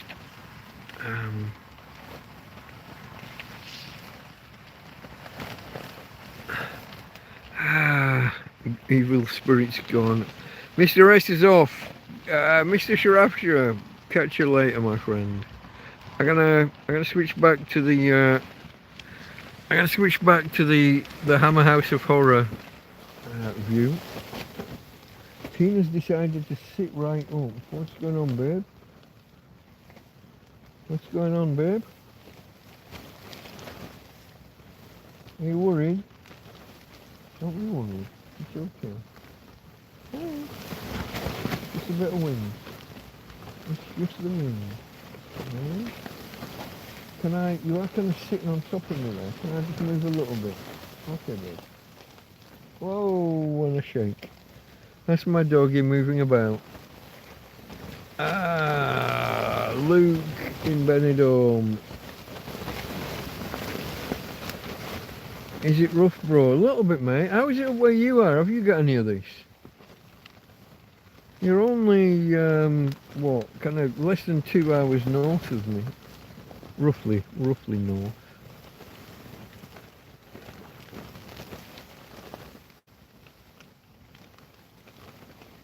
Oh, you're in Blackpool at the minute. Oh, it's probably even rougher there. The nightclubs are rougher there. Allegedly. Almost forgot to click like, Mr. S. What are you doing? Anybody, one more for 20. 20 is always the target. Does anyone remember when I used to hit 46 or 47? What am I doing wrong? YouTube don't like me.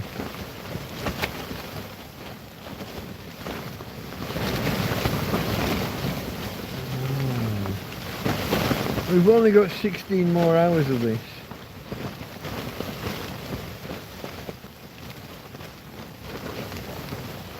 Apparently. Allegedly. Catch you later, Mr. Ace.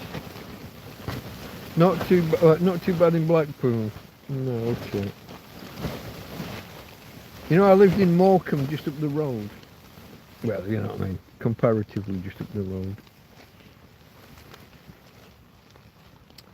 Andy says lol. What was the lol for? Was that for the Blackpool nightclub gag or something else?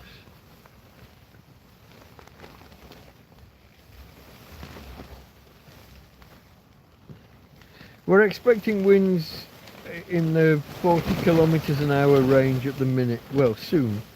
And well, the forecast was for almost 50 at one point, 50 kilometres during the next, like I said, 16 hours or so. The last I looked, the forecast had eased off a little bit, and they were going for 40 kilometres an hour all day, rather than the 45 and 47s that they'd been talking about. Let's just see if we can't get an update.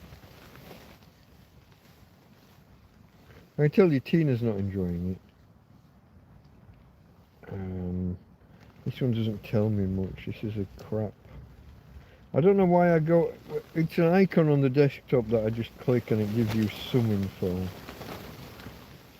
It says it's breezy, 32 kilometres an hour.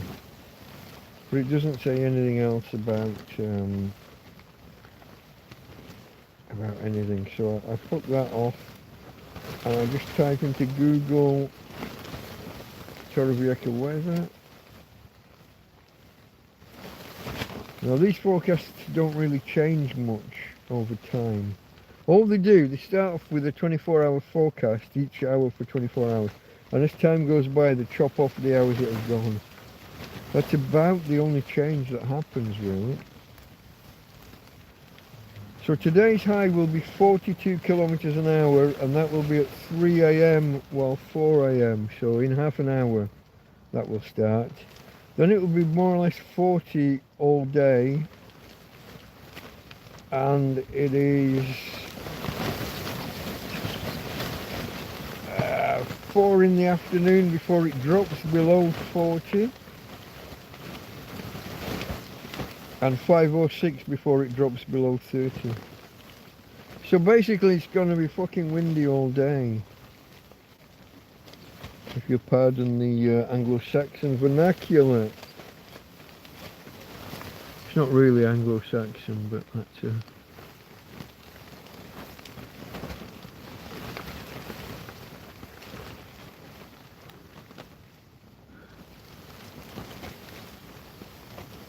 add some snow to the wind. Only 16 hours, yeah. Add some snow to the wind, that's what I have. Yeah, no, in terms of temperature, I'm sitting pretty. I haven't even got my snood, my scarf thing on. I didn't look, but the last I looked it was 15 degrees. I got an actual thermometer that I could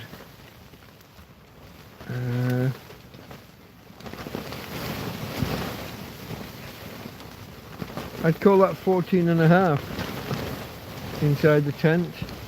That's not taking into account the wind chill factor.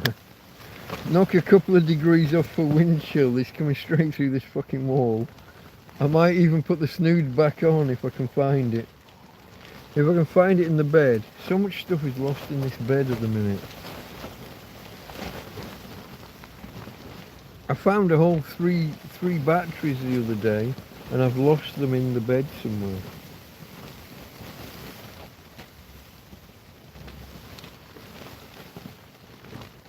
That's on top of the fact there was a previous set of 3 batteries I lost. I recovered 2 and I never found the 3rd. All be in on or around this bed somewhere. But who knows where. Alright folks, here's the question. Can I carry on after the next 3 minutes? We're coming up on 4 hours 27. There are 9 of you here. We've only got 19 thumbs ups though from the whole thing.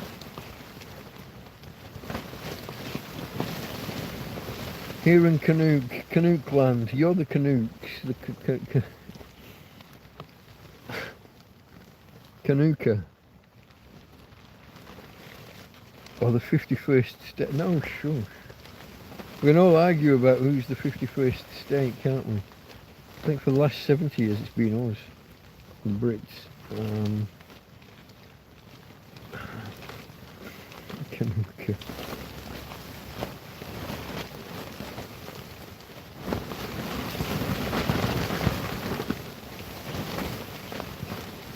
I'm not sure if I class this as entertaining or not. I have had to take my lights down from above. They were flapping around too much, and I was worried that even if they didn't hit me directly in the face, they were going to drop off the hook and hit me.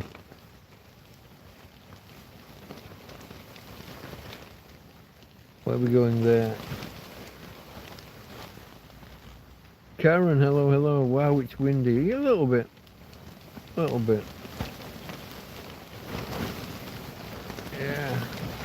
Probably. You're probably glad that you're not here for this.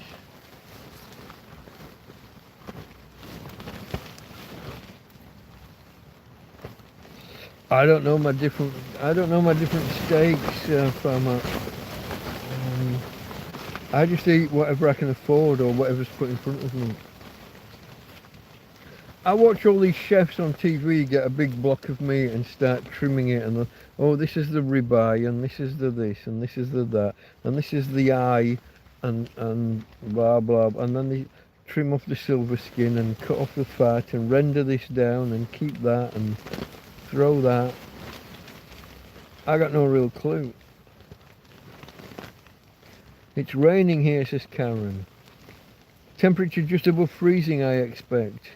Not far, but wasn't it 4 degrees when you got back? If I say yesterday, I complicate things, don't I? Because now it's Saturday. You know what I mean. Was today an emergency work day, Karen, or was it a day off, as Fridays traditionally are? 6.5 where Andy is. Remind me where Andy is. If I guess Northumberland or somewhere up that way, am I anywhere near? I might be totally wrong. My memory's like a fucking sieve sometimes. I used to go through these streams and make notes. I should have a recap. North London, you see how far off I was. How far off I was. North London, that's the wrong side of the river.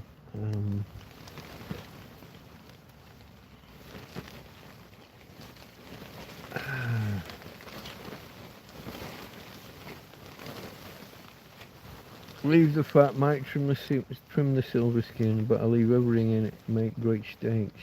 So you do the whole buy the whole big thing and butcher it yourself.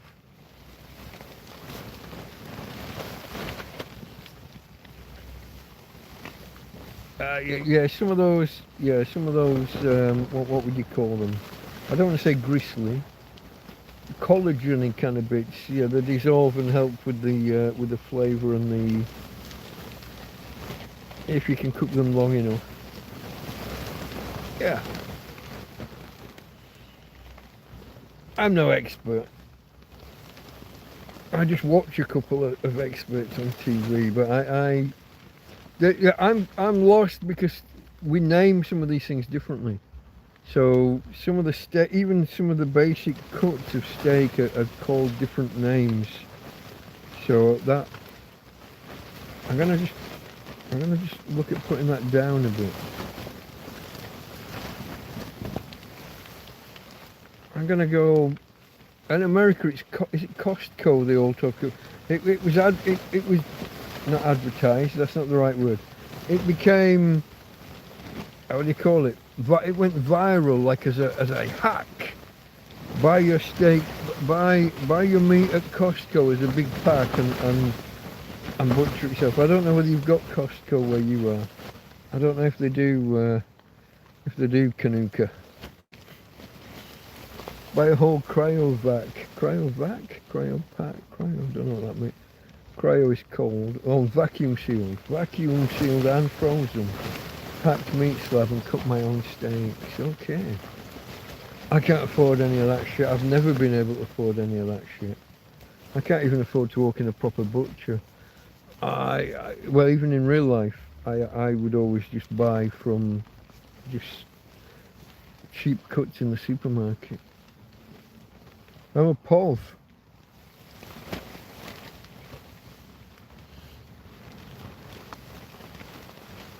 Karen's just woke up, came to say hello, and now she's off to bed. Okay, mate. Stickiness, yeah, okay. Hold on, did I miss a bit?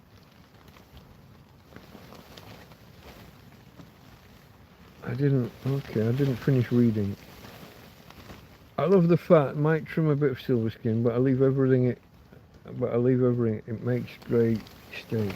If I roast for several hours, I leave even silver skin, it gets that fall off the bones, savoury stickiness. Okay, mate. I missed that bit when I only read half that comment before.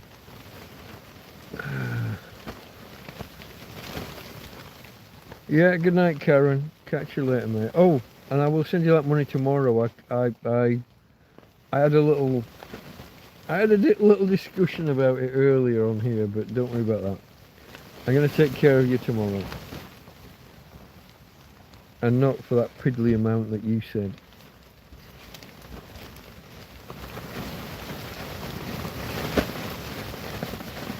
It's certainly blowing, isn't it? We've gone past 4.5 folks. Do you think we can make 5? I think we can make 5 hours, maybe. I like to keep the numbers hovering around the double figures mark as a minimum. I'll get a bit of, oh, we made 20 thumbs up. Thank you, whoever did that. So that could even have been Karen, couldn't it? I don't know. Did you hit the thumbs up, Karen, or did you forget? I always like to hit 20. There are rumours and superstitions, and there is lore around YouTube about the significance of hitting 20.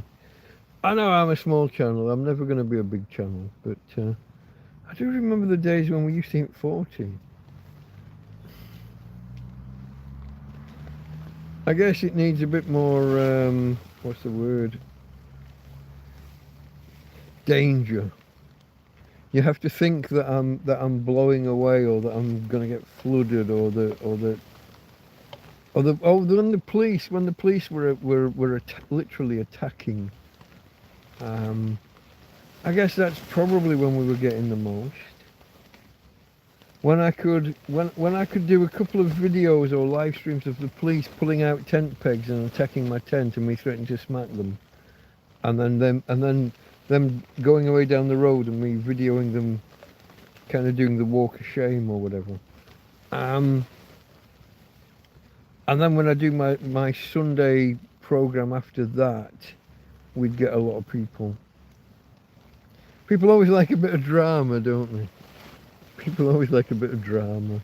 If I can provide you with a bit of drama, Karen was one of them. Thank you, thank you, thank you.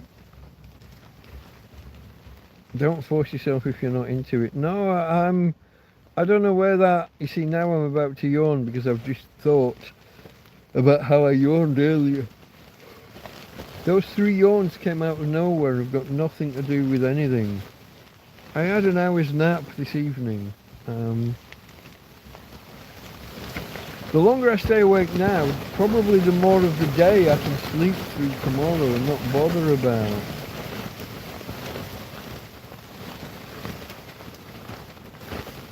It is ringing. I thought my ears were burning. Oh, me talking about you. Okay, I'm with the ears burning.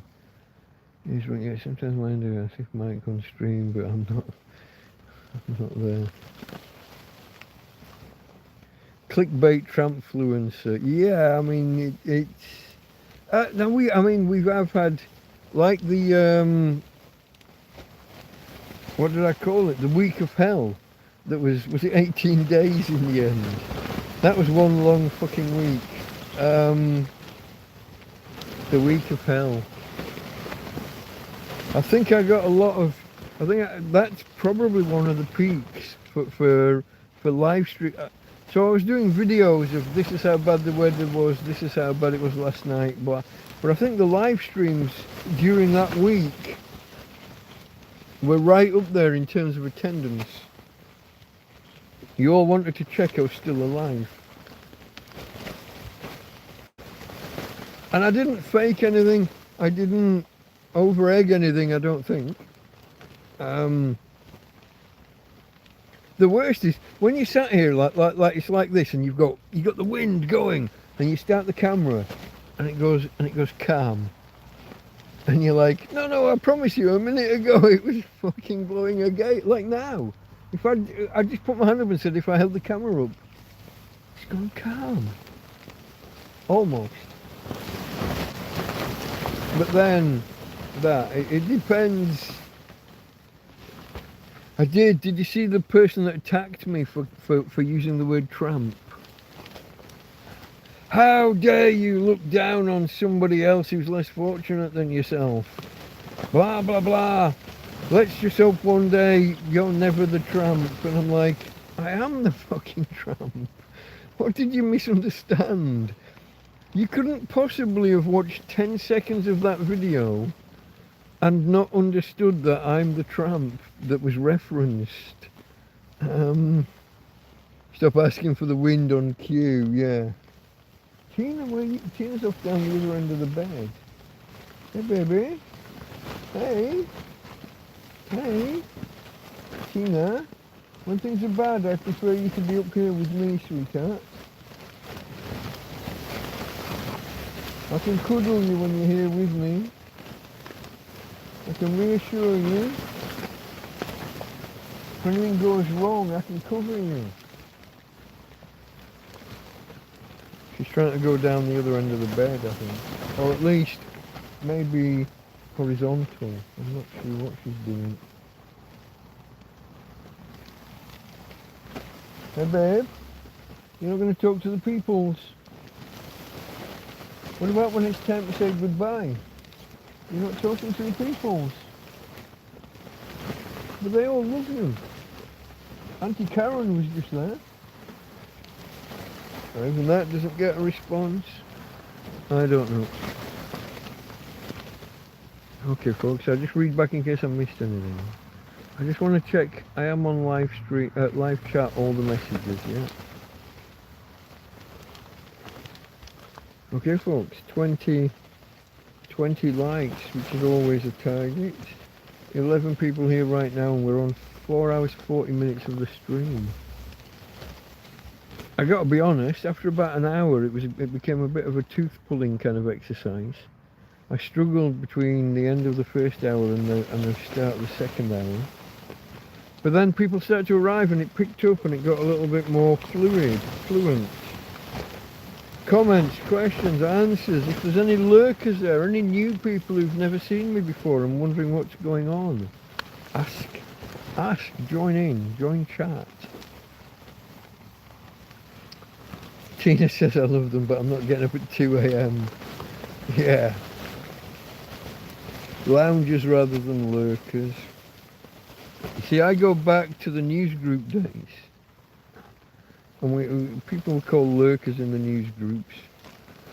And we had our little acronyms and little phrases, and when someone annoyed you and you typed plonk, person leaving our news group, kill files.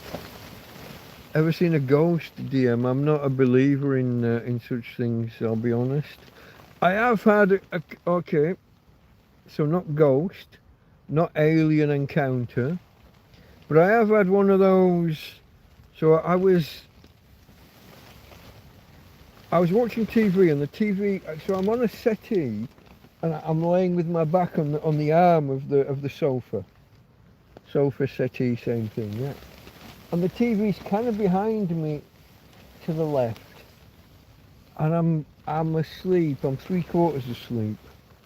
And I could see a bright light, and I felt like there was movement in the room. But it was one of those paralysis dreams. I only ever had them about twice, maybe 3 times in my life, where you kind of you're in a dream, and you kind of half wake up, but you can't move or do anything or say anything. I think that happened twice. And the other one, the worst one really, I was dreaming that I was swimming underwater, and I woke up, and that same paralysis dream thing.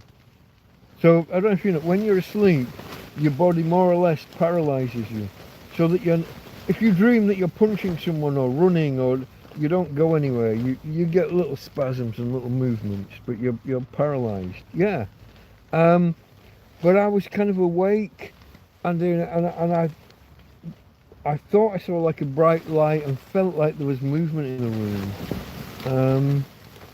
It's a little bit scary, but I'd heard about and read about sleep paralysis before, mainly because I'd had this one younger in life, probably around 14 or 15, about waking up underwater and not being able to see the surface, couldn't fucking move. I'm awake, I'm kind of seeing water but kind of not, and couldn't fucking move and head towards it, and I'm holding my breath and holding my breath and holding my breath, and eventually I just had to breathe, and then I realised I was okay and that this was all just a bullshit. So that was my first one. And so I was aware of the phenomena, and when the other ones happened, wasn't as scary. I'd also read about frontal lobe epilepsy, is it, where people have visions, and they used to see demons, and then it became aliens, and you know, and then that bloke who dreamt that God was talking to him, angels were talking to him, and he had special stones to translate what was being said. I'd read about these things, so when strange occurrences happened, whether it's sleep paralysis, whether it's frontal lobe epilepsy, I'd never had any kind of epilepsy, so I don't think it's that. But I read about these things. I knew that strange thoughts happen. The same out-of-body experience and similar tunnel of light kind of, probably all just some misfiring brain stuff. So not a big believer in ghosts and things, but poltergeist, yeah, not really. Never had any experience of anything like flying across stuff jumping down off a cabinet onto the floor, if you want to call that, but Hey man, you need to take a leak or need to take a break. I was really stressed in those times. Yeah, no, we had a big contract on at work, and it wasn't going well, and the client refused to renegotiate, and they were threatening to get lawyers in, and it was difficult. It's one of our biggest contracts, but it actually went bad before we signed the contract. But that's kind of down to me, I guess, as the bloke who was signing the contract. I'd had a mini falling out with the client's lead bod. Long story, but she expressed a proficiency in a field that she knew naught about, and well, she didn't say it was her. She said something, and I said, "Which fucking idiot told you that?" Kind of, well, not in those words, more professional. But I don't know who told you that, but that's wrong. I've got 10 years experience. Oh, okay, sorry, it's you. But no, that's not right. And that smoothed it over, signed the contract, but the job still went bad. Swallowed up our whole summer, and almost lost me a few friends, because every time I went out and they say, "How you doing? How's it going? How's that thing that you've been struggling with?" And then I'd launch into one. It was drilling away. Why a big London company went with an outfit like us out in the sticks? I guess I'm just that persuasive in meetings, but I had another meeting the same day that went really bad. Yeah, I went down to London. I think I had 3 meetings that day, but 2 of them went not great. When the guy from the sticks goes down to the big smoke. That was in Fulham.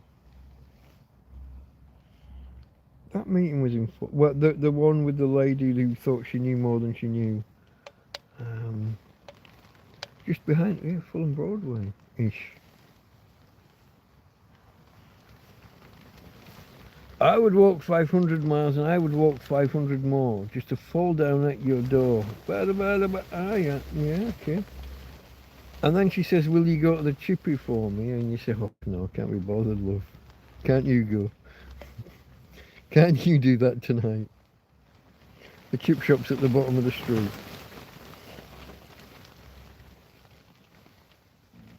Oof. I'm too tired, love. I've been at work all day. Isn't it your turn? The Proclaimers, it's a lovely song. I do like it. And contrary to popular belief, they weren't one-hit wonders. They did have a couple of other hits, obviously more minor, but they did.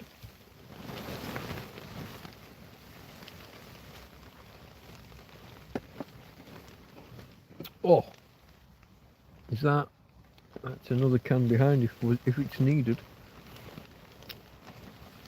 4 hours 49, folks.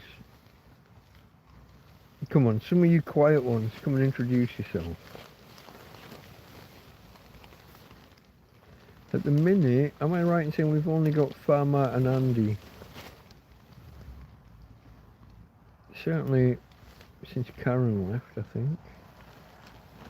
Certainly, I think there's a way to add certainty to a statement and definitiveness. Definitivity? Now I'm inventing words. Definitivity. I like that. It's almost got nativity in the middle of it, or at the end of it, but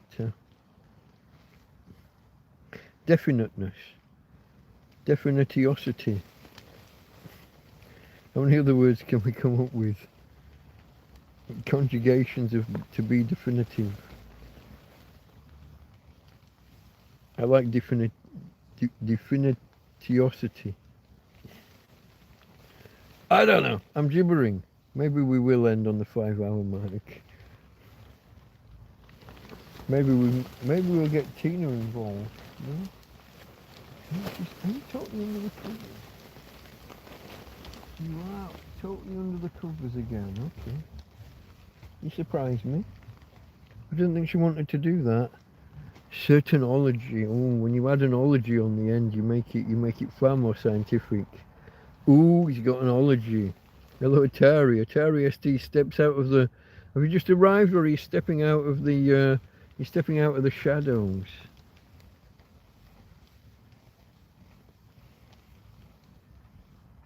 Definitively.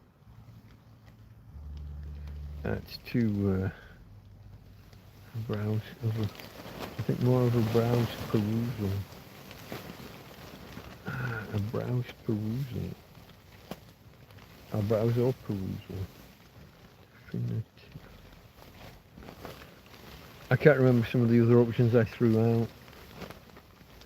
I kind of like certainology. It's got a certain scientificness to it. It's a topic that should be studied at university. I am a professor of certainology. It's better than having an oscopy at the end, isn't it?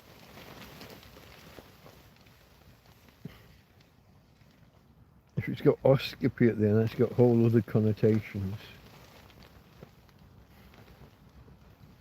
Who knows? Does anyone think I'm gibbering? Am I too drunk? Where is this going? Still lounging, just came out of private room into main club, says Farmer.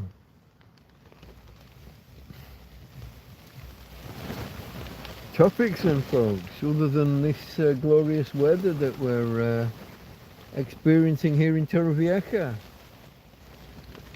Water spout earlier over the sea, so basically a mini tornado. We've had that. I had four weather warnings active in the weather app earlier, and basically it was 2 pairs and they both overlapped. One was for moderate sea event and the other was for and again moderate sea event, but one was for like 12 hours, one was for like 36, but they're the same starting time. And something similar with, so that was like a sea event, and then we had an extreme wind weather warning. Again, one for like 6 or 12 hours and one for 36 or something.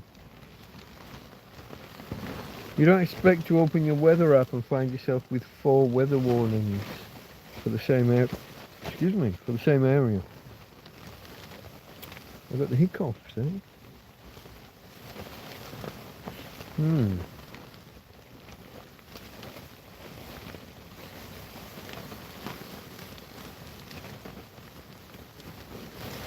I always wanted an Atari ST. This is Andy.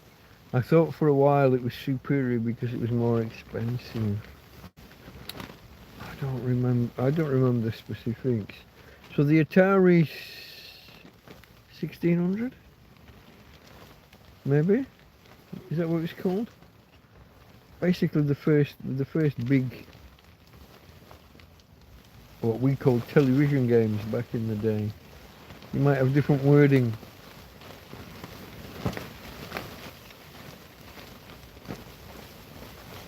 I don't know any of these.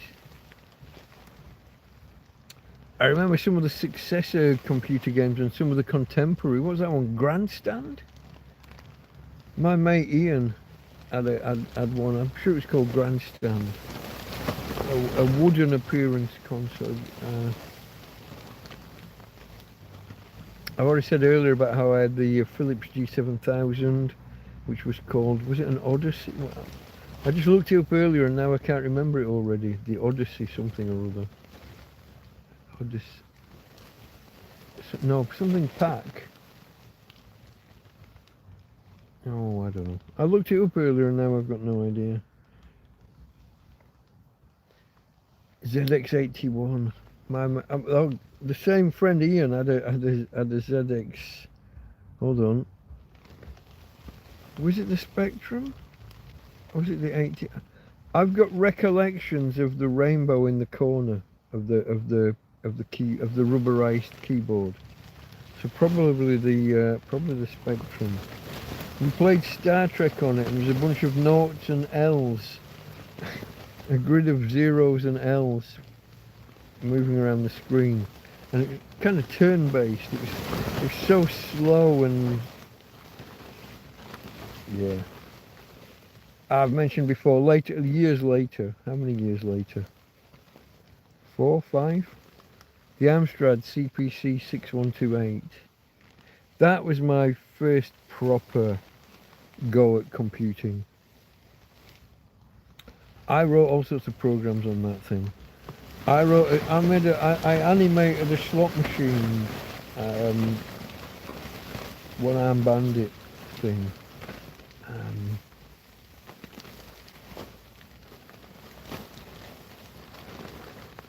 Where are we going here?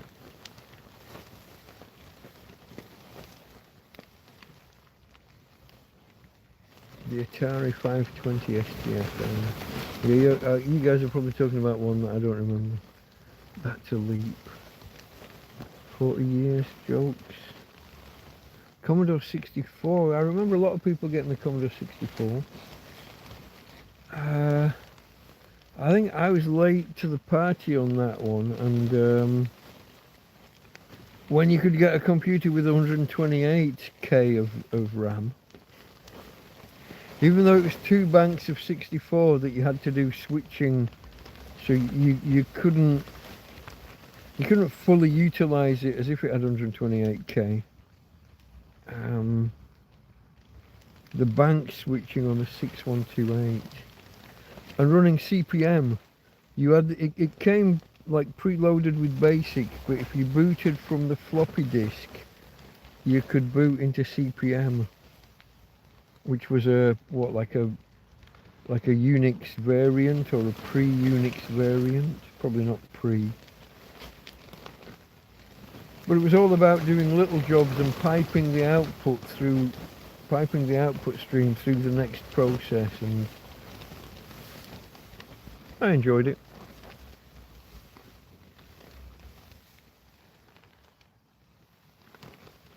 First computer with speech samples in games, which one? The Commodore. The Caveman game.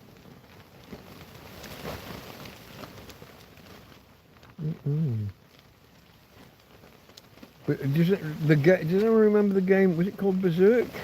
With the robots and the man who runs through and they speak like Metal Mickey. Intruder alert! Run, run, humanoid!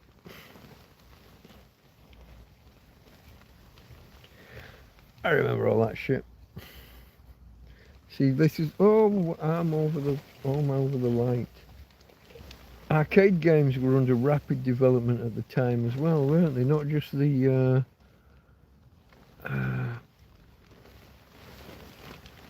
home consoles, tele games, whatever you want to call them.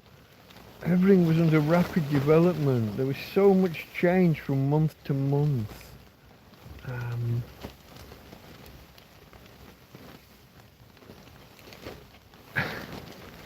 In today's terms, what speed was, well, God, it was nothing, was it? It probably measured in hertz rather than kilohertz, and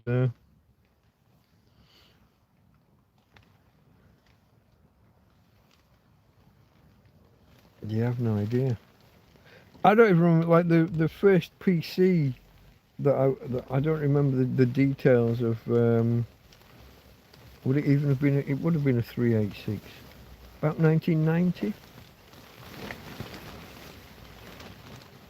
4 meg of RAM, maybe 2. It might only been 2. Would it even have been megabytes? It would have been megabytes by then, by 1990, 91.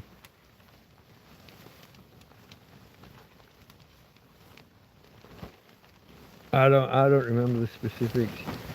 The 386 and the 486, and which one had the DX? Was that the 486 DX? There was an SX and a DX. Was that whether or not the math coprocessor was enabled? I think I've had this discussion in the past. The coprocessor was there, but was disabled on some because you didn't pay enough, so they...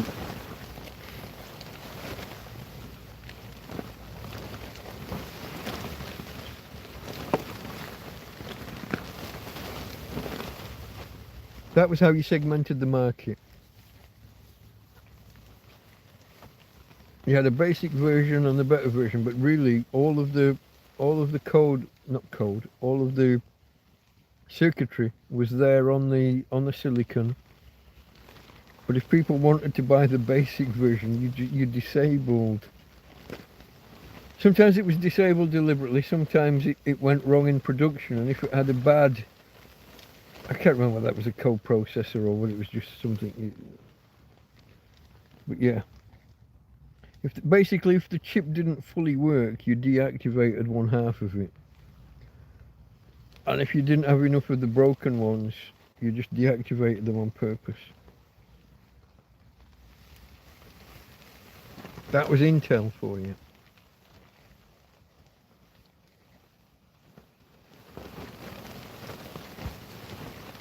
I got a feeling I remember a 100 Hertz something or other somewhere along the lines.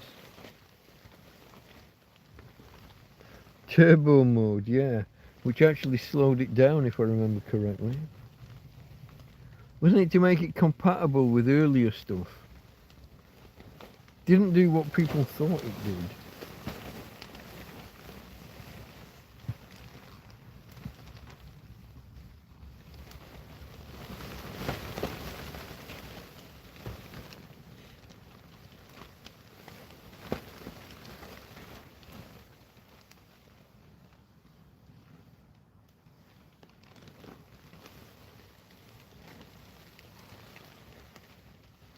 So what about the first IBM compatible PCs, as we used to call them?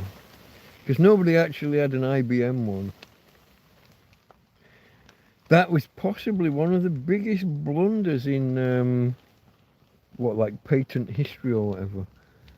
Using all components off the shelf and basically giving it away. So that anybody could build one just the same. Imagine if they'd actually cornered the market. Well, the compatibles cornered the market, but imagine if IBM had kept it to themselves and cornered the market. That would have been huge. And then they gave the operating system game away to Microsoft, didn't they? Young Bill Gates, who kind of won out because his parents were lawyers, if I remember right. His parents were top-end contract lawyers or some such. So when he was negotiating, he finagled a particular kind of wording and secured exclusive rights.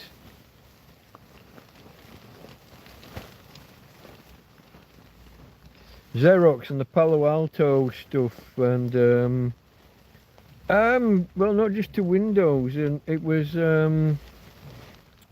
didn't Steve Jobs go and look at what was happening in user interfaces, and he ripped off the idea entirely, but didn't know what to. Wozniak was the Jobs was mediocre at anything apart from marketing. Was the genius.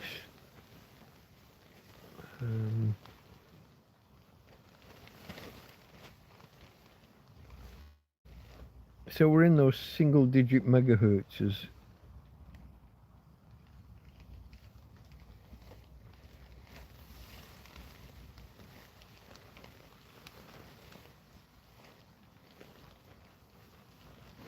Isn't ChatGPT handy? As long as you check your an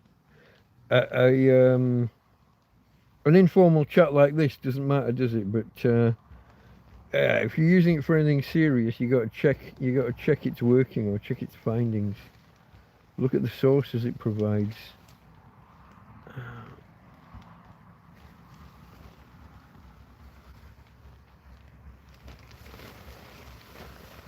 Oh, what's Farmer on about? Xerox Park. Was it Park Xerox?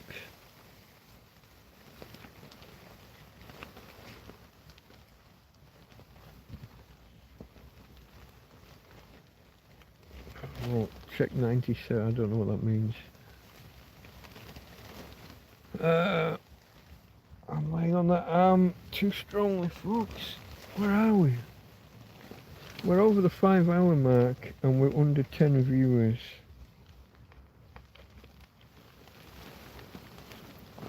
And have we now reached a wall with CPU? Moore's law, they say. I don't know any thoughts. It seems likely. What are we down to now? 7.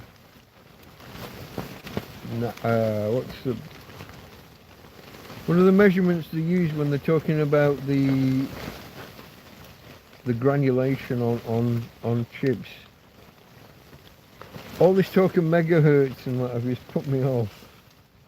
Nano, are we on nanos? We're at the point where gigahertz aren't the controlling factor, aren't we? Shortening the distance between so that the bus and the lines between things, and then they're trying to build optical stuff. Quantum is the other one, but I'm not sure that's. I'm not convinced on the quantum thing. Seems to be suitable for certain tasks. I don't think you'll ever build a general purpose PC or even a general purpose mainframe. It'll be for supercomputers and stuff once it's working. Because of all that cooling. Unless you've got spare liquid nitrogen hanging about in your garage to keep everything down to fucking 3 degrees Kelvin or whatever superconductivity requires. Unless they can crack room temperature superconductivity, which I believe is required for the process of, what do you call that, pairing of things, that fuck, I lose the words, I lose the vocabulary. Yeah, there are quantum computers and whatever. China aren't they launching one into space? They've got a satellite ready to go that's all quantum. But that'll probably help with cooling, because space is quite cold if you can keep the sun off you.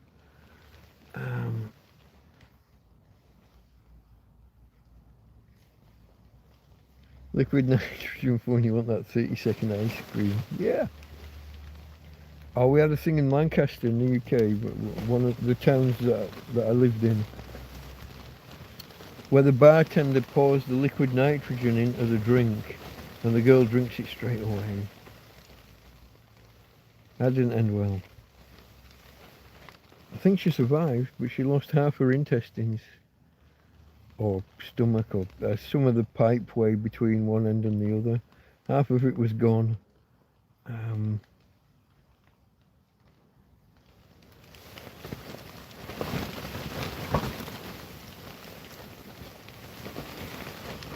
Yeah, no. Super cooling. I'm trying to remember some of the words. I've lost my vocabulary. Quantum entanglement. There's the word I was looking for. It requires, as far as we know, it requires cold. Isn't it to do with Bose-Einstein condensates and things? It's when you get right down there where things become entangled. These are just words that I've borrowed that I don't necessarily know, but yeah. Grim, the necking your drink of liquid nitrogen. Yeah. Amazingly, she survived. Trying to remember the name of the bar or nightclub. It's one of those ones that came and went within a couple of years, so I went past it on the bus every day. No idea, never went in, never. Too old for nightclubs by the time I left that area. Fuck. I was too old for some places by the time I graduated. Because I was a mature student, I was only, 4 or 5 years older than the average student. But when I graduated, the bouncers didn't want to let me into the nightclub with all the other graduates. I had to show my library card. Yeah. Old fart. I've always been an old fart, apparently. She got froze out, yeah. Or froze in, depending on how you want to look at it.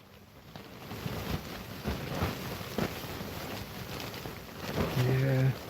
These things happen with these fancy, swirly, whether they're using liquid nitrogen or whether they're throwing a bit of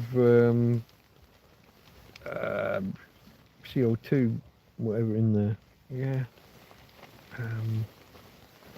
Mistakes will happen, accidents will happen. An untrained bartender who doesn't make the drink sit and off gas, whatever you want to call it, warm up, I guess, really. But pours it right in front of her and lets her drink it straight away. Fuck, can you imagine? Imagine the agony. I'm assuming there's agony. Maybe initially not. Maybe there's an anesthetic quality to it. But not for long. Don't know. I don't know. Don't want to think about it. Slush puppies, yeah, and the brain freeze, yeah. Yeah, no, it's a real thing. The palate of the mouth is close to the brain.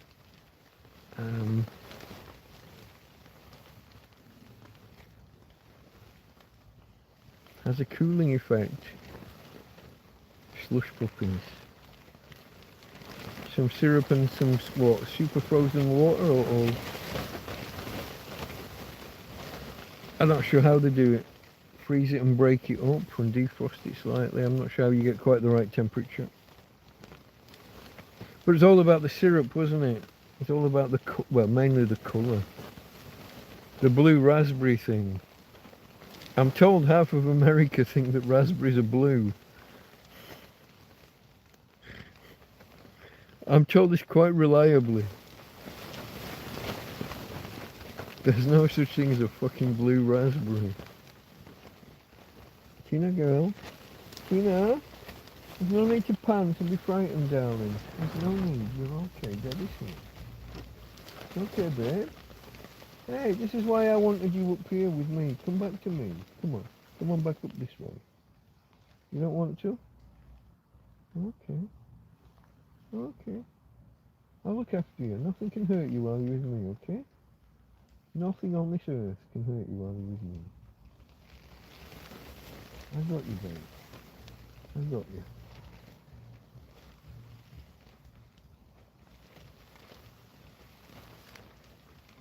Oh, another little yawn. Where are we for time? 5:15. How did we get to 5:15? We are probably going to have to hang up soon, folks.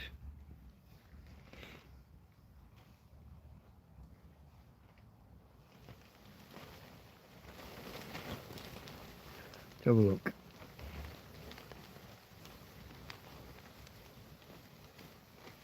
Microsoft just continued with errors. I don't know how they've made that quantum chip work now, since there were serious errors. I think they used lasers to steady it.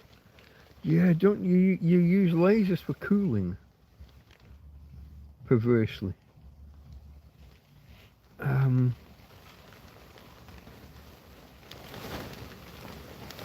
Yeah. If you've got something that's like just about to evaporate, well, not necessarily evaporate, change of state, if it's close and you can push it over, then it takes some extra latent energy with it, and there's an overall cooling effect.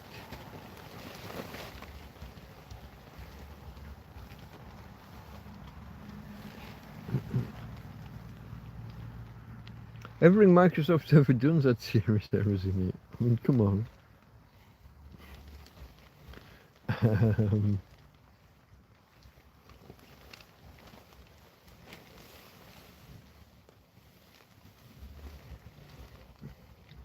Andy can't believe that the difference between his first computer and his second computer was only a 3 megahertz upgrade.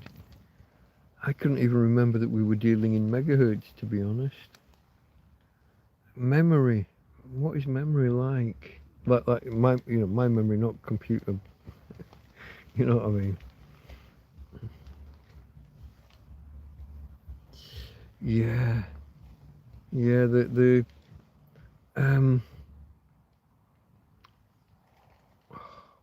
wasn't my first external hard drive 40 meg? Not external. No. That was an upgrade. I bought that from a computer magazine.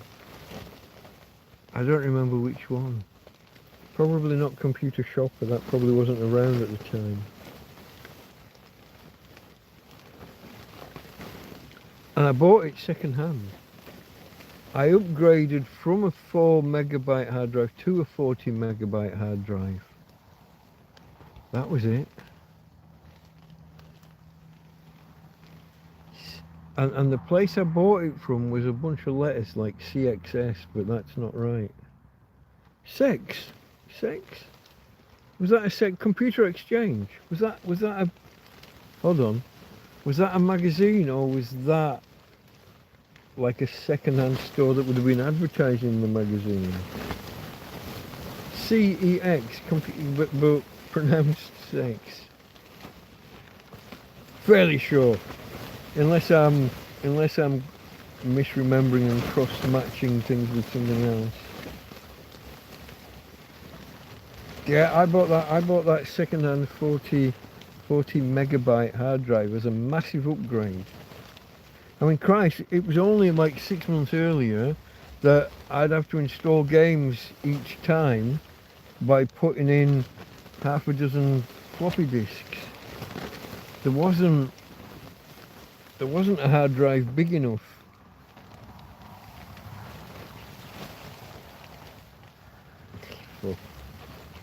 Yeah, kids nowadays wouldn't believe it, would they, folks? They wouldn't fucking believe what we were dealing with back then. 1 megabyte RAM upgrades, yeah. And you were happy with it. You could fucking see and feel a fucking difference. It's all about the cha-ching, cha-ching, the bling, bling. That's a song, isn't it?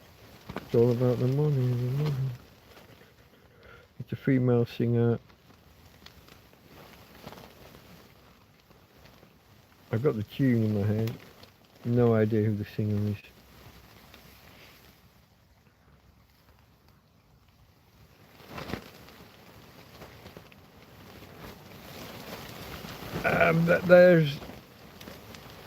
There's so much inefficiency in modern computing because there's so much capacity, there's so many resources there. The programmers don't have to be careful about streamlining every operation. And not just the programmers, but the compilers and if it's an interpreted language, interpreters. They just don't have to concentrate on being that efficient. And hence you get languages like PHP. Shush. Fuck. Yeah, maybe. I started with, well, not started. Perl was one of my intermediate languages.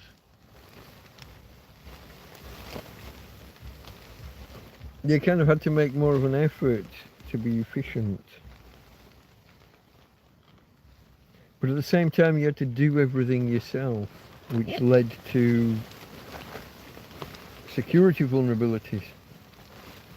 Everybody programming their own form not interpreter. So when you post a form from a web page, it gets received, and then you have to filter and whatever the other bloody word was. But everyone's programming their own, and they're missing vulnerabilities. At least PHP tried to build it into the language.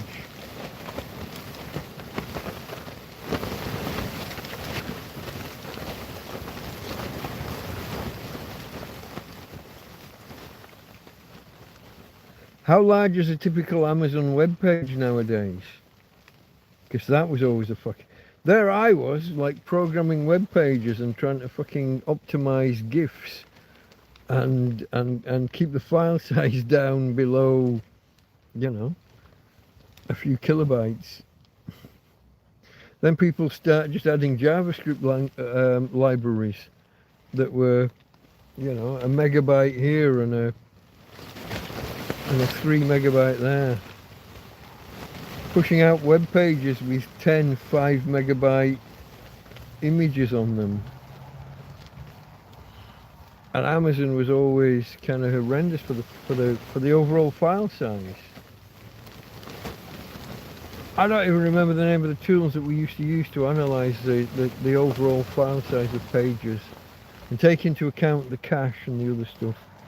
Google had a bunch of tools. I don't remember the names. But then over time, other people added similar tools. Wasn't the one called Lighthouse? Lighthouse. Rings a bell, but I might be making it up. Yeah. No, when people started adding huge JavaScript libraries, probably around the time that Ajax happened. Oh, and then just the size of a fucking typical XML file, just, you know.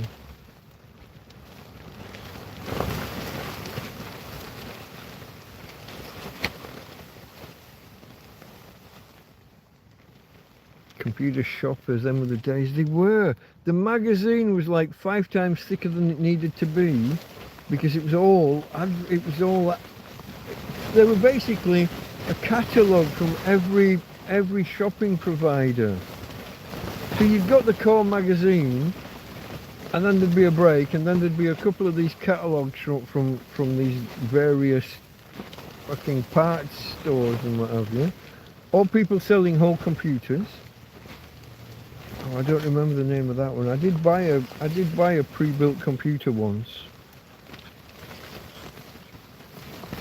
I think only the once. I took it apart and broke it on the first day. Wife was furious. But on the second day fixed it. And that's how you learn, folks. When you're sweating fucking bricks because you've just you've broken all of the plasticky cobweb shit that they put in to detect whether you've cracked it open or not. All of that warranty void, you know what I mean, all of that shit. You broke it on the first day. How? What are you doing? You go around and you're unplugging and reseating every component. What have you done? How did you do it? Okay, there's that. Okay, that's back in that now. Okay, yeah. Oh, now it's booting. Oh, well, at least it started to boot. It didn't make it through post, but it's an improvement. Power got in there, and you keep going, and you learn. And you did it without having the internet on another machine to look up the fucking answer. That was the other thing. You were flying blind to begin with. Oh yeah. We remember those days. Sex is still going, really? Oh, maybe Was it going back then? Am I remembering right, or maybe I'm cross-pollinating my. I don't know.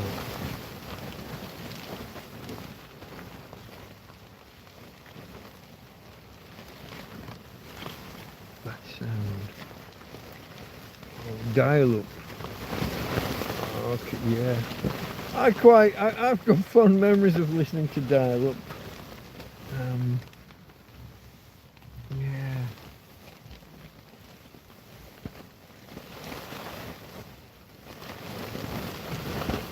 Andy wrote compile. Not all languages compile, some are interpreted. If that. I'm behind, but AOL. How many of those fucking CDs passed through your hands? They were like confetti, weren't they, on computer magazines and in shops, and pushed just randomly just mailed through your fucking letterbox. How they had the money to mail them out, just unbelievable. And they were trying to create a walled garden, weren't they? They didn't really want to give you the internet per se.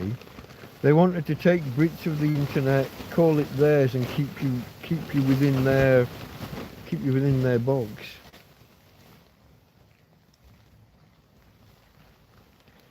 Yeah, global warming caused by AOL giving away those discs. I don't know, but I saw people create whole fucking mirrors and things out of them. You know?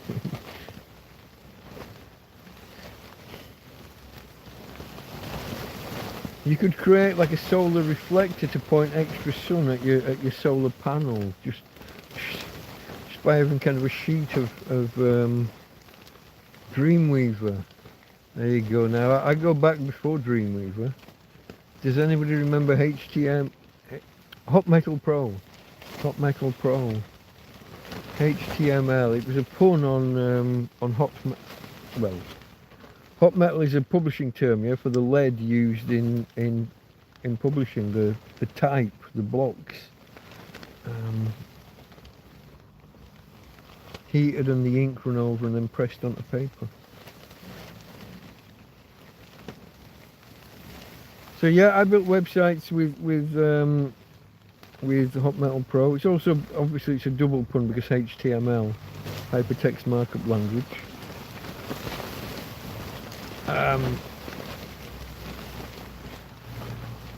I built websites with that, and then moved on to Dreamweaver, but never really settled with it. By then I was trying to build sites that multiple people could manage, and Dreamweaver at that point was, you had it on your computer, you had all the files that would build your site, you push the button and build and publish yours. But if Fred tomorrow wants to add another page or do something, you were screwed. That's when I started with Rex and, do I want to say Regina? Text preprocessors.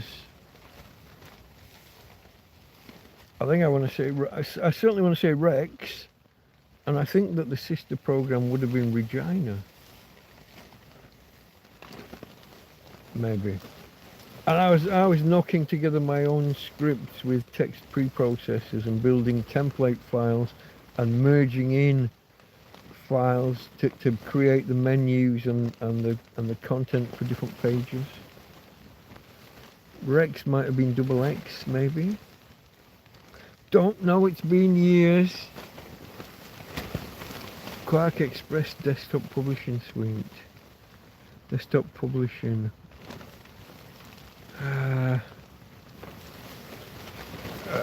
Did Microsoft beat it? What was Microsoft's one? Not Publisher? No, that wouldn't have beaten it. I don't know what's going on. Anybody still there? Anybody? I doubt it.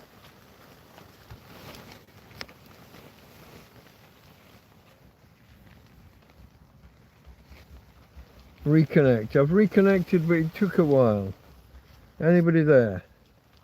It says maybe 5 people. Everything is in the wrong position. Screen seems weird. Oh, my light's not in the right position. That's another thing. I'm back, but you might not be. You might have gone. Where was I? Was I down there? Yeah. So what happened there, folks, was I unplugged my phone a while ago to show Tina to you, and I didn't plug it back in, and we just ran out of power. This phone really is a hog for power. Uses about 15% of the battery per hour. Yeah. That's why when I was short on power, I moved the SIM card over to the tablet. We're not going to go on too much longer, folks.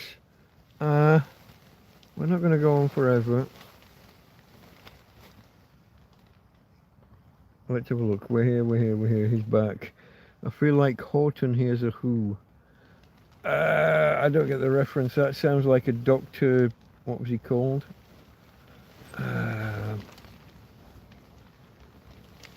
Don't know what he's called. The guy who did the, what's it called? The Cat and the Mouse in the Hat, or whatever it's called. Not Snuffles. Don't know. I don't know what a Horton in a who is. But anyway, let me have a quick look at my EcoFloat, because I want to know where I am for power. Down to 69, which should be my Dr. Seuss. That's the one. Well, that's the one I was thinking of, about the Cat in the Hat, or whatever that was called. I don't know if that's a Horton in a who.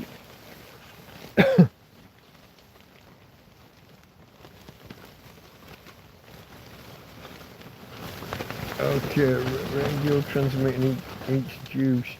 Yeah, but this phone eats it even when it's not doing that. Well, I guess it's yeah.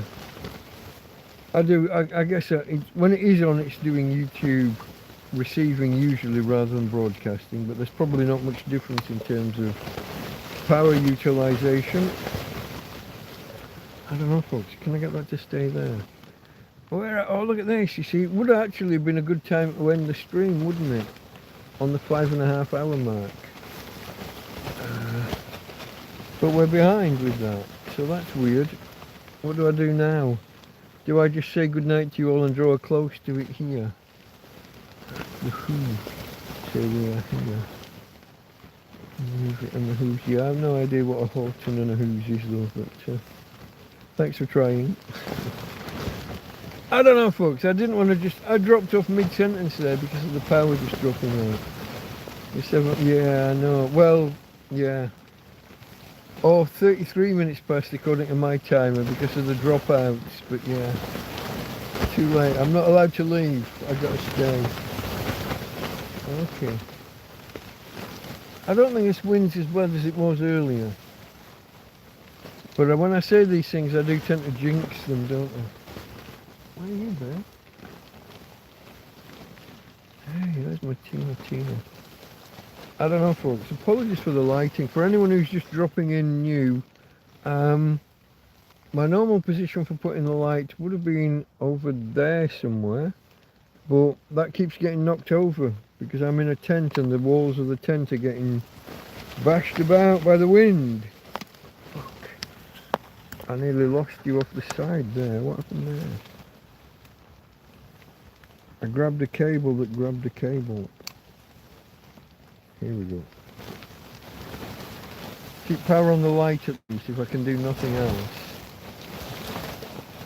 How's that? It's a little bit better, I think. Okay, folks, I don't know. Have we got conversation to keep going with, or are we going to call it we're going to call it a day soon, I think. Whether we do it in the next 10 minutes or whether we do it in 25 is the Vincent Price Lighting Experience. I'm far uglier. Oh, I need to check. Not, well, look at that. You see, when I move my arm, yeah. Live chat, everybody. Live chat, not top chat. You want all messages.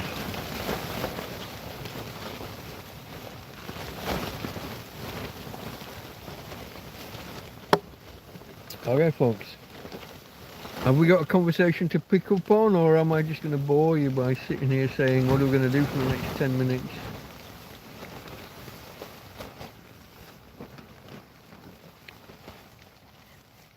Let me go back to where I dropped out. Andy thought it was his crap laptop. See, I'm getting buffering myself now. Bad weather can cause a bad connection, I thought. But yeah. Having a rough old time. No, the weather's a bit rough, it has to be said. But oh, did it freeze with it? Did I have a funny look on my face? Did the light just get brighter? I think it did. The light just got... I'm working backwards. That was weird. Big Regina City. Letterpress. Don't remember letterpress. Clark Express. Wasn't publisher was more... Wasn't that leaflets in Microsoft?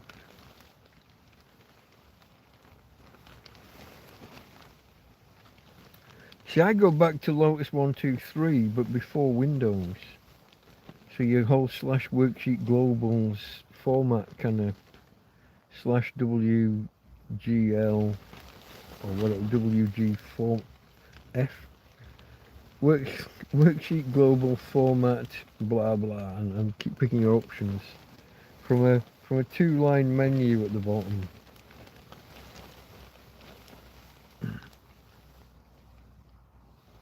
When they were trying to do windowing in DOS.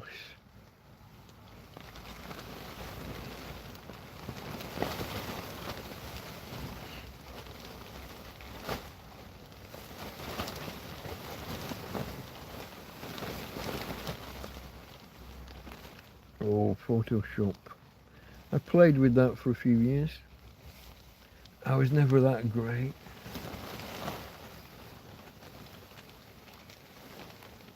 I could get into some real mess with layers in Photoshop. And don't talk to me about masks.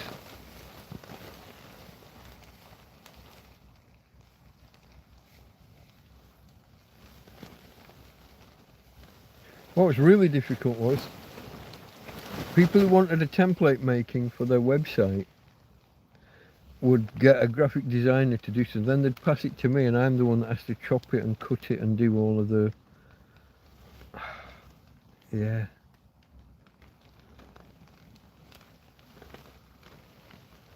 I was never perfect at it. But the graphic designer didn't understand Joomla.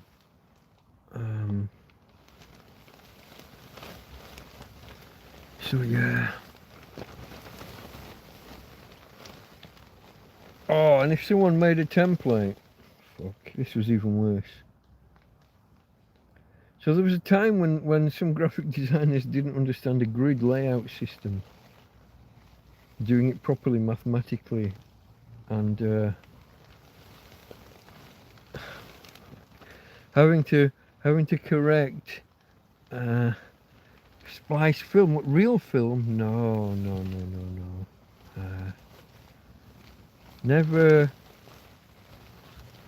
really did like video or film until, and I do all this on a phone. That's why my videos are so basic when I do videos. You can't even do the J cuts or J edits, whatever you want to call them, in the software I'm doing. You can't keep the audio from one bit and overlap it. When you watch a movie and a scene changes, you often have sound from the previous scene carry on and overlap, or the other way around. Sound from the scene you're about to go to starts before the image actually gets there. And the software I use is just fucking... Because it's on a phone, it's not going to be too fancy, is it? He has a hammer look, alright. I have the look that looks like I've been hit with a hammer. Higgs boson. Don't forget the Higgs field. It's how the boson interacts with the field that gives mass. And if you want to remove mass, I guess you want to manipulate one or the other. And if you can do it, you instantly shoot off at the speed of light. I'm not sure you have any control about directionality. I'm not sure that that's ever been worked out. I guess you're going to move in the opposite. See, when someone asks me the question, what's up? Like, what's wrong? What's up, Doc? What's up? The direction opposite of the field of gravity that you're experiencing at the minute. I guess if suddenly you could remove mass and do the whole anti-gravity or travel at the speed of light thing, you're just going to shoot off that way. I don't think you can control it. And that might be a problem. But I don't know. We discussed it already once. Very dramatic lighting. Yeah, we got dramatic lighting. And this flagging. Didn't you have some admin to do? Tell you what we'll do, guys. The timer here on my end says 5 hours 42 at the minute. We can call it quits on 45. If you give it 2.5, 3 minutes, and we're well over the 4 hours mark that we want. So yeah. Flogging. I think he said flagging. Laying paving stones. Boom, boom.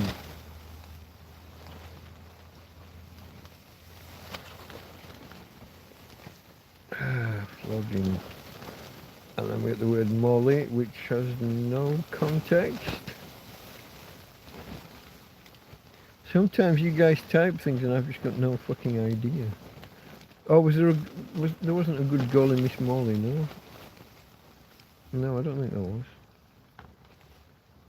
I got no idea how we got to Molly. Yeah, it's a band law, okay.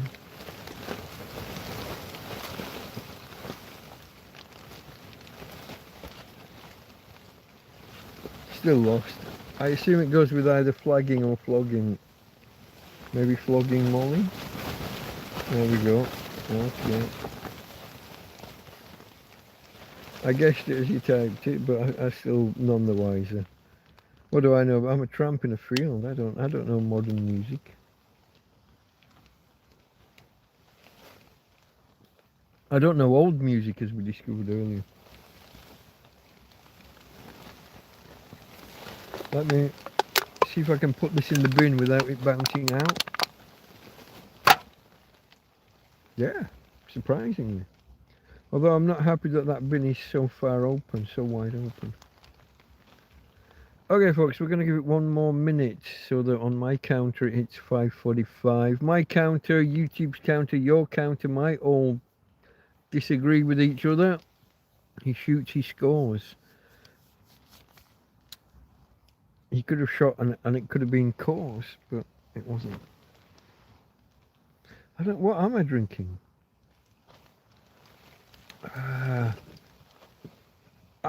Steinberg Classica. Steinberg Classic. Steinberg. So this was definitely from Mercadona. Okay. Huh. I've been drinking it all night and I didn't know what I'd been drinking. What did I have the other day? The red one. Red, it was Danish. Class. Carl's class? Carl's. Not Carlsberg, don't say that. Carl's something or other. Yeah, with a K for the Carl.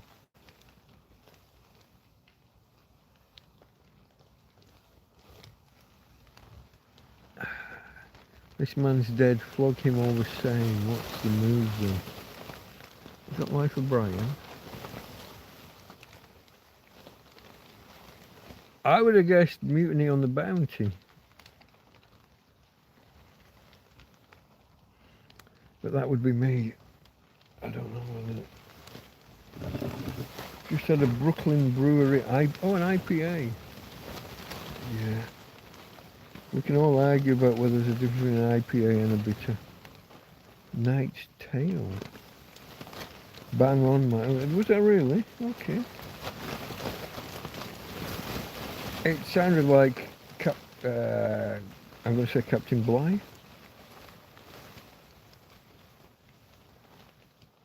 Wasn't he? He was a tyrant but an exceptional seaman. Seaman. Didn't he navigate in a little boat? Just like a life raft, not a life raft, but it was a little wooden boat with a sail. He navigated them all the way back. Took years. So he was a total tyrant. His crew hated him, hence the mutiny. But he was an exceptional sailor, let's say, navigator. I don't want to keep saying seaman.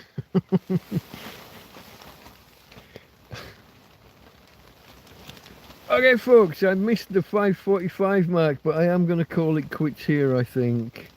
Otherwise, I'm just going to sit here jabbering with no real direction to the conversation. I thank you all for joining me tonight and for keeping the conversation going. Like I said, I did have a spell fairly early on where it dried up a bit, but I think if people who do choose to watch on the repeat, on demand, if they see that it's a longer video, they might push through the more boring patch. Okay, folks, I'm going to try and turn and see if I can say goodnight in the manner to which you've become accustomed. My feeling currently is that she is indeed totally underneath the covers. She's moving though, so she's not asleep. My percentage on battery, I'm on 13, so I can risk disconnecting slightly, briefly. Here we go, babe. The peoples want to say good night. Can we say bye-bye? Hey? You're going to look at them nicely. Hello, you. I don't know why you like to lay sideways like this, but it's okay by me. Okay, from Tina. And from me, Delta Mike. Cheers, guys, and good night.